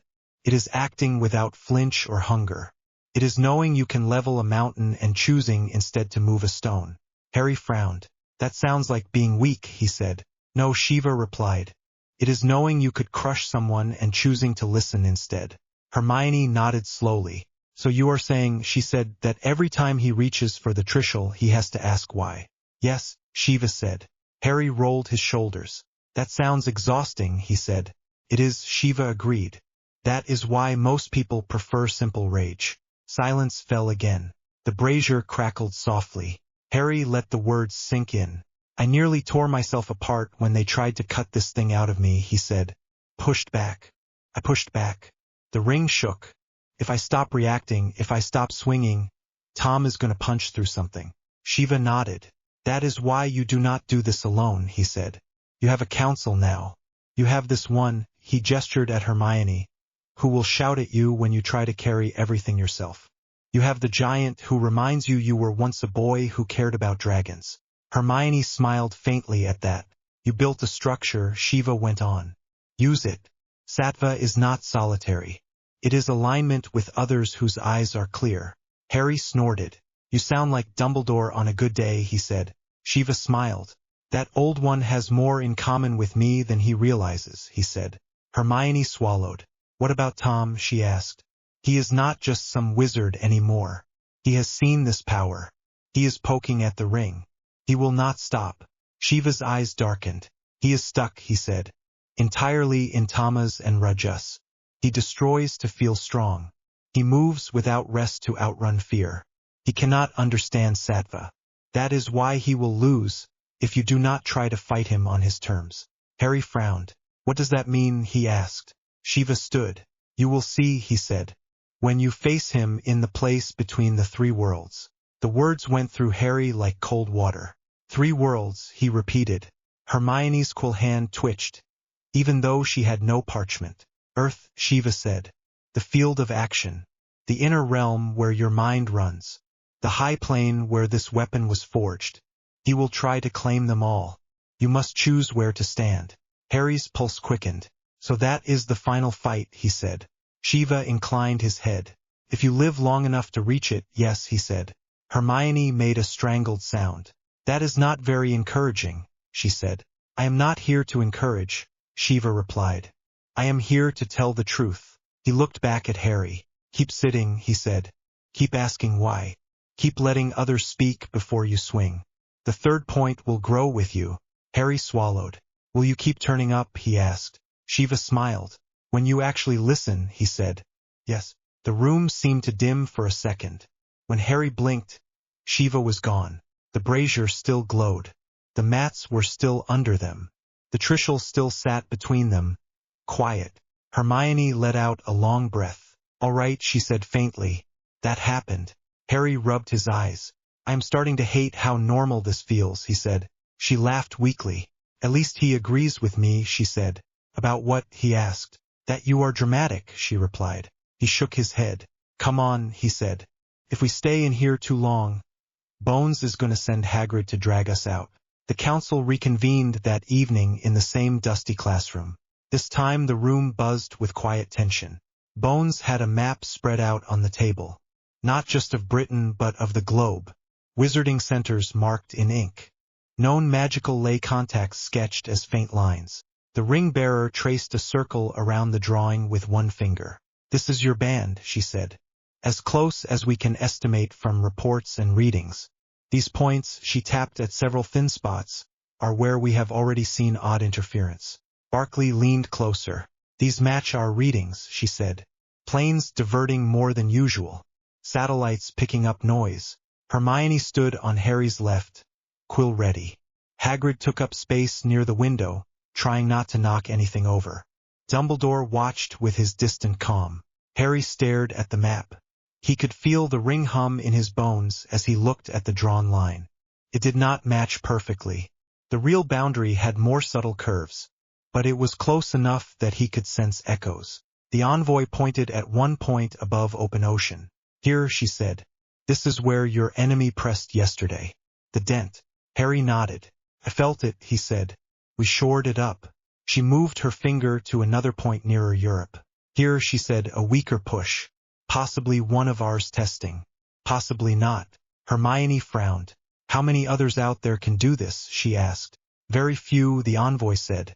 Fewer still who would dare. This is not a game for light hands. Harry grimaced. And yet Tom is playing it with both, he said. Bones tapped the table. What do you need from us to stabilize this? She asked. The envoy looked at Harry. I need him to see it the way I do, she said. Harry blinked. I am already seeing it, he said. No, she replied. You feel it from the inside. I need you to feel it while holding still, to understand how changing one part moves everything. Hermione muttered something about impossible workloads. Barkley folded her arms. Walk us through it, she said. Assume we are not all gods. Harry took a steadying breath. All right, he said. If I close my eyes now, I can reach for the ring.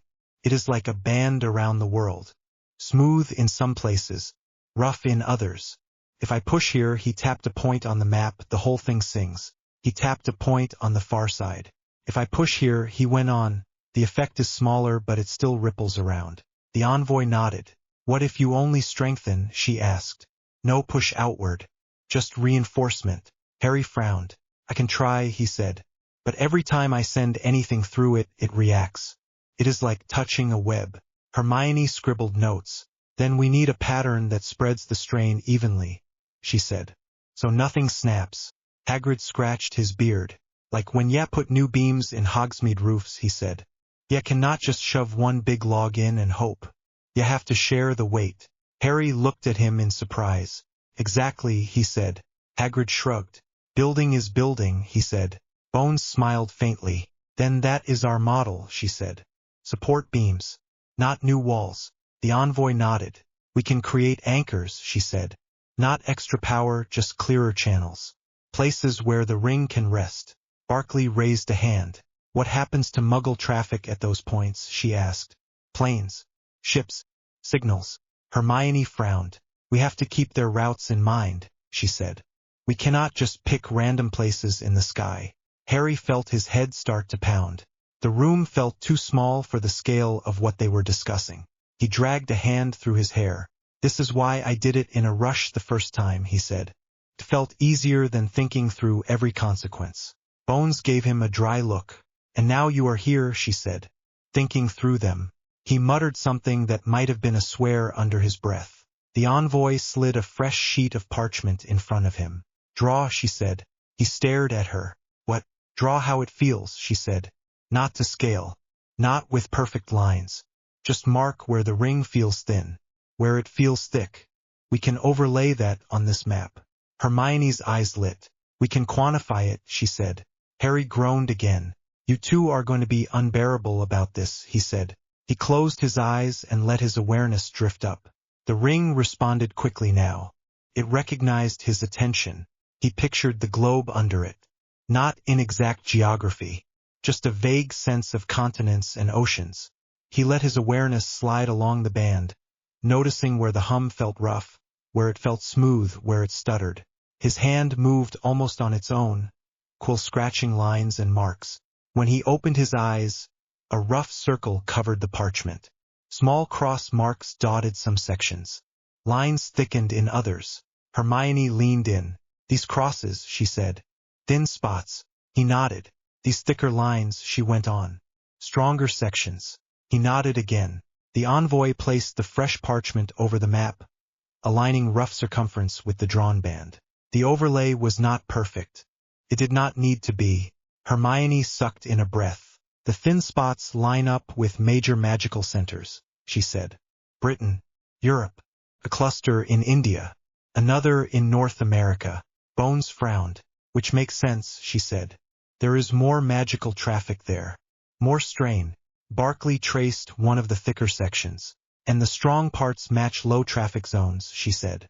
Large stretches of ocean. Empty land. Hagrid pointed a thick finger at a section over the Himalayas. That is old ground, he said. Lot of old magic up there. Dense. Pack that does not like visitors. Harry blinked. You have been there, he asked. Hagrid shrugged. Went once with a group looking for a creature, he said. Never mind that now. Hermione smiled a little. So the ring is stronger where old magic is already thick and where no one pokes it, she said. We can use that. The envoy nodded. We can design anchors above places where it can draw on existing stability, she said. High ranges. Deep seas far from routes.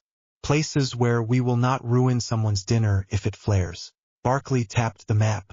I will need exact coordinates, she said. to make sure we do not poke anything sensitive on our side. Hermione looked at her. Your side, she repeated. Barkley smiled without humor. I work for people who do not like surprises in their sky, she said. I will have to convince them this is better than the alternative. Harry rubbed his temples. This is a lot, he said. Bones nodded. It is, she said. Which is why we are doing it now while Tom is still testing. If we wait until he throws his full weight at the ring, you will have to answer in anger instead of clarity. Hermione slid a fresh inkwell toward him. So, she said. Step 1. Anchors. Step 2. Quiet reinforcement along this circle. Step 3. We make sure you do not pass out while doing it. Hagrid spoke up. He is not doing it without someone on the ground ready to catch him, he said. If he is going to pour himself into that ring again, I am standing right here. Harry gave him a grateful look. You will get trampled by panicking teachers, he said. I can handle a few teachers, Hagrid replied. Dumbledore cleared his throat. We will need a ritual circle, he said. Not like the one Hermione drew. Something that channels strain away instead of trying to snap the bond. Hermione blushed. For the record, she said, mine did not try to snap anything. It tried to redirect. Bones gave her a look. We are not doing that again, she said. Hermione nodded quickly. Agreed, she said. Dumbledore continued. The grounds have spots where the castle's own wards are strongest, he said. If we set up there, when Harry works on the ring, the excess can bleed into protections that already exist. Hermione's eyes lit. That might keep the strain from burning his nerves, she said. Harry made a face. Burning my nerves, he repeated. She winced. Bad phrasing, she said. The point is, you will not collapse on the lawn again. Barkley flipped through her notes. And while this happens, she said, I will have a quiet talk with certain people back home about air routes and temporary diversions. Bones frowned. They will want answers, she said. They will get the truth, Barkley replied. Edited for sanity. Harry stared at the parchment with his rough circle. What if I fail, he asked quietly. What if I try to smooth it and make it worse? Everyone in the room fell silent for a heartbeat. Then Hermione spoke. Then we fix it together, she said. Or you rest and someone else picks up a piece. You are not the only person in the world. Harry looked at her. Feels like it, he said. I know, she replied. That is part of the problem. The envoy reached across the table. You are not a sky on your own, she said. You are a line drawn on it. Lines can be redrawn. Harry sucked in a breath. I talked to him, he blurted. Dumbledore raised his brows. Him, he asked. Shiva, Harry said. In the room. He said I have to stop calling what I did only destruction. He said I have to ask why every time I reach for this. Bones stared. You are having private audiences with a god now, she said. Hermione bristled. Not private, she said. I was there. Bones gave her an odd look and decided not to comment. Did he say anything helpful about the ring? Barkley asked. Harry nodded slowly. He said Tom cannot understand balance, he said.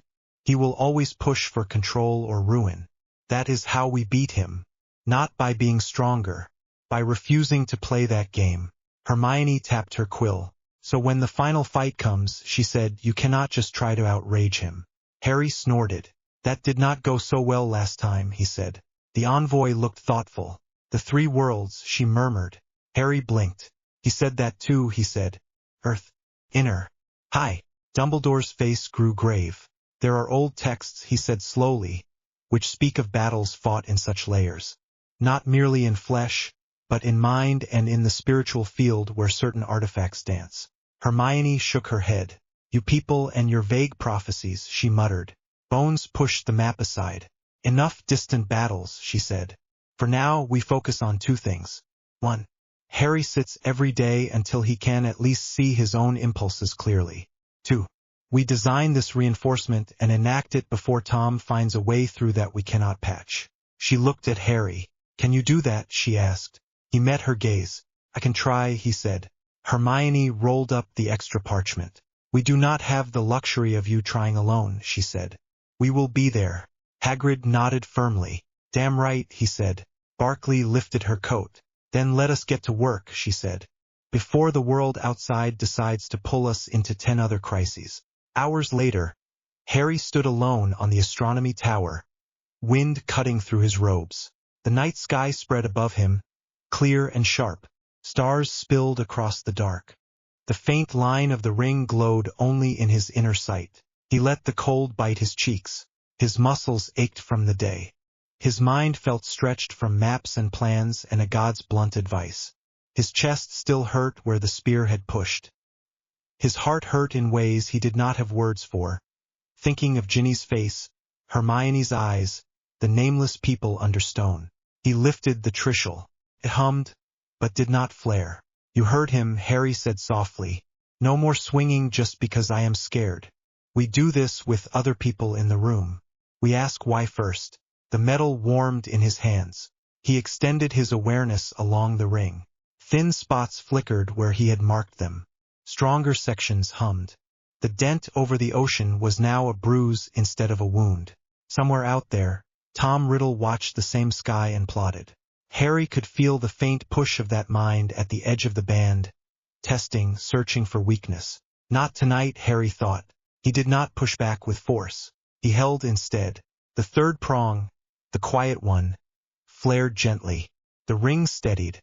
The thin spots did not close, but they stopped stretching. For the first time since he had drawn that line around the world, Harry felt something like balance. It would not last. It was fragile. Tom would push again. Councils would argue. Friends would fight and make up and fight again. People would still die. The world would still tremble. But for this breath, standing on the tower with cold on his skin and a god's weapon in his hands, Harry was not falling. He let out a slow breath. All right, he whispered to the night. Seeking Sattva. Step 1. He lowered the Trishul and turned away from the edge. Tomorrow there would be more meetings. More sitting on mats. More whispers in corridors. More testing of the ring. Tomorrow he might fail. Tonight, he walked back down into the castle, carrying both his fear and his resolve, one in each hand. On page roster at the start of this scene. Harry at the end of the table, chair half turned toward the window. Hermione on his left with parchment and ink. Amelia Bones opposite Harry, near the map. Dumbledore by the far corner, one hand on the back of a chair. Barkley on the right side, shoulders squared, a notebook in front of her. The ring envoy, Samira, beside Bones, fingers resting on a bronze band. Hagrid in the back, near the shelves, taking up most of that wall. The dusty classroom felt smaller every time they used it. The table was buried under maps now. Not just of Britain. The whole world lay spread in overlapping sheets, corners pinned with inkpots and a heavy paperweight shaped like a dragon. The ring hummed at the edge of Harry's senses like a slow drum. Samira tapped one circle on the biggest map. Here, she said. Same point as yesterday. Same quality. The push is getting sharper. Barkley flicked through several stapled Muggle pages. Our side picked it up too, she said. Signal noise in the same band as your ring. Pilots are filing reports about minor course corrections they do not remember making. They are not strong enough to notice consciously, but the instruments show it. Hermione's quill hovered. So Voldemort is poking again, she said. Harder. Bones nodded. He is not a fool, she said. He has seen you draw a line the rest of us did not know existed. He will keep testing it until he finds a way through or tears something off it. Harry rolled his shoulders, trying to work the stiffness out. He is not tearing anything yet, he said. It is more like he is feeling for a loose thread and giving it a tug. Samira raised her eyes to his. You said yesterday you felt a difference in the quality of the push, she said. Less like brute force, more like focused intent. Harry nodded. Before, he said, it felt like someone hitting the outside of a shield with a hammer. Now it feels like he has started looking for the join between tiles. Hermione wrote that down. Which means he is learning, she said quietly. Adapting. Dumbledore moved closer to the map. He has always been an excellent student in his own way, he said. Even if his lessons were the wrong ones.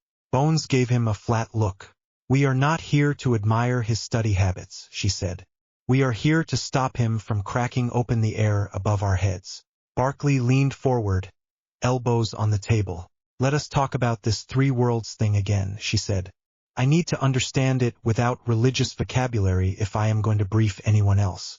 Samira took a breath. In simple terms, she said, there are three layers of reality our magic touches.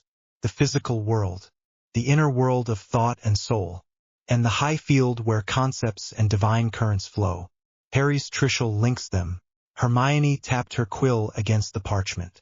Body, mind, and whatever sits above that and watches, she said. If you like, Samira said. And Tom, Harry said, only ever learned how to control the first two.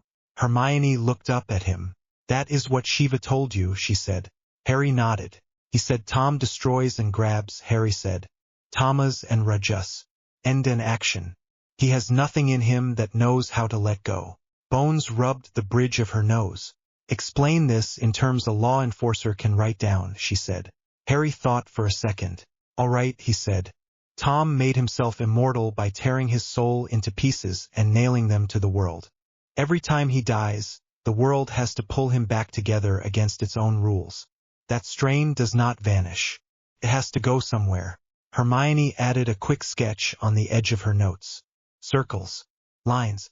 You are saying his Horcruxes are not just containers, she said. They are anchors punched through all three layers. Samira nodded. They do not just cling to the physical, she said.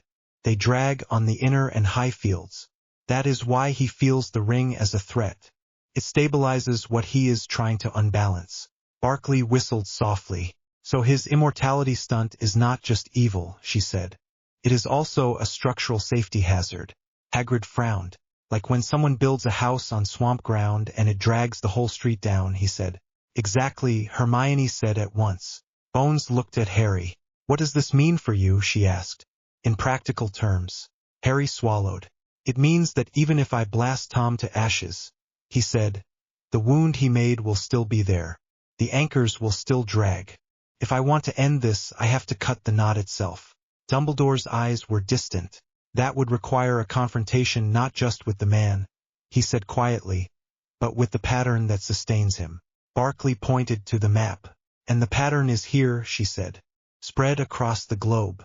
Samira slid another sheet forward. It was Harry's rough ring sketch from the last meeting, overlaid with runes and faint lines. The nexus we have been tracking sits in a place where the three layers knot most tightly, she said. Physical weak points, emotional history, old ritual scars. He has chosen them well. Hermione's quill scratched faster. So we cannot just wait for him to break through, she said. We will always be reacting. We have to choose the field. Harry stared at the map. He had never liked chess. Too cold. Too sure of sacrifice. But right now, the board was the planet and the pieces were people who had no idea their lives balanced on someone else's fear of death. He pulled his gaze back. We set the ground, he said slowly. And we invite him in. Bones raised an eyebrow. Invite, she repeated. Harry nodded. He already thinks he can take the ring from me, Harry said. He thinks he can climb into it and sit on top of it like a throne. If I open a door in the right place and let him see the power tied there, he will walk through it himself. Barkley frowned. This sounds like letting the fox into the henhouse on purpose, she said. Hermione shook her head.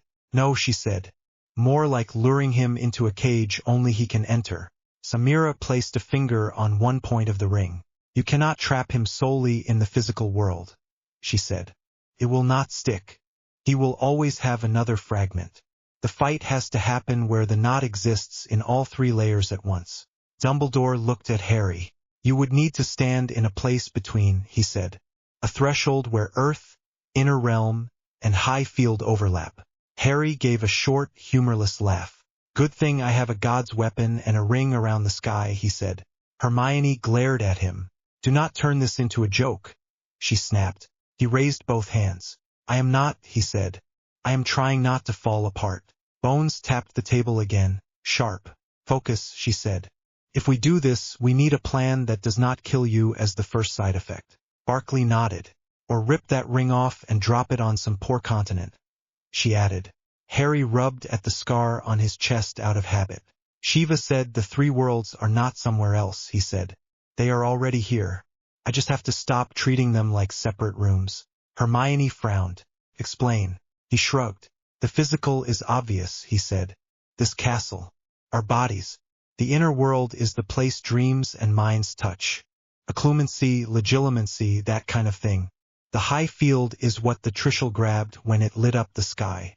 If I anchor the fight across all three, Tom cannot just jump away through one. Samira nodded. You would have to call him to a point where his Horcrux net crosses all 3 layers, she said. The central thread. Dumbledore's gaze sharpened. You think such a point exists, he said. Harry thought of the graveyard. The cauldron. The way the air had changed when Voldemort rose again in 4th year. He nodded. I think he already used it, Harry said. When he came back. He built his resurrection on a place where the veil between layers was thinnest. He would not risk doing that on a random hill. Hermione's face went pale. You mean we have to go back there, she said. Harry's hand tightened on the edge of the table. Maybe, he said, or somewhere like it. But we use it for something else. Bones exhaled slowly. You are suggesting we draw him to his own birthplace as a monster and cut his anchors there, she said. Harry swallowed. Yes, he said. Hagrid shifted, the floor creaking under his boots. Feels fitting, he said darkly. Barkley tapped her notebook. So the steps would be, she said. 1. Identify the central knot in his Horcrux system. 2. Use the ring and the Trishul to create a 3-layer arena anchored there. 3. Lure him in. 4. Survive. Hermione made a face. I would prefer more steps between 3 and 4, she said. Samira slid another parchment over. We have been mapping strange readings for weeks, she said. Not just where Tom pushed, but where the ring sang without being touched. Cross-referencing that with known dark rituals and recorded anomalies, there is one region that keeps repeating. She tapped a spot on the map of Eastern Europe. Here, she said. Old graveyard. Old blood. New rituals.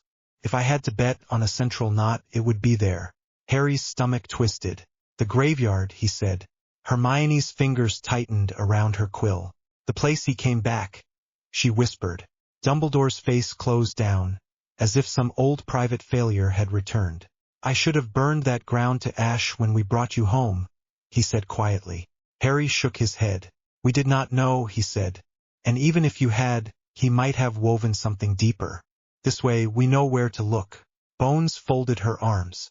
You cannot waltz out of this castle and vanish into a graveyard, she said. There will be panic. The ministry will demand answers. People will think you are running off to play hero alone again. Hermione cleared her throat. He is not going alone, she said. Harry blinked at her. I am not dragging you into a 3-layer deathmatch, he said. She glared. You are not dragging me anywhere, she replied. I am walking. There is a difference. Barkley raised a hand. From a risk management point of view, she said, it might actually be safer if someone trusted is physically with him on the ground, while the council anchors from here. Hagrid nodded at once. Then I am going too, he said. If you think I am letting you walk into that place again without me, you have not been listening these last 7 years. Hermione pointed at him. Fine, she said. Hagrid can flatten anyone stupid enough to get between us and the ritual circle. Bones pinched the bridge of her nose again. I assume I cannot forbid this, she said. Dumbledore met her eyes. You could, he said gently.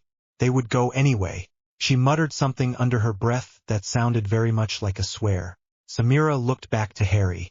If you open a door for him there, she said, you have to be prepared for him to step through with more than just a body. He will bring every bit of Tomasic weight he has. Harry nodded. I know, he said. That is the point. I want the whole knot in front of me. Hermione scribbled a line, then underlined it hard enough to rip the parchment. We need to make one thing clear, she said. You are not doing this to show him you are stronger. You are doing this to stop the world from breaking. Harry met her eyes. I know, he said quietly. For a moment the room dropped away. It was just the two of them, and a strange arm of a god's weapon sitting between their lives. Dumbledore straightened. Then this is the plan, he said. We prepare the ritual here to steady the ring. We send a small group to the graveyard to act as ground anchors for Harry. The council remains in contact through whatever means we can manage. And when Tom comes, we do not try to match him curse for curse. We cut at the root. Bones closed her eyes for a heartbeat. So be it, she said.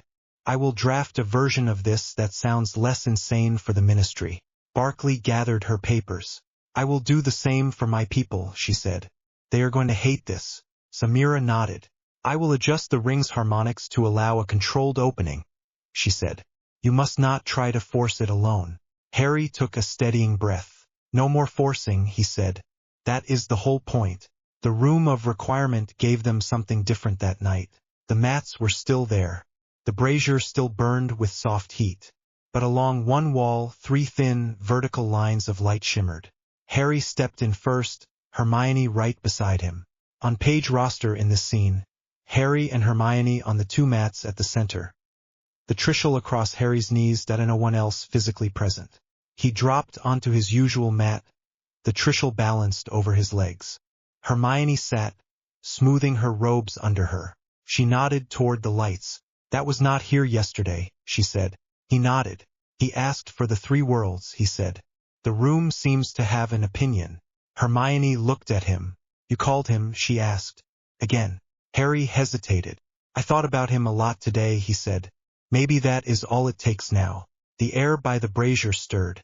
Shiva appeared between one blink and the next. No flash. No thunder. Just a man sitting cross-legged on the floor, eyes clear. Hermione somehow managed not to jump as much this time. You have been busy, Shiva said. Harry snorted. Planning to drag a dark lord into a graveyard and cut his soul net, he said. Yes, that counts. Shiva's gaze moved to the 3 lines of light. You are starting to see, he said. Hermione frowned. See what, she asked. Shiva gestured. 3 fields, he said. Your castle. The inner coil of mind and fear. The high lattice where power flows. You have treated them as separate. That will kill you if you try to fight him there. Harry rubbed his thumb along the Trishul's shaft. We are going back to the place he was reborn, he said. To make a door. Shiva's eyes sharpened. Good, he said. He built his knot there. Ending it where it was made is clean. Hermione shifted. Can we talk about how all of this is apparently normal to you, she said. Shiva looked at her. You live in a castle that walks between worlds, he said. You drink potions and twist time and speak to portraits. This is an extension, not a break. She opened her mouth, closed it, and sighed. Fine, she said. Fair. Harry nodded at the lights. So, he said. Help me not die. Shiva smiled slightly. Direct, he said. I approve. He pointed to the first line of light. It brightened. This, he said, is the field you know. Gravity. Stone. Flesh. When you fight him here, wands and bodies break. That is what you have trained for since you were a boy. The second line flared. This is the inner field, he said. Mind. Fear. Memory. He has walked there often. In your dreams. In others. He believes it belongs to him. Hermione narrowed her eyes. We have seen his tricks with legitimacy and the link in Harry's scar, she said. Shiva nodded. He has treated your mind as a corridor, he said. He will try again. The third line brightened. Felt different. The hair on Harry's arms rose. And this, Shiva said, is the high field. Where gods walk. Where the Trishul rests when you are not using it. Where Tom is trying to stand without understanding what ground is. Harry swallowed. He wants to be a god, he said. Shiva shook his head. He wants to be beyond consequence, he corrected. That is not the same thing. Hermione hugged her knees. So when Harry calls him into this 3-layer arena, she said, he will arrive in all 3 at once. Yes, Shiva said. His body will stand in the graveyard. His mind will collide with yours in the inner field. His twisted soul will try to climb into the high field to grab the ring. Harry's throat felt dry. That sounds like too many things at once, he said. Shiva's gaze did not soften. That is why you have been sitting here, he said. You do not get the luxury of one threat at a time anymore. You must act with one intention across all 3. Hermione chewed her lip. He is not good at one intention even on one day, she said. Harry gave her a look. Amazing support, he said. She flushed. I am being honest, she replied. You swing between extremes. Shiva nodded. She is right, he said. Which is why sattva matters. You cannot walk into that graveyard wanting to hurt him, or to die gloriously, or to prove anything. You go to end a harm. Nothing more. Harry stared at the Trishul. No rage, he said. No hunger. Shiva tilted his head. You can feel anger, he said. You can feel fear. You simply do not let them choose for you. Hermione let out a breath. So step 1, she said, is that he has to decide what he wants before we even leave the castle. Harry nodded slowly. I want this to stop, he said. Not just Tom. All of it. The constant strain. The fear. The way the world bends around him. Shiva's eyes warmed slightly. Better, he said. Harry tightened his grip on the Trishul.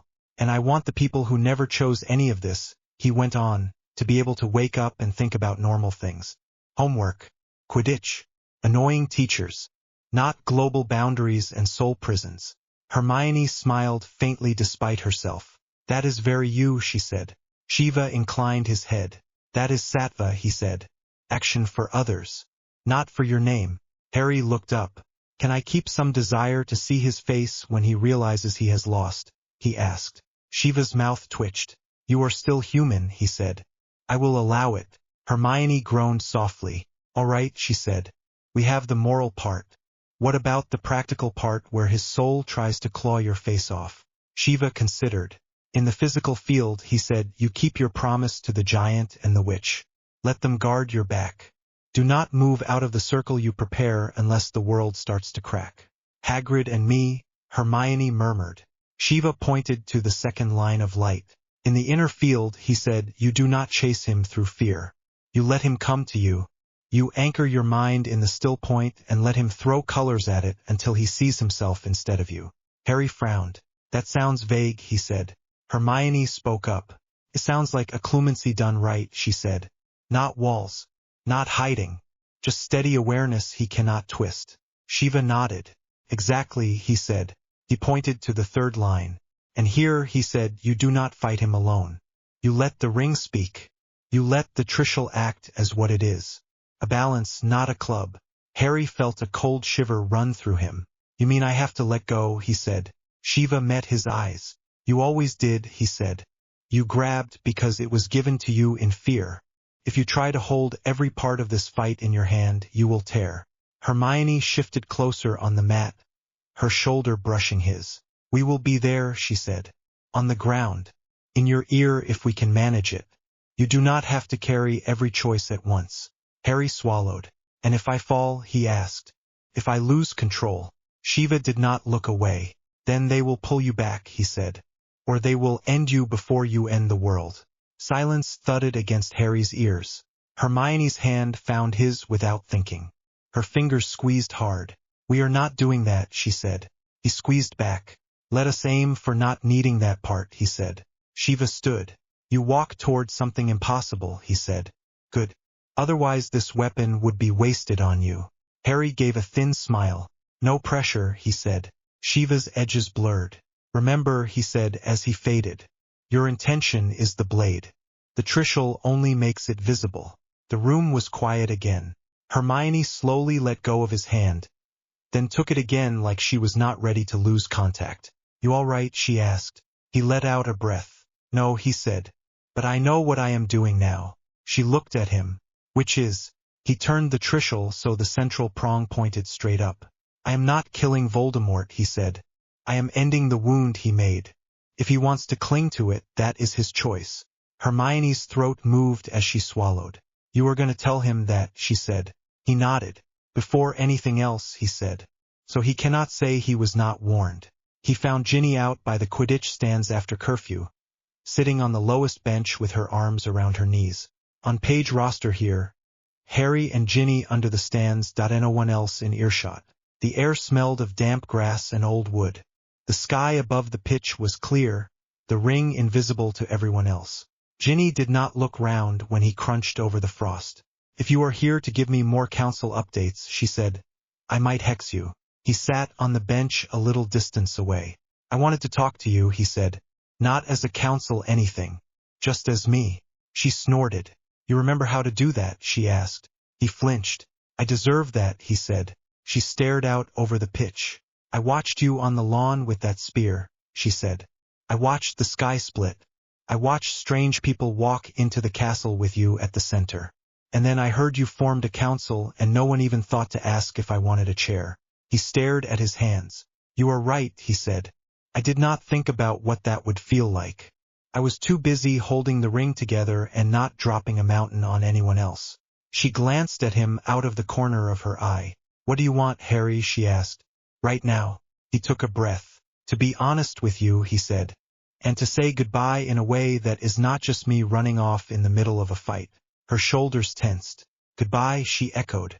He nodded. We are going back to the graveyard, he said. The one from the tournament. I am going to try to end the Horcrux thing at its core. I do not know how I come back from that. Or if I do. Ginny's hands clenched around her knees. You cannot keep doing this, she said, her voice shaking. Dropping news like that in the middle of the night and expecting me to accept it. I am not asking you to accept it, he said. I am telling you because you deserve to know. And because I do not want you hearing it from someone else. She wiped at her eyes with the back of her hand. You know what hurts the most, she asked. He shook his head. No, he said. She laughed without humor.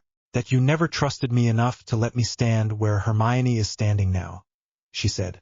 You always said you wanted me away from the worst of it. That is not protection, Harry. That is you choosing my place without me. He winced. You are not wrong, he said. I have been doing that since second year. With you. With everyone. She sniffed. Are you breaking up with me? She asked bluntly. The words hit him harder than he expected. I do not know what we are anymore, he said honestly. I am about to step into something I cannot even describe properly. I am trying not to bring anyone too close to it. Ginny let out a shaky breath. You are so afraid of breaking the people you love that you keep them in the waiting room, she said. And then you wonder why they get tired of the chairs. He stared at the pitch. I am sorry, he said. She wiped her nose. I know, she said. That is the problem. You are always sorry afterward and never different before. He swallowed. I am trying to be, he said. Different. Balanced. Whatever word you like. But I am also walking into a fight where one wrong move cracks the sky. She turned to look at him fully now, eyes red. So what, she asked. You want my blessing. My forgiveness. What? He shook his head. I want you to know that I loved you, he said quietly. That I still do. And that if I come back from this, I will talk to you like a human being before I decide where you stand. Her face crumpled for a second, then steadied. You might not come back, she said. He nodded. Yes, he said. She stared at him, jaw tight. Then you do not get to walk away without at least this, she said. She leaned in and kissed him. It was not the light, stolen kiss of earlier years. It was hard and desperate and angry. Her fingers knotted in his collar. He tasted salt and cold air. He kissed her back, one hand on her cheek, the other braced on the bench so he did not pull her off it. For a moment there was no ring, no graveyard, no God, just two people who had been children together and did not know how to be anything else. When she pulled back, her breath shook. There, she said. That is mine. Whatever happens next. He nodded, throat too tight to speak. She let go of his collar. Go save the world, she said roughly. Try not to break yourself doing it. And if you live, we are going to have a very long talk. He stood slowly. I would like that, he said. She waved him off, eyes already back on the empty pitch. Harry walked away with the taste of her still on his lips and a new weight in his chest that had nothing to do with divine weapons. They left at dawn 2 days later. On Page roster at the graveyard. Harry at the center of the old ritual space, Trishul in hand. Hermione on his right, wand out, a satchel of runes at her side, Hagrid on his left, crossbow slung, eyes scanning the dark, Dumbledore at the outer edge of the circle, hands on the wards and no one else inside the perimeter. Mist clung to the ground as they stepped into the graveyard. The air had the same heavy stillness Harry remembered. The last time he had stood here, he had been bound to a tombstone while Pettigrew chanted. He could still almost smell the cauldron. Hermione shivered beside him. I hate this place, she said. Hagrid shifted his weight, boots crunching gravel. Stay close, he rumbled. Both of ya. Dumbledore moved around the edge of the central clearing, his wand tracing slow lines. Runes flared and sank into the soil, weaving a lattice between old stones. The sky above the valley was gray. In Harry's inner sight, the ring shone like a pale band far overhead, humming more loudly over this patch of earth. Feels wrong here, he muttered. Hermione nodded. Good, she said. That means we are in the right spot. He gave a short, humorless laugh. Trust you to say that, he replied. She knelt and began placing rune stones in a circle around where Harry would stand. Dumbledore joined her. adding small glass beads that caught what little light there was. Hagrid took position just outside the circle, crossbow in hand, eyes never leaving the tree line. They moved with care. Every step, every placement had weight. Harry walked to the center of the half-finished circle and dug the Trishuls butt into the ground. The weapon hummed in response. The air around him thickened. He closed his eyes and reached up. The ring answered immediately. It had always been there, but here, above the graveyard, it felt sharper. The hum rose in pitch. Thin threads tugged at his senses, leading down into the ground, into stone and bone and old blood. He could feel the Horcrux net now, not as separate objects, but as a web of wrongness threaded through the world with this place at its center. He swallowed bile. Hermione's voice reached him, steadier than he felt. "Wards are ready," she said. "Ground circle stable. Dumbledore, are we connected to Hogwarts?" He nodded. "The council waits in the war room," he said. "Samira has the rings readings. Bones and Barkley are watching for any bleed into the non-magical world." Harry nodded without opening his eyes. "So everyone is watching," he said.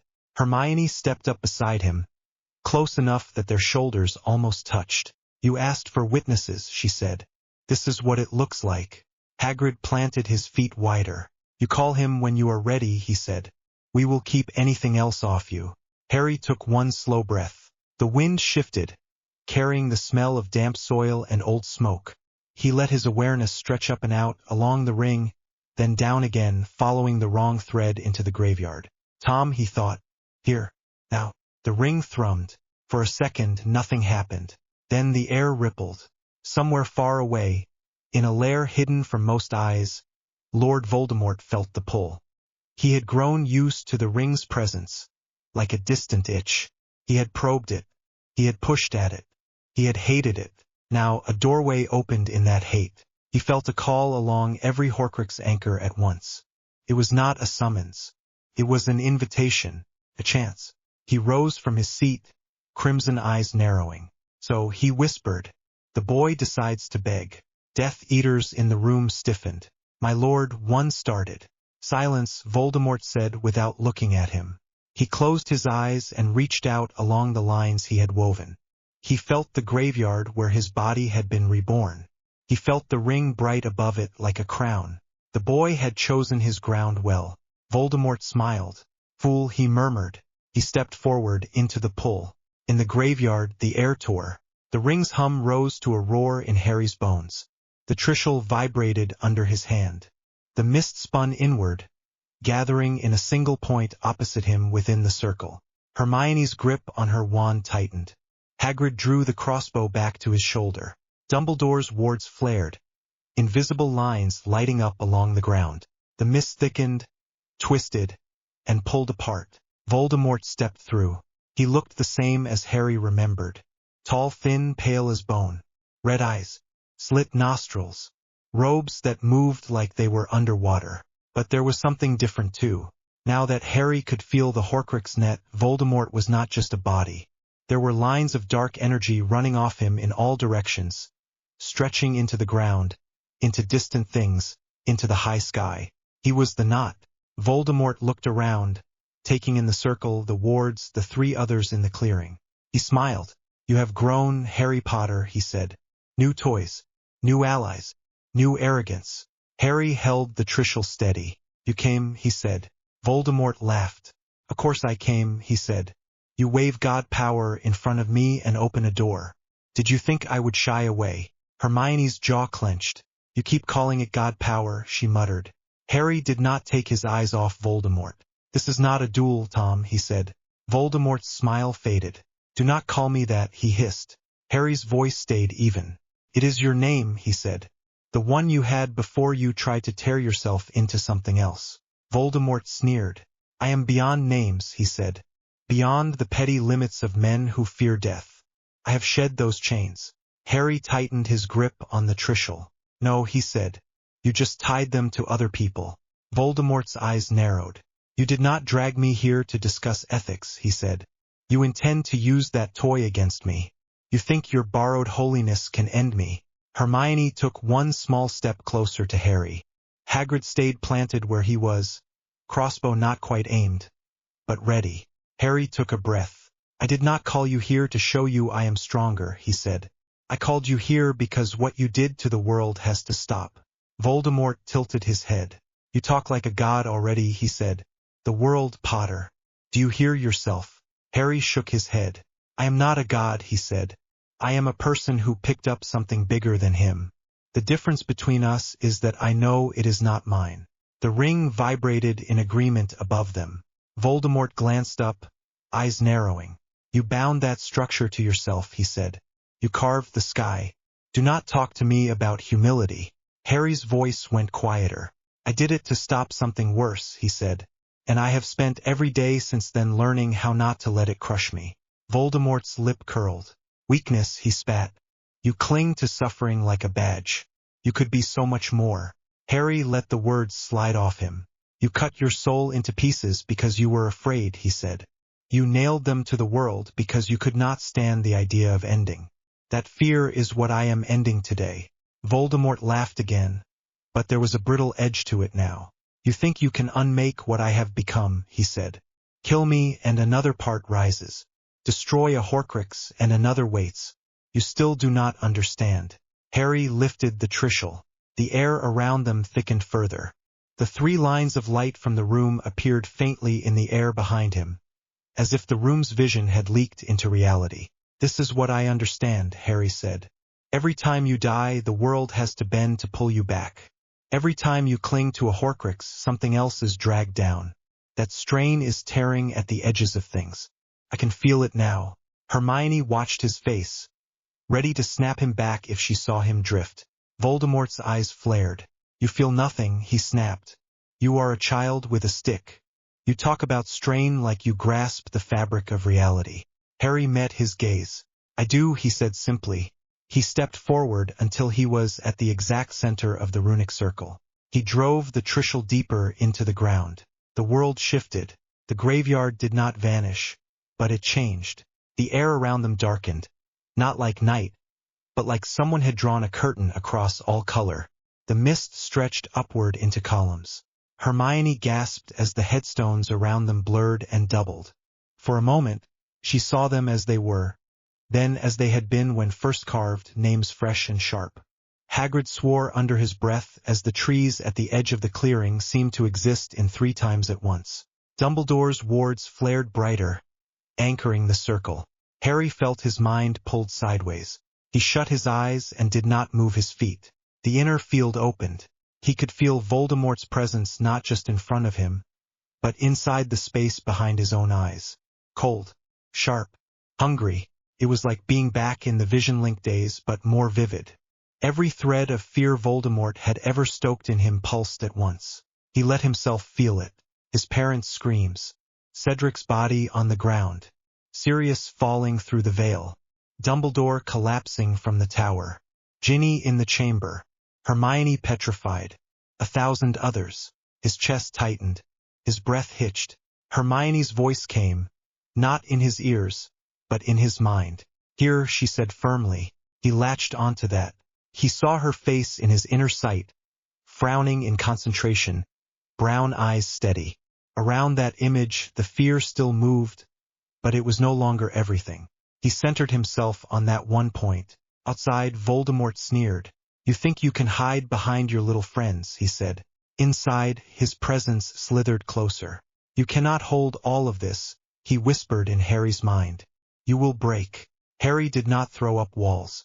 He did not fling curses back along the link. He simply watched. He watched every fear rise and fall. He watched Voldemort push images harder. He watched his own heartbeat drum in his ears. He did not move. The stillness he had practiced in the room, sitting on that mat until his knees hurt, rose up. It was not comfortable. It was not peaceful. It was just firm. No, he said quietly, both out loud and inside. I will not break. The 3rd layer opened. The high field did not have color or shape the way the other 2 did. It was more like a sense of scale shifting. Harry felt itself up there. The ring as a bright line. The Trishul as a 3-pointed flare. The Horcrux net as a dark, tangled knot straining against everything. Voldemort lunged toward it. Harry did not see a body in that field.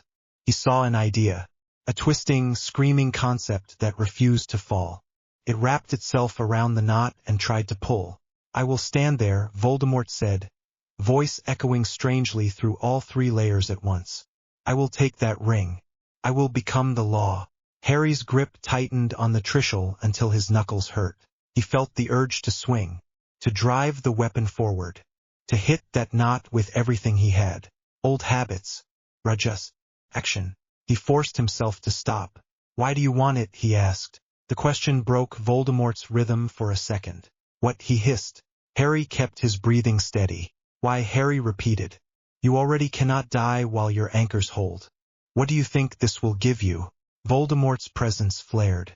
"Control," he spat. "No more surprises. No more prophecies. No more children with strange marks on their heads. No more accidents. I will decide who lives, who dies, when the sky cracks." Harry's stomach twisted. "So you are still a boy who was afraid in an orphanage," he said softly, just with a prettier word for it. Voldemort screamed. The sound echoed through the graveyard. Stones shook. The wards shuddered. Hagrid staggered, planting one hand on a tombstone to steady himself. Hermione almost dropped to one knee, teeth clenched. Harry held his ground. "You tore yourself apart because you could not stand the idea of ending," he said. "You killed people and trapped them in objects so you could sleep at night. You call that strength? It is just fear with blood on it." Voldemort's eyes blazed. "You speak like a priest," he snarled, "preaching surrender, acceptance, weakness." Harry shook his head. "No," he said. "I am talking about letting go of things that are killing you and everyone around you. There is a difference." The Trishul hummed in his hands in a new way. The central prong began to glow. A steady, clear light. Above them the ring answered. The band around the world brightened. Not in a blinding flare, but in a slow, even rise. The thin spots Harry had mapped smoothed a fraction. The knot over the graveyard stood out sharper. Hermione's hair lifted in the static. She gripped her wand so tight her knuckles went white. "What are you doing?" she shouted over the rising hum. Harry's voice cut through the noise. "Level. I am telling him what comes next," he said. He looked straight at Voldemort. "I am not here to duel you," he said.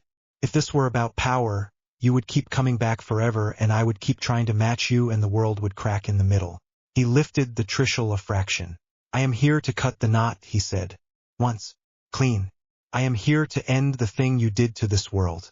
If you want to step away from that before it happens, you can." Voldemort snarled. "You offer mercy," he spat. "To me." Harry's throat was dry. "I offer you a choice," he said. "Let go of the anchors. Surrender the fragments. Stop dragging other souls around your fear. Stand in one place and accept that you are part of the same cycle as everyone else." Voldemort's laugh was wild. "Never," he said. The dark knot in the high field twisted tighter. The Horcrux lines flared, digging deeper.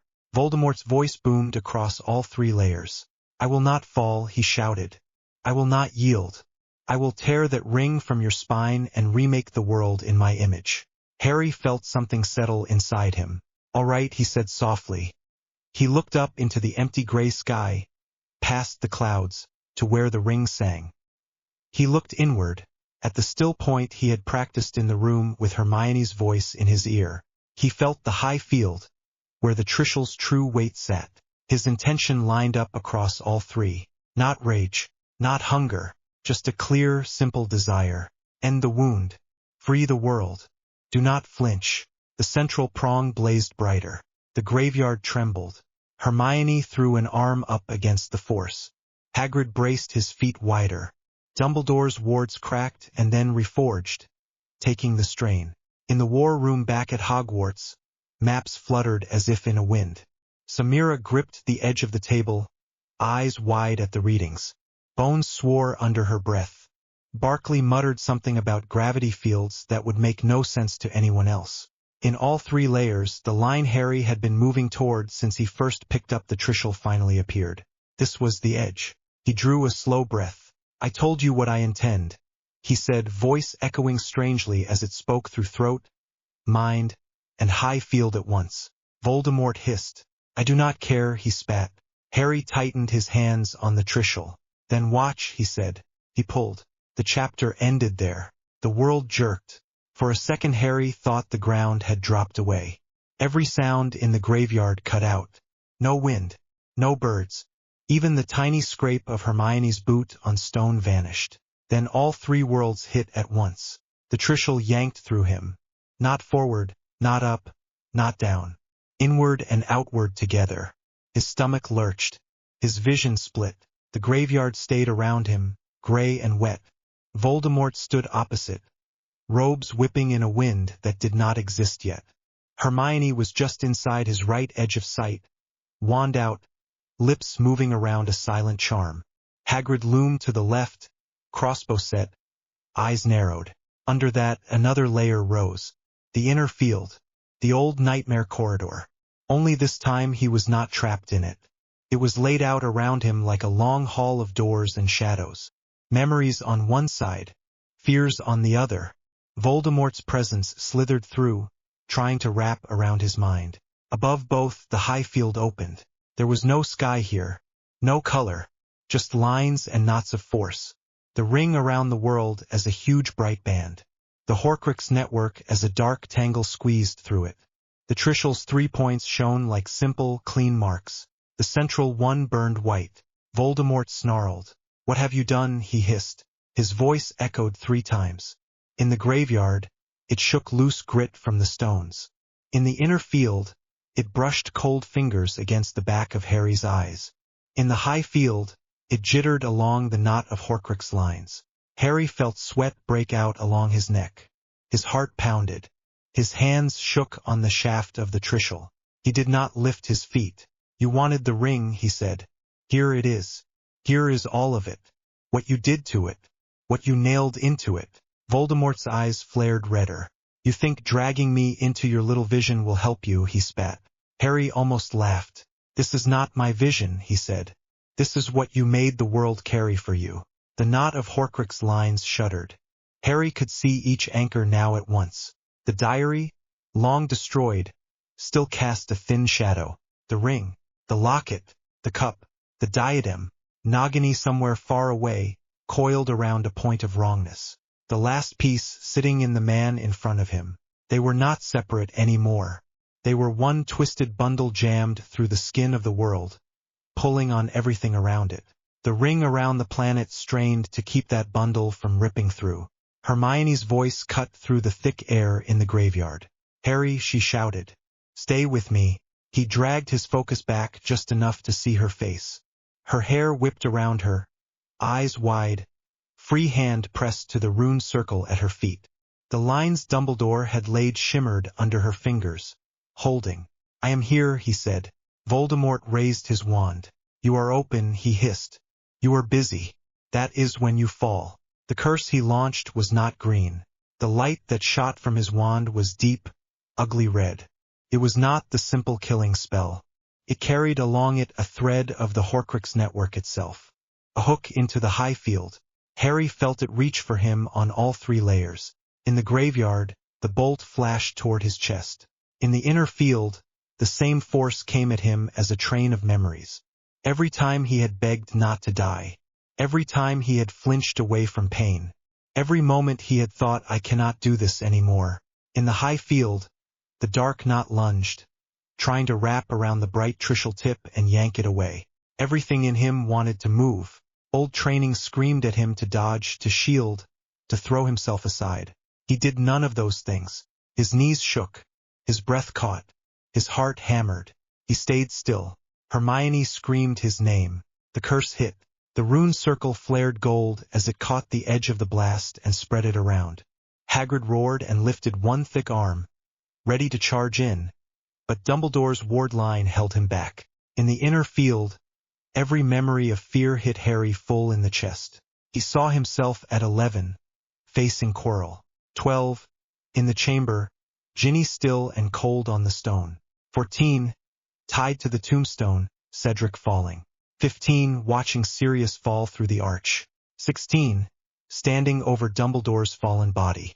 7, 8, 9, all the small nights between where he had stared at the ceiling and thought, "I wish this would stop." They all rose at once, one thick wave. Harry did not push them away. He did not shout that he was not afraid. He let himself feel every one. His eyes burned. His chest hurt. His hands shook harder. Yes, he thought. I was scared. I am scared now. In the high field, the Horcrux knot bit into the Trishul's light. It tried to twist around the central point to drag it offline. Harry felt the pull. He whispered a word he had learned in the room, sitting with Shiva watching him. Enough. He did not throw power at the curse. He did not fling the knot away. He let go of it. Not of the Trishul, of the clutch he had been keeping without knowing. The instinct that every bad thing had to be pushed back by him alone. His fingers loosened inside. The bright central point flared cleanly, free of his own panic. The curse that had hit his chest in the graveyard did not sink in. It split. Some of it went up and out into the ring where it was spread thin along the band. The rest rebounded along the Horcrux lines, back toward the knot that had sent it. Voldemort staggered. In the inner field, his sneer twisted. "What have you done?" he snarled. "That was my fear." Harry drew in a shaky breath. "Then keep it," he said. He pulled again on the Trishul. This time it was not a grab. It was a cut. The central prong reached not for Voldemort's body, but for the pattern itself. The idea that one man could sit outside the cycle. He thought of what Shiva had said. You cannot carry every name. You can carry the lesson. The lesson sat in front of him in the shape of Tom Riddle. A child who had been hurt, who had taken that hurt and nailed it into everybody else, then lied to himself and called it strength. Harry did not feel pity right then. There was no room. There was only clarity. This cannot stay. In the high field, the bright point slid into the heart of the knot. There was no clash of blades. There was pressure. The same way you might press a blade through rotten rope. Slow. Steady. No flourish. In the graveyard, Voldemort screamed. Not just in rage. In shock. Harry watched his face change. "You think this is justice?" Voldemort spat. "You think the world wanted you to do this?" Harry shook his head.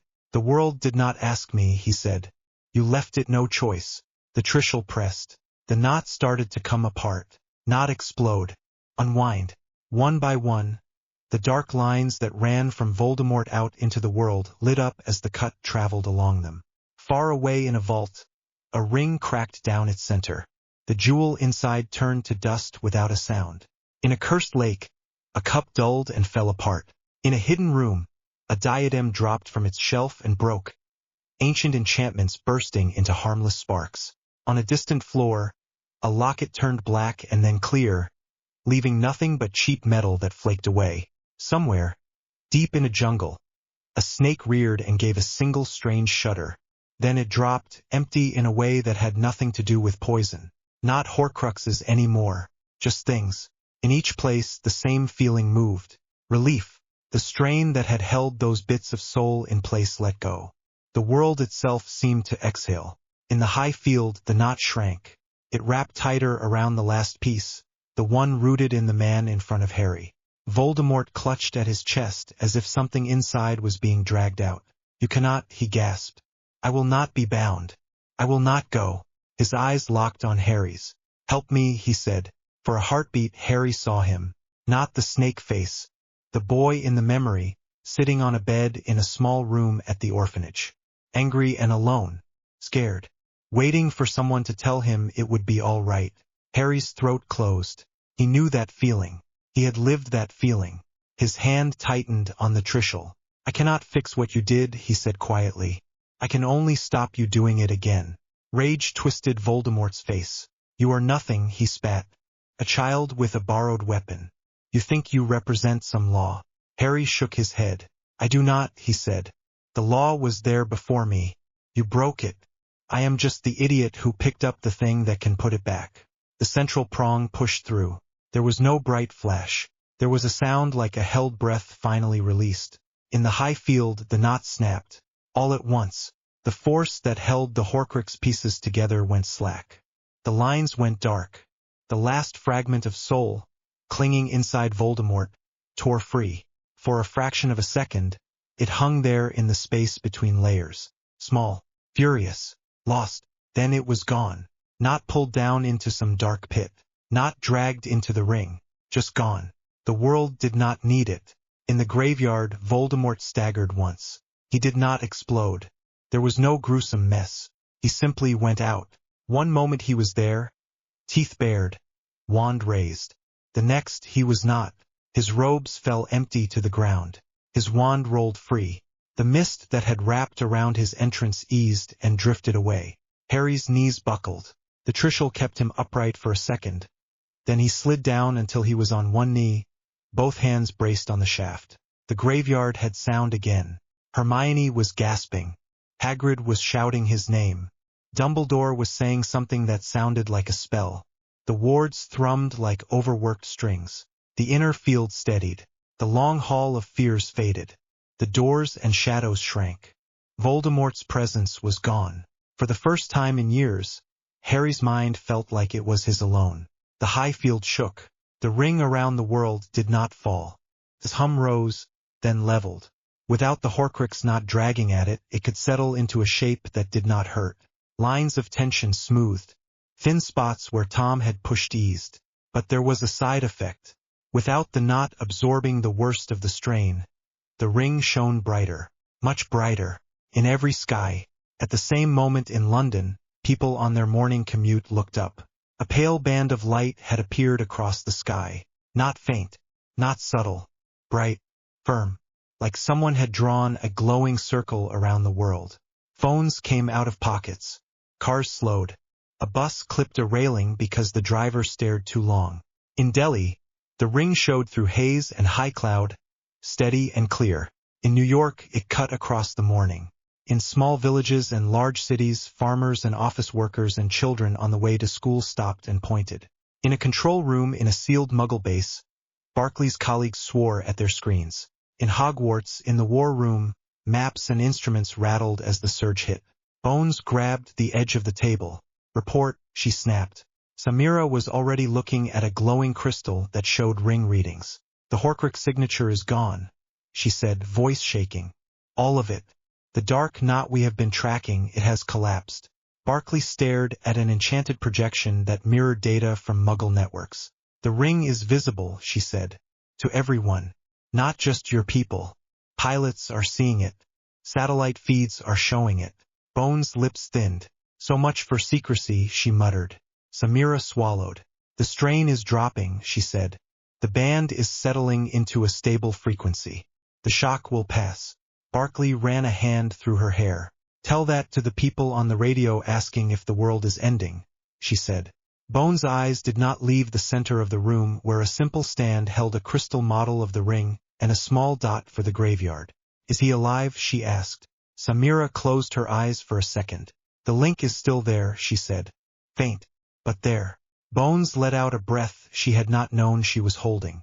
"Hold the line," she said. "No one panics. Not them. Not us. We ride this out." Barclay snorted. "That will be easy," she said.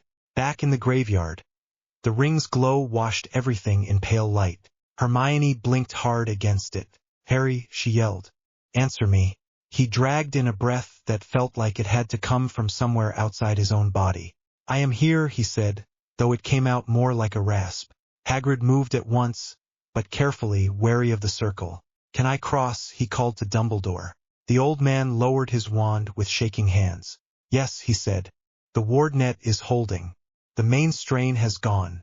Hagrid stepped over the chalk and light and knelt beside Harry, one big hand on his shoulder. "Easy," he rumbled.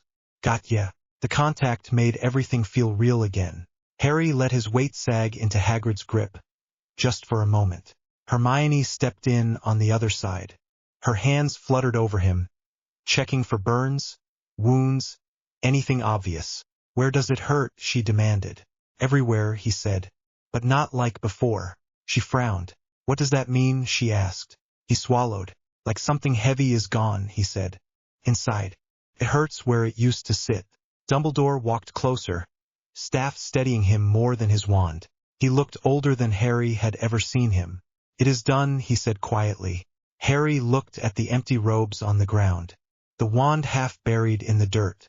"Voldemort is gone," he said softly. The words did not feel like a boast. They felt like a fact. Hermione let out a breath that turned into a shaky laugh and then a sob. She put both hands on his cheeks and leaned in until their foreheads touched. "You did it," she whispered. "You idiot. You actually did it." He closed his eyes. He could smell earth and damp cloth and the faint soap on her skin. "I did not do it alone," he said. "I would have broken without you. Without all of you." Hagrid sniffed loudly. "Yeah, well," he muttered. "We are not letting ye break if we can help it." Dumbledore bent with a small grunt and picked up Voldemort's wand. He turned it over in his fingers. "So much pain for such a small bit of wood," he said.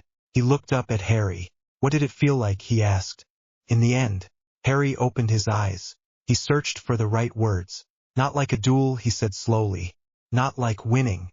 More like unclenching a fist that had been there so long I had forgotten it was tight."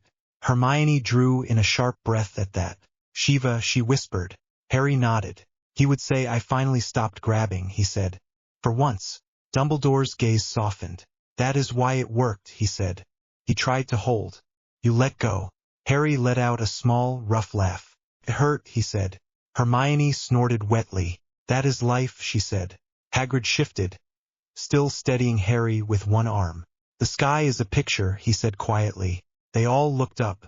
The ring was now a clear band of light around the world. It was no longer a thin line only Harry could feel. It was there, obvious. A white circle across the sky. People everywhere could see it. Hermione swore under her breath. "The statute," she said. "This is going to be a mess." "Bones is probably already planning to shout at me," Harry said faintly. Dumbledore smiled tiredly. "She will shout at all of us," he said. "She will have earned the right." Harry shifted. The Trishul's weight changed. He looked down. The metal was still bright, still sharp. But the hum that ran through it was quieter. Not dead. Not faded. Settled. He felt for the ring again. It answered, steady as a pulse. "You are not going anywhere, are you?" he murmured. "No," came the silent reply in his bones. He had not expected it to. He still felt the link. The rope that ran from his chest to the band and back again. He could feel something else too. A slight looseness. Before, if he had tried to let go, everything would have come down. Now, if he let his hold relax, the ring stayed where it was. It did not sag. He was not carrying it alone anymore. The world itself held part of the weight. Hermione was watching him. "What?" she asked. He swallowed. "It worked," he said. "Not just killing him. The ring. It likes not having him stuck in it." She let out a breath. "Good," she said. "Because people are going to have questions." Hagrid looked down at him with damp eyes. "Can ye stand?" he asked. Harry considered it. "Maybe," he said. Hagrid eased him up, careful of the Trishul. Hermione slid under his other arm. His legs wobbled, but they held. Dumbledore watched quietly. The old man's eyes were bright. "You did not just save yourself today," he said. "You changed the rules the rest of us have lived under for centuries." Harry grimaced. "I am not sure that is a good thing," he said. Hermione elbowed him gently. "Stop it," she said. "Take the win for 5 minutes before you start worrying about committees and treaties." He sighed. "Fine," he said. 5 minutes. They stood there together in the graveyard, for figures under a bright ring that spanned the world. Harry's muscles shook. His mind buzzed. His heart felt strangely light and heavy at the same time. Inside, something quiet unfurled. The constant background dread he had carried since first year was not gone. But it had changed. It did not own him in the same way. For the first time in a long time, he could imagine a tomorrow without Voldemort somewhere in it. He did not know what that tomorrow looked like, but it existed. Later, when they returned to Hogwarts through a carefully layered chain of wards and timed apparition, the castle felt different. Not just to Harry. Students lined the corridors, craning to look out of windows at the ring. Teachers stood in small knots, talking in low voices. Some faces were scared, some excited, some angry. Rumors ran faster than Harry could walk. He caught fragments. "It is an omen. The Muggles can see it. The Ministry has no idea. Is it Potter?" He kept his head down as much as he could, which was not much. The Trishul on his back and the ring in the sky made hiding impossible. By the time he reached the war room, his legs were shaking again. Bones met him at the door. She did not shout. She did not pat him on the shoulder either. She looked him in the eye. "Is he gone?" she asked. Harry nodded. Yes, he said. She exhaled once, sharp. Good, she said. That makes this chaos slightly more worth it. Barkley was on the far side of the table with Samira, both of them surrounded by floating notes and small spinning models of the ring. Barkley whistled when she saw him. You look like death, she said. Feels about right, he replied. Samira stepped closer, eyes searching his face. The knot is gone, she said. The readings are clear. You did it. Harry ran a hand through his hair. We did it, he said. All of us. The whole net. Bones gestured at the windows. The whole world saw it, she said. That ring was subtle before. Now it is a blazing warning sign. Harry looked out. From this angle, the band cut across the bit of sky he could see like a fixed rainbow with no color. Hermione came up beside him. We cannot hide this, she said quietly. He nodded. No, he said. Barkley folded her arms. On the Muggle side, people are already talking, she said. Theories are flooding everywhere.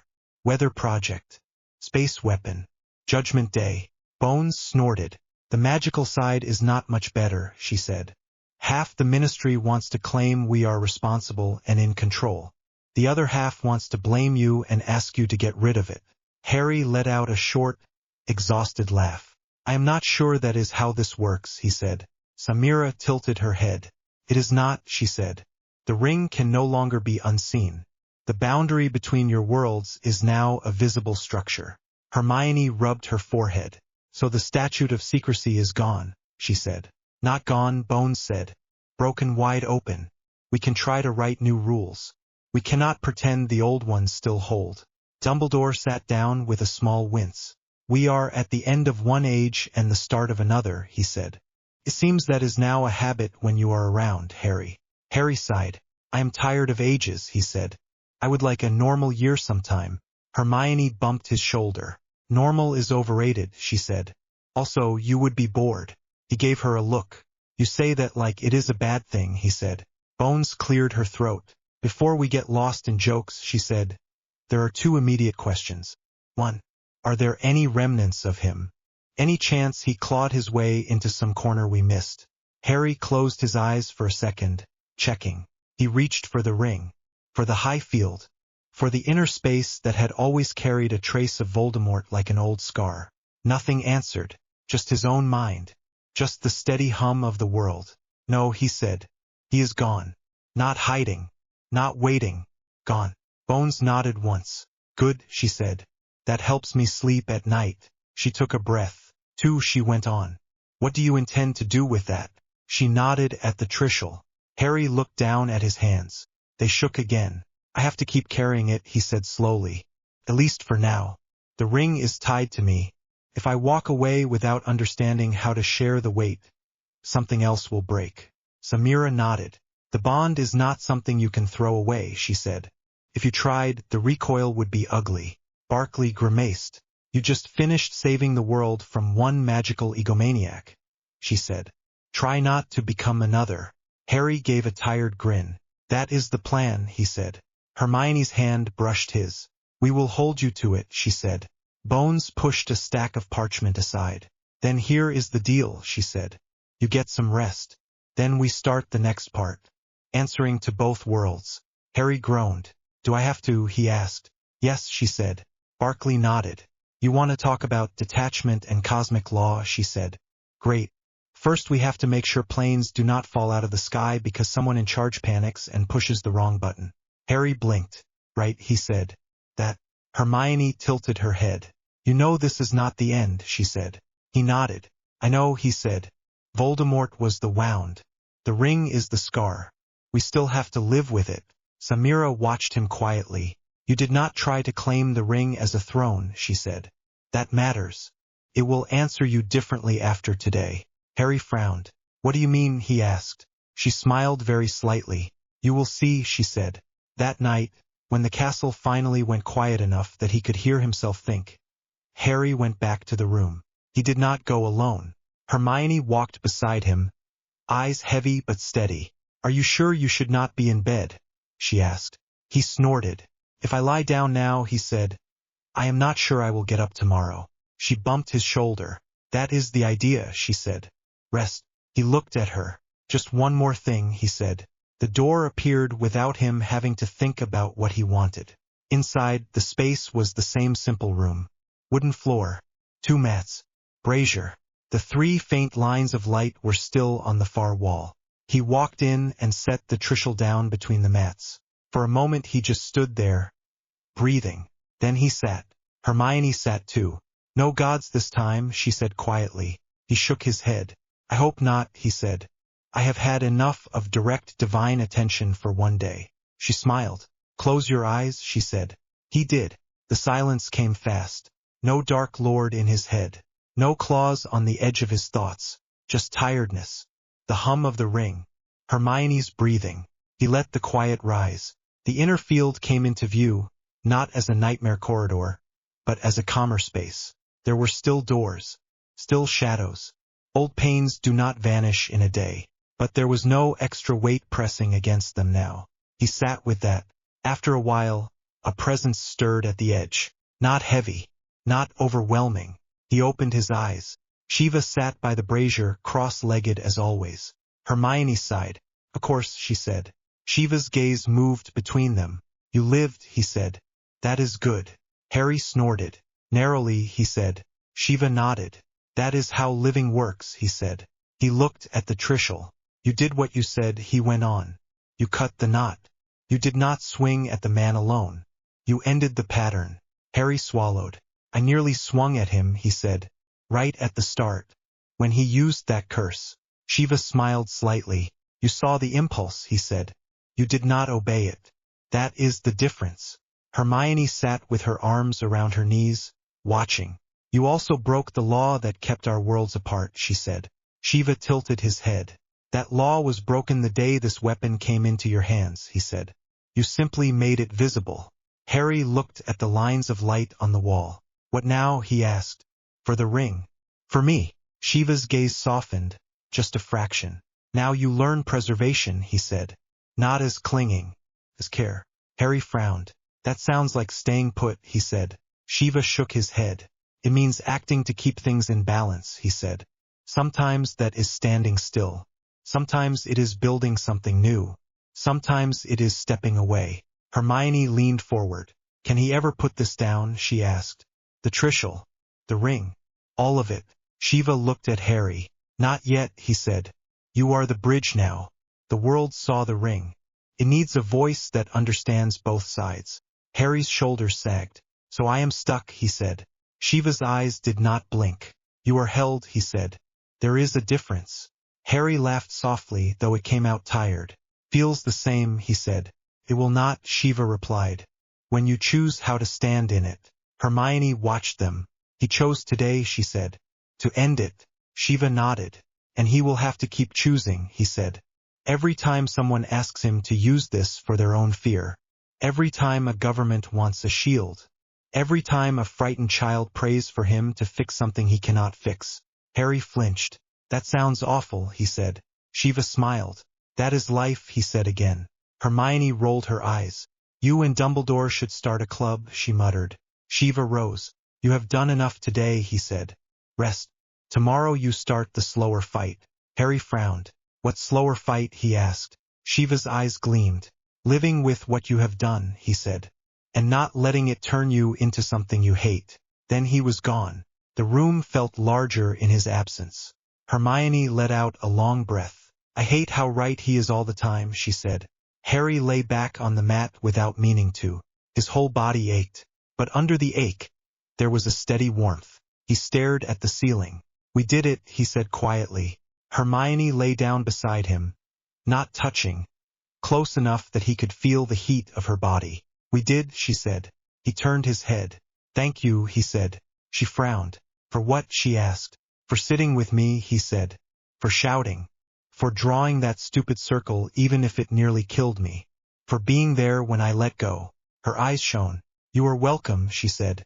"Try not to make a habit of nearly dying like that. Once was enough." He gave a small grin. "I will see what I can do," he said. His eyes drifted shut. For the first time since he could remember, sleep came without a battle. Outside, above the castle and above countless other homes and cities, the ring glowed steady and clear. The world had changed. On page roster at the start of this scene. Harry standing at the end of the long table, Trishul upright at his side. Hermione just behind his right shoulder with a thick folder. Amelia Bones seated near the middle, facing him. Barkley opposite Bones with a slim laptop and a notepad. Samira to Bones' left, one hand on a bronze ring. Dumbledore at the far end, in the neutral chair. Kingsley, McGonagall, and a handful of other ministry heads along one side. A small delegation of Muggle officials along the other, including the British Prime Minister and 2 advisors. The old Transfiguration classroom had never seen this much authority in one place. The desks were gone. In their place stood a long table conjured from dark wood. The ceiling had been raised by spell to stop the room feeling cramped.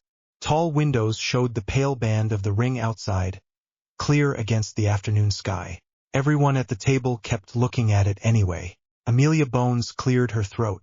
For the record, she said, today's session is a joint briefing between the Ministry of Magic, the international magical community, and representatives of the Muggle governments. Topic. She glanced at Harry. The ring. The Prime Minister's mouth twitched. They are calling it that already, he said. Capital letter and everything. Barkley spoke without looking up from her notes. They were calling it the Halo before lunch, she said. Ring is better. Less judgment. Samira's lips curved. Names do not change what it is, she said. Only how you talk about it. Bones nodded at Harry. You asked for this meeting, she said. You wanted everyone who matters in one room. Speak. Every eye turned to him. Harry's palms were slick. He wiped them on his robes once, then set both hands on the top of the Trishul, grounding himself. All right, he said. Simple version first. He took a breath. Voldemort is gone. Silence. Not because they did not believe him, because hearing it out loud made it real. Kingsley let out a slow breath. Completely, he asked. No fragments. No last tricks. Harry met his eyes. I cut the Horcrux network itself, he said. There is nothing left of it. No anchors. No hidden pieces. He made himself into a knot. We cut the knot. Hermione's quill moved across her parchment, even though she already knew every detail. Old habit. Barkley glanced at Samira. Your readings matched that, she said. Samira inclined her head. The dark pattern we followed for months is gone, she said. What remains is the ring alone and its bond to this world. Bones tapped the table. Then congratulations are in order, she said. You killed the most dangerous dark wizard of the age and saved us all. Again, Harry's shoulders tensed. I did not kill him like last time, he said. Not with a rebound. I ended the thing that kept bringing him back. That is different. The Prime Minister raised an eyebrow. Feel free to send me the long version later, he said. For now, my question is the same as half the planet. He pointed at the window. What is that, and is it going to fall on our heads? Harry looked at the ring. The familiar humming presence sat in his chest like a second heartbeat. It is a boundary, he said. A band of stabilized magic around the world. It keeps certain kinds of power from tearing holes in reality, like Voldemort's soul tricks, or the way the Trishul linked things when it first came. Barkley nodded. Think of it as a physical law you can actually see, she said. Or rather, a magical law. It was always there in some form. Now it is organized. The Prime Minister did not look much happier. We have the United Nations and half of our military analysts trying to work out if it was a weapon, he said. If it is ours. If it is someone else's. If we should try to shoot it. Bones made a choking sound. Shoot it, she repeated. Barkley rolled her eyes. We do not have anything that could touch that, she said. But good luck convincing certain people of that. Samira's fingers tightened on the bronze ring. The band was not made as a threat, she said. It is a repair. An attempt to keep the damage Tom caused from spreading. Dumbledore folded his hands. Regardless, he said, it exists. Both our worlds can see it now. We may argue about names and origins and blame, but we cannot undo the sight. Hermione stepped forward a little. So the question is not how to hide it, she said. It is how to live with it. Bones looked at Harry again. Your weapon, your ring, she said. People will look to you first. What do you intend? Harry swallowed. This was the part that had been sitting like a stone in his stomach for days. I am not turning it into anyone's shield, he said. or sword. I will not anchor it to one ministry, one country, one side. It is not meant for that. The Prime Minister frowned. You speak as if it had opinions, he said. Harry shrugged. Sometimes it feels that way, he said. But even if it did not, I am not giving this much power to any one group. Kingsley leaned forward. There will be pressure, he said. From magical governments. From others. Calls for you to take sides. To intervene. To fix things. Harry nodded.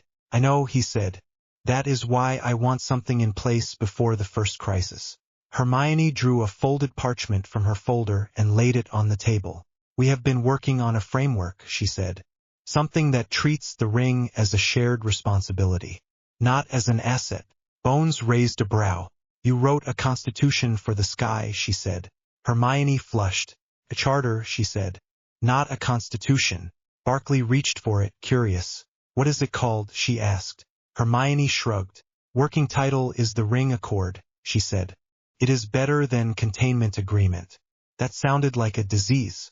The Prime Minister gave a short, surprised laugh. At least one wizard has a sense of public relations, he said. Bones gestured. Summarize, she said. We can dig into the details later. Hermione took another breath. The basic points, she said. 1. The ring is recognized by both magical and non-magical authorities as a global stabilizing field, not a weapon for war. 2. No government or group can claim ownership or control. 3. Any significant use of the ring's abilities must be decided by a representative council with members from both worlds. She nodded at Samira. Samira would sit for her people, she went on. Madame Bones and others for ours. Barclay and some of her colleagues for the Muggle side. And Harry acts as warden. Not king. Warden. Bones hummed. Meaning, she asked. Hermione spread her hands. He keeps an eye on the thing he is linked to, she said. He proposes action when needed. He vetoes obvious abuses. But he does not get to decide alone. Dumbledore's eyes warmed. Checks and balances, he said. Good. The Prime Minister studied Harry. You are a schoolboy, he said. No insult meant. You did something remarkable. Several times. But whatever we sign now will last. Are you ready to stand in that role for years? Harry's throat went dry. He could feel Hermione's gaze on the side of his face. Hagrid's words at the graveyard. Shiva's blunt warnings. No, he thought. Not really. Yes, he said out loud. I know I will not be perfect. I know I will make mistakes. That is why I want the council.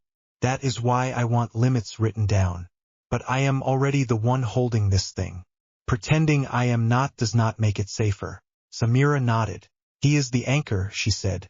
Until and unless the bond shifts, we work with that, not against it. Barclay lifted the parchment. On the non-magical side, she said, every defense minister in the world is about to ask who can aim this ring. If the answer is no one, they panic. If the answer is one wizard, they panic differently. A joint framework is the only thing that even stands a chance. Bones looked at the Prime Minister. You came here instead of dragging our people through your courts, she said. That suggests you are at least open. He rubbed his forehead. My advisors are going to hate this, he said. But they also saw our jets tilt without reason when the ring first adjusted. We do not exactly have leverage here. He studied Harry again. One condition, he said. Harry braced. What, he asked. The Prime Minister nodded at the Trishul. You make it clear in this accord that you will not use that thing to pick winners in our politics, he said. Not overtly. Not by accident. You keep out of our wars. Harry let out a breath he had not known he was holding. Gladly, he said. Hermione's shoulders eased. We can word that, she said quickly. There is a section about non-interference in ordinary conflicts. The ring is for existential threats. Reality tiers. Things that threaten the structure itself. Not borders. Bones snorted. You just made my next 10 years more complicated. She told Harry. But at least I will be alive to complain about it. Dumbledore smiled faintly. That is progress, he said. They argued for hours. They picked apart phrasing. They added safeguards. They changed names. They wrote how new members could be added to the council and how they might one day remove Harry if the bond shifted or he proved unfit. Harry listened more than he spoke. Every so often, someone would ask him, simple and direct, "Can the ring do this? Will this clause even matter? What happens if you die?" He answered as honestly as he could, even when the answer was "I do not know."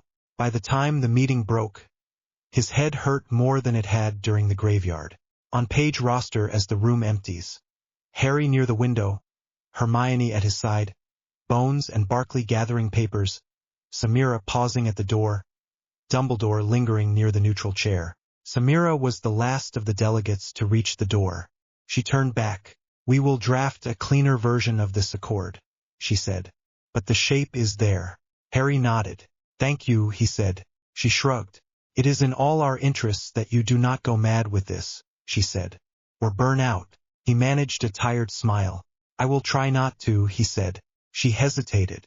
"The ring felt different when you cut the knot," she said quietly. "Less strained. More itself." Harry glanced at the sky. "Feels different in my chest too," he said. Samira inclined her head. "Remember what we said," she added. "You are not alone in this. Use us." Then she was gone. Bones and Barkley were arguing lightly about wording as they left. "You cannot write global gravitational anomaly like that," Barkley was saying. "My people will laugh you out of the room." "What do you suggest?" Bones asked dryly. Hermione sighed next to Harry. "I am going to be editing for months," she said. Harry leaned his head against the cool stone by the window. "I am sorry," he said. She bumped his shoulder. "Stop apologizing," she said. "You ended Voldemort and you did not become a god about it. That is already above the usual standard."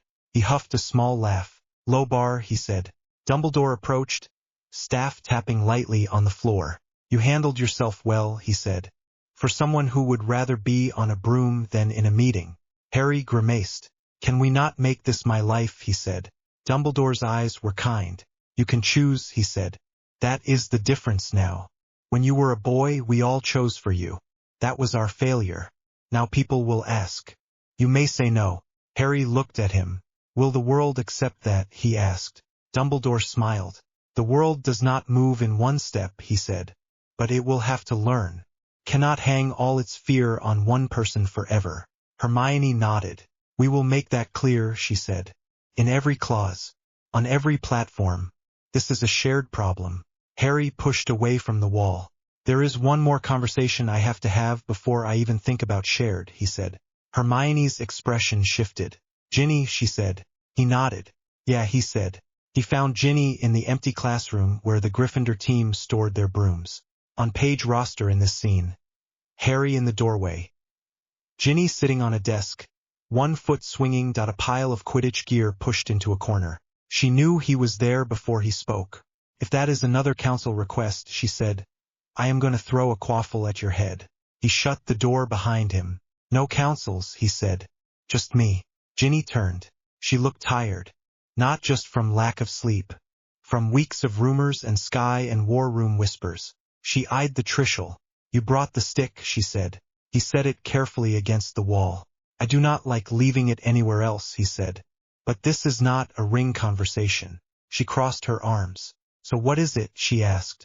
Harry licked his lips. "At the pitch," he said. "Before the graveyard. You asked if I was breaking up with you."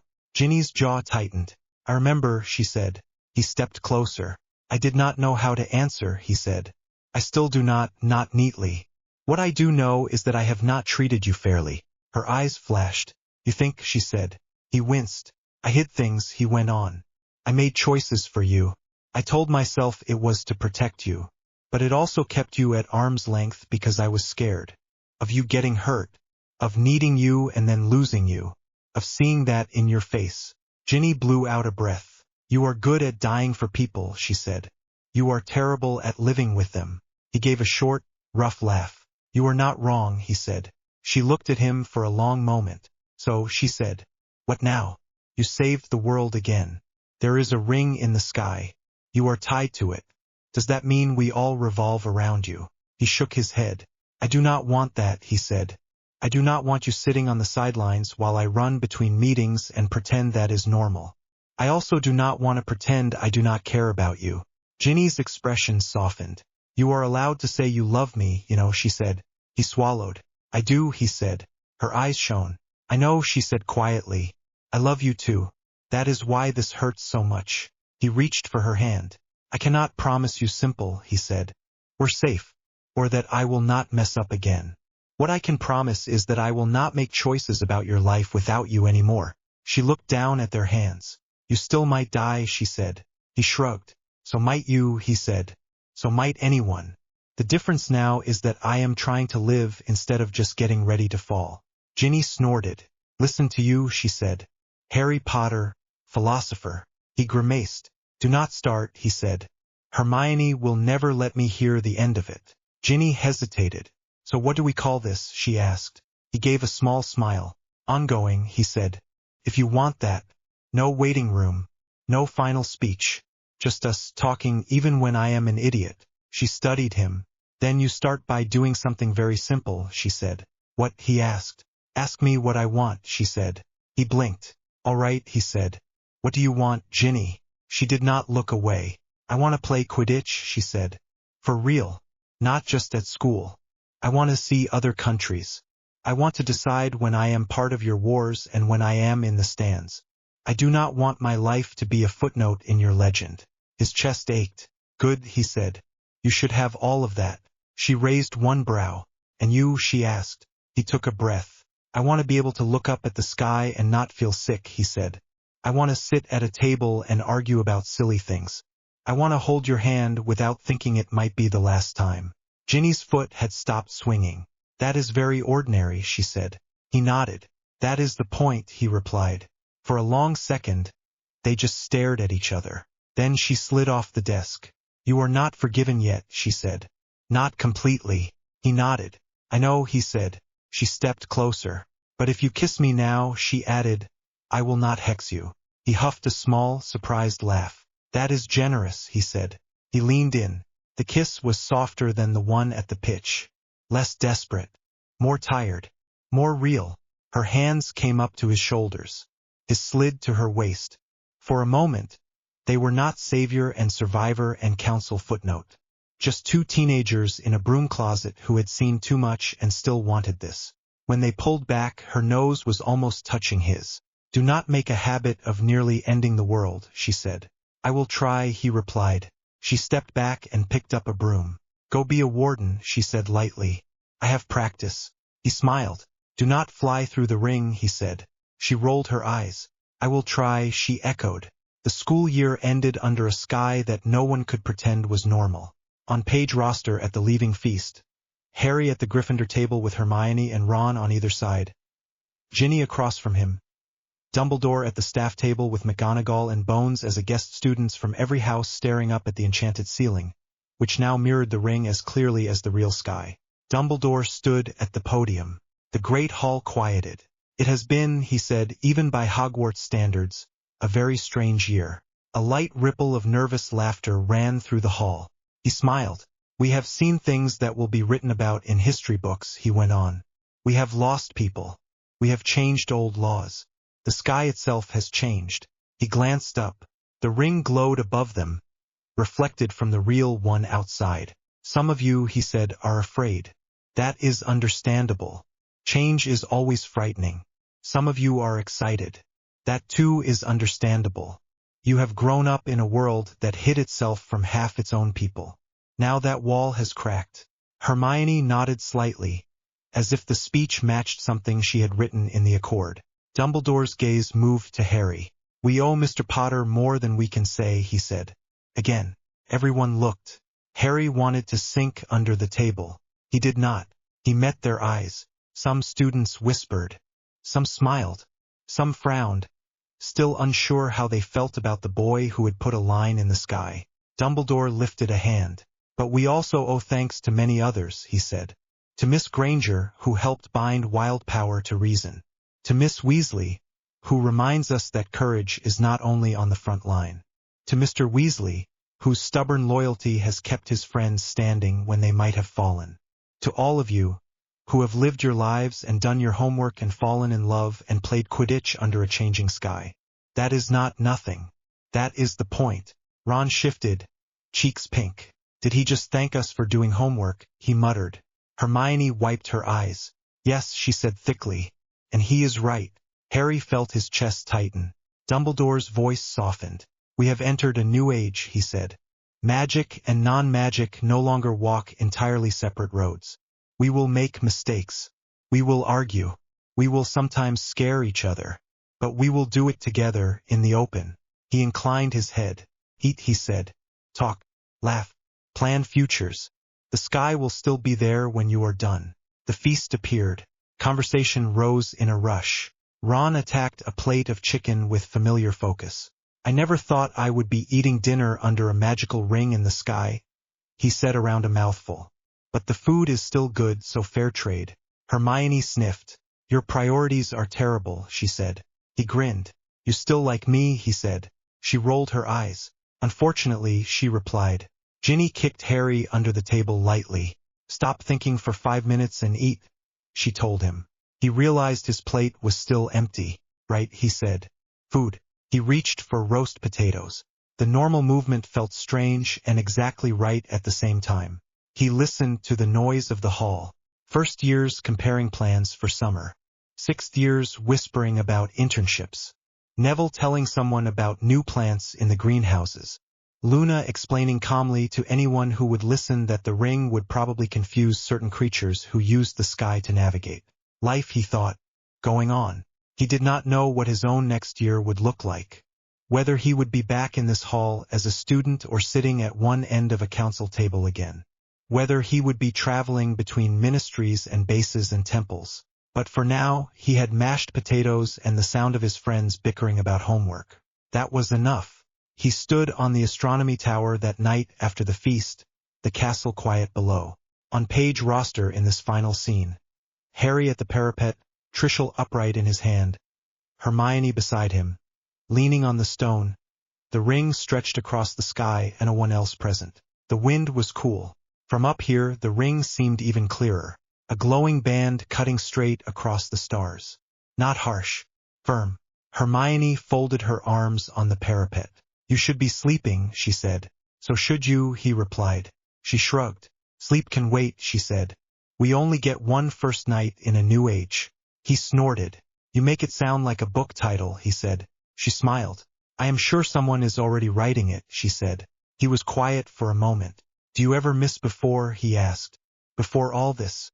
When the strangest thing we had to worry about was Snape and exams. She considered. Sometimes, she said. But I also remember hiding under blankets listening to people whisper the name Voldemort and pretending they were not scared. I do not miss that. Harry nodded. Me neither, he said. He looked down at the Trishul. This metal caught the light from the ring. Not gleaming. Steady. I do not know if I can ever be just a normal wizard, he said. Even if I wanted to. This, he gestured at the sky, is not going away. Hermione's shoulder brushed his. Maybe normal was never the point, she said. Maybe the point is ordinary moments in the middle of ridiculous ones. He glanced at her. That sounds like something Shiva would say, he said. She made a face. It sounds like something I would say, she replied. Do not give him all the good lines. He smiled. Fair, he said. They stood in silence for a while. The ring hummed in his bones. He listened to it. Last time he had stood somewhere high, facing impossible magic, it had felt like standing at the edge of a cliff. Now it felt more like standing on a bridge. The difference was small and huge at the same time. Hermione watched him from the corner of her eye. What are you thinking? She asked. He took a breath. That I am scared, he said. Of all the ways this could go wrong. Of the times I will have to say no when people beg me to fix things I cannot. Of the day I slip and someone gets hurt. Hermione nodded. You will, she said. Slip, I mean. You are not a god. You are Harry. You forget to eat when you are working. You leave socks on the floor. You lose your temper when people manipulate others. That is who you are. He winced. You make me sound very impressive, he said. She smiled. My point is, she said, you are going to fail at something. Probably more than once. The ring does not change that. The important bit is what you do after. He looked at her. What if what I do after is not enough, he asked. Her eyes were steady. Then we try again, she said. Together. He swallowed. You are staying, he said softly. She blinked. Of course, she said. You are not getting rid of me. Who else is going to write the boring parts of your sky laws and tell you when you are being an idiot? He huffed a laugh that came out more like a breath. Thank you, he said. She bumped his shoulder. You keep saying that, she said. One day you will realize you do not owe me a debt. We are just in this together. He looked back up at the ring. Do you think he would approve, he asked. Who, she said. Shiva, he said quietly. Or whatever he is when he is not sitting in our room. Hermione considered. He told you to balance, she said. To act for others without trying to own everything. You did that. You ended Voldemort and you wrote rules to stop yourself being the next one. I think that is pretty close. Harry nodded. Yeah, he said. They fell silent again. The night felt wide and strange and oddly gentle. After a while, Hermione straightened. I should go down, she said. I promised McGonagall I would help with final year schedules tomorrow. He nodded. Right, he said. Warden duties for me. She hesitated. Harry, she said. He turned. Yes, he asked. She stepped closer. Earlier, he said, you thanked me. For being there. For shouting. For drawing circles. For all of it. He nodded. I meant it, he said. She smiled, small and tired and real. Good, she said. Because I am going to keep doing it. On impulse. She leaned in and pressed a quick kiss to his cheek. His skin went hot where her lips touched. That, she said, is for not dying. He blinked. Is there one for saving the world, he asked, trying for lightness. She rolled her eyes. Do not push it, she said. He laughed. Fair, he replied. She gave his arm a brief squeeze and headed for the stairs. See you in the morning, she said over her shoulder. He watched her go. Then he turned back to the sky. The ring hung there, steady. He lifted the Trishul and rested the butt against the stone, hands loose around the shaft. He did not raise it in challenge or triumph. He just stood, between castle and sky, between old world and new. The fear did not vanish. The weight did not either. But for the first time, he did not feel like he was holding it alone. He could feel Hermione in the castle below, already making lists. He could feel Ginny somewhere nearer the pitch, probably staring up at the same ring and planning a flight around it. He could feel Hagrid in his hut, feeding something that really should not have been fed indoors. He could feel Bones in the war room, arguing with Barkley over a single line in the Accord. He could feel Samira somewhere far away, explaining to her own people that the balance had shifted. He could, if he closed his eyes, almost hear a quiet, amused voice by the brazier in the room. Do not grab, Harry, it would say. Choose. He opened his eyes. All right, he murmured. He was Harry Potter, student, friend, warden of a ring he had never asked for. He was tired and scared and stubborn and loved. The sky hummed. He hummed back. Then he turned and went downstairs to sleep.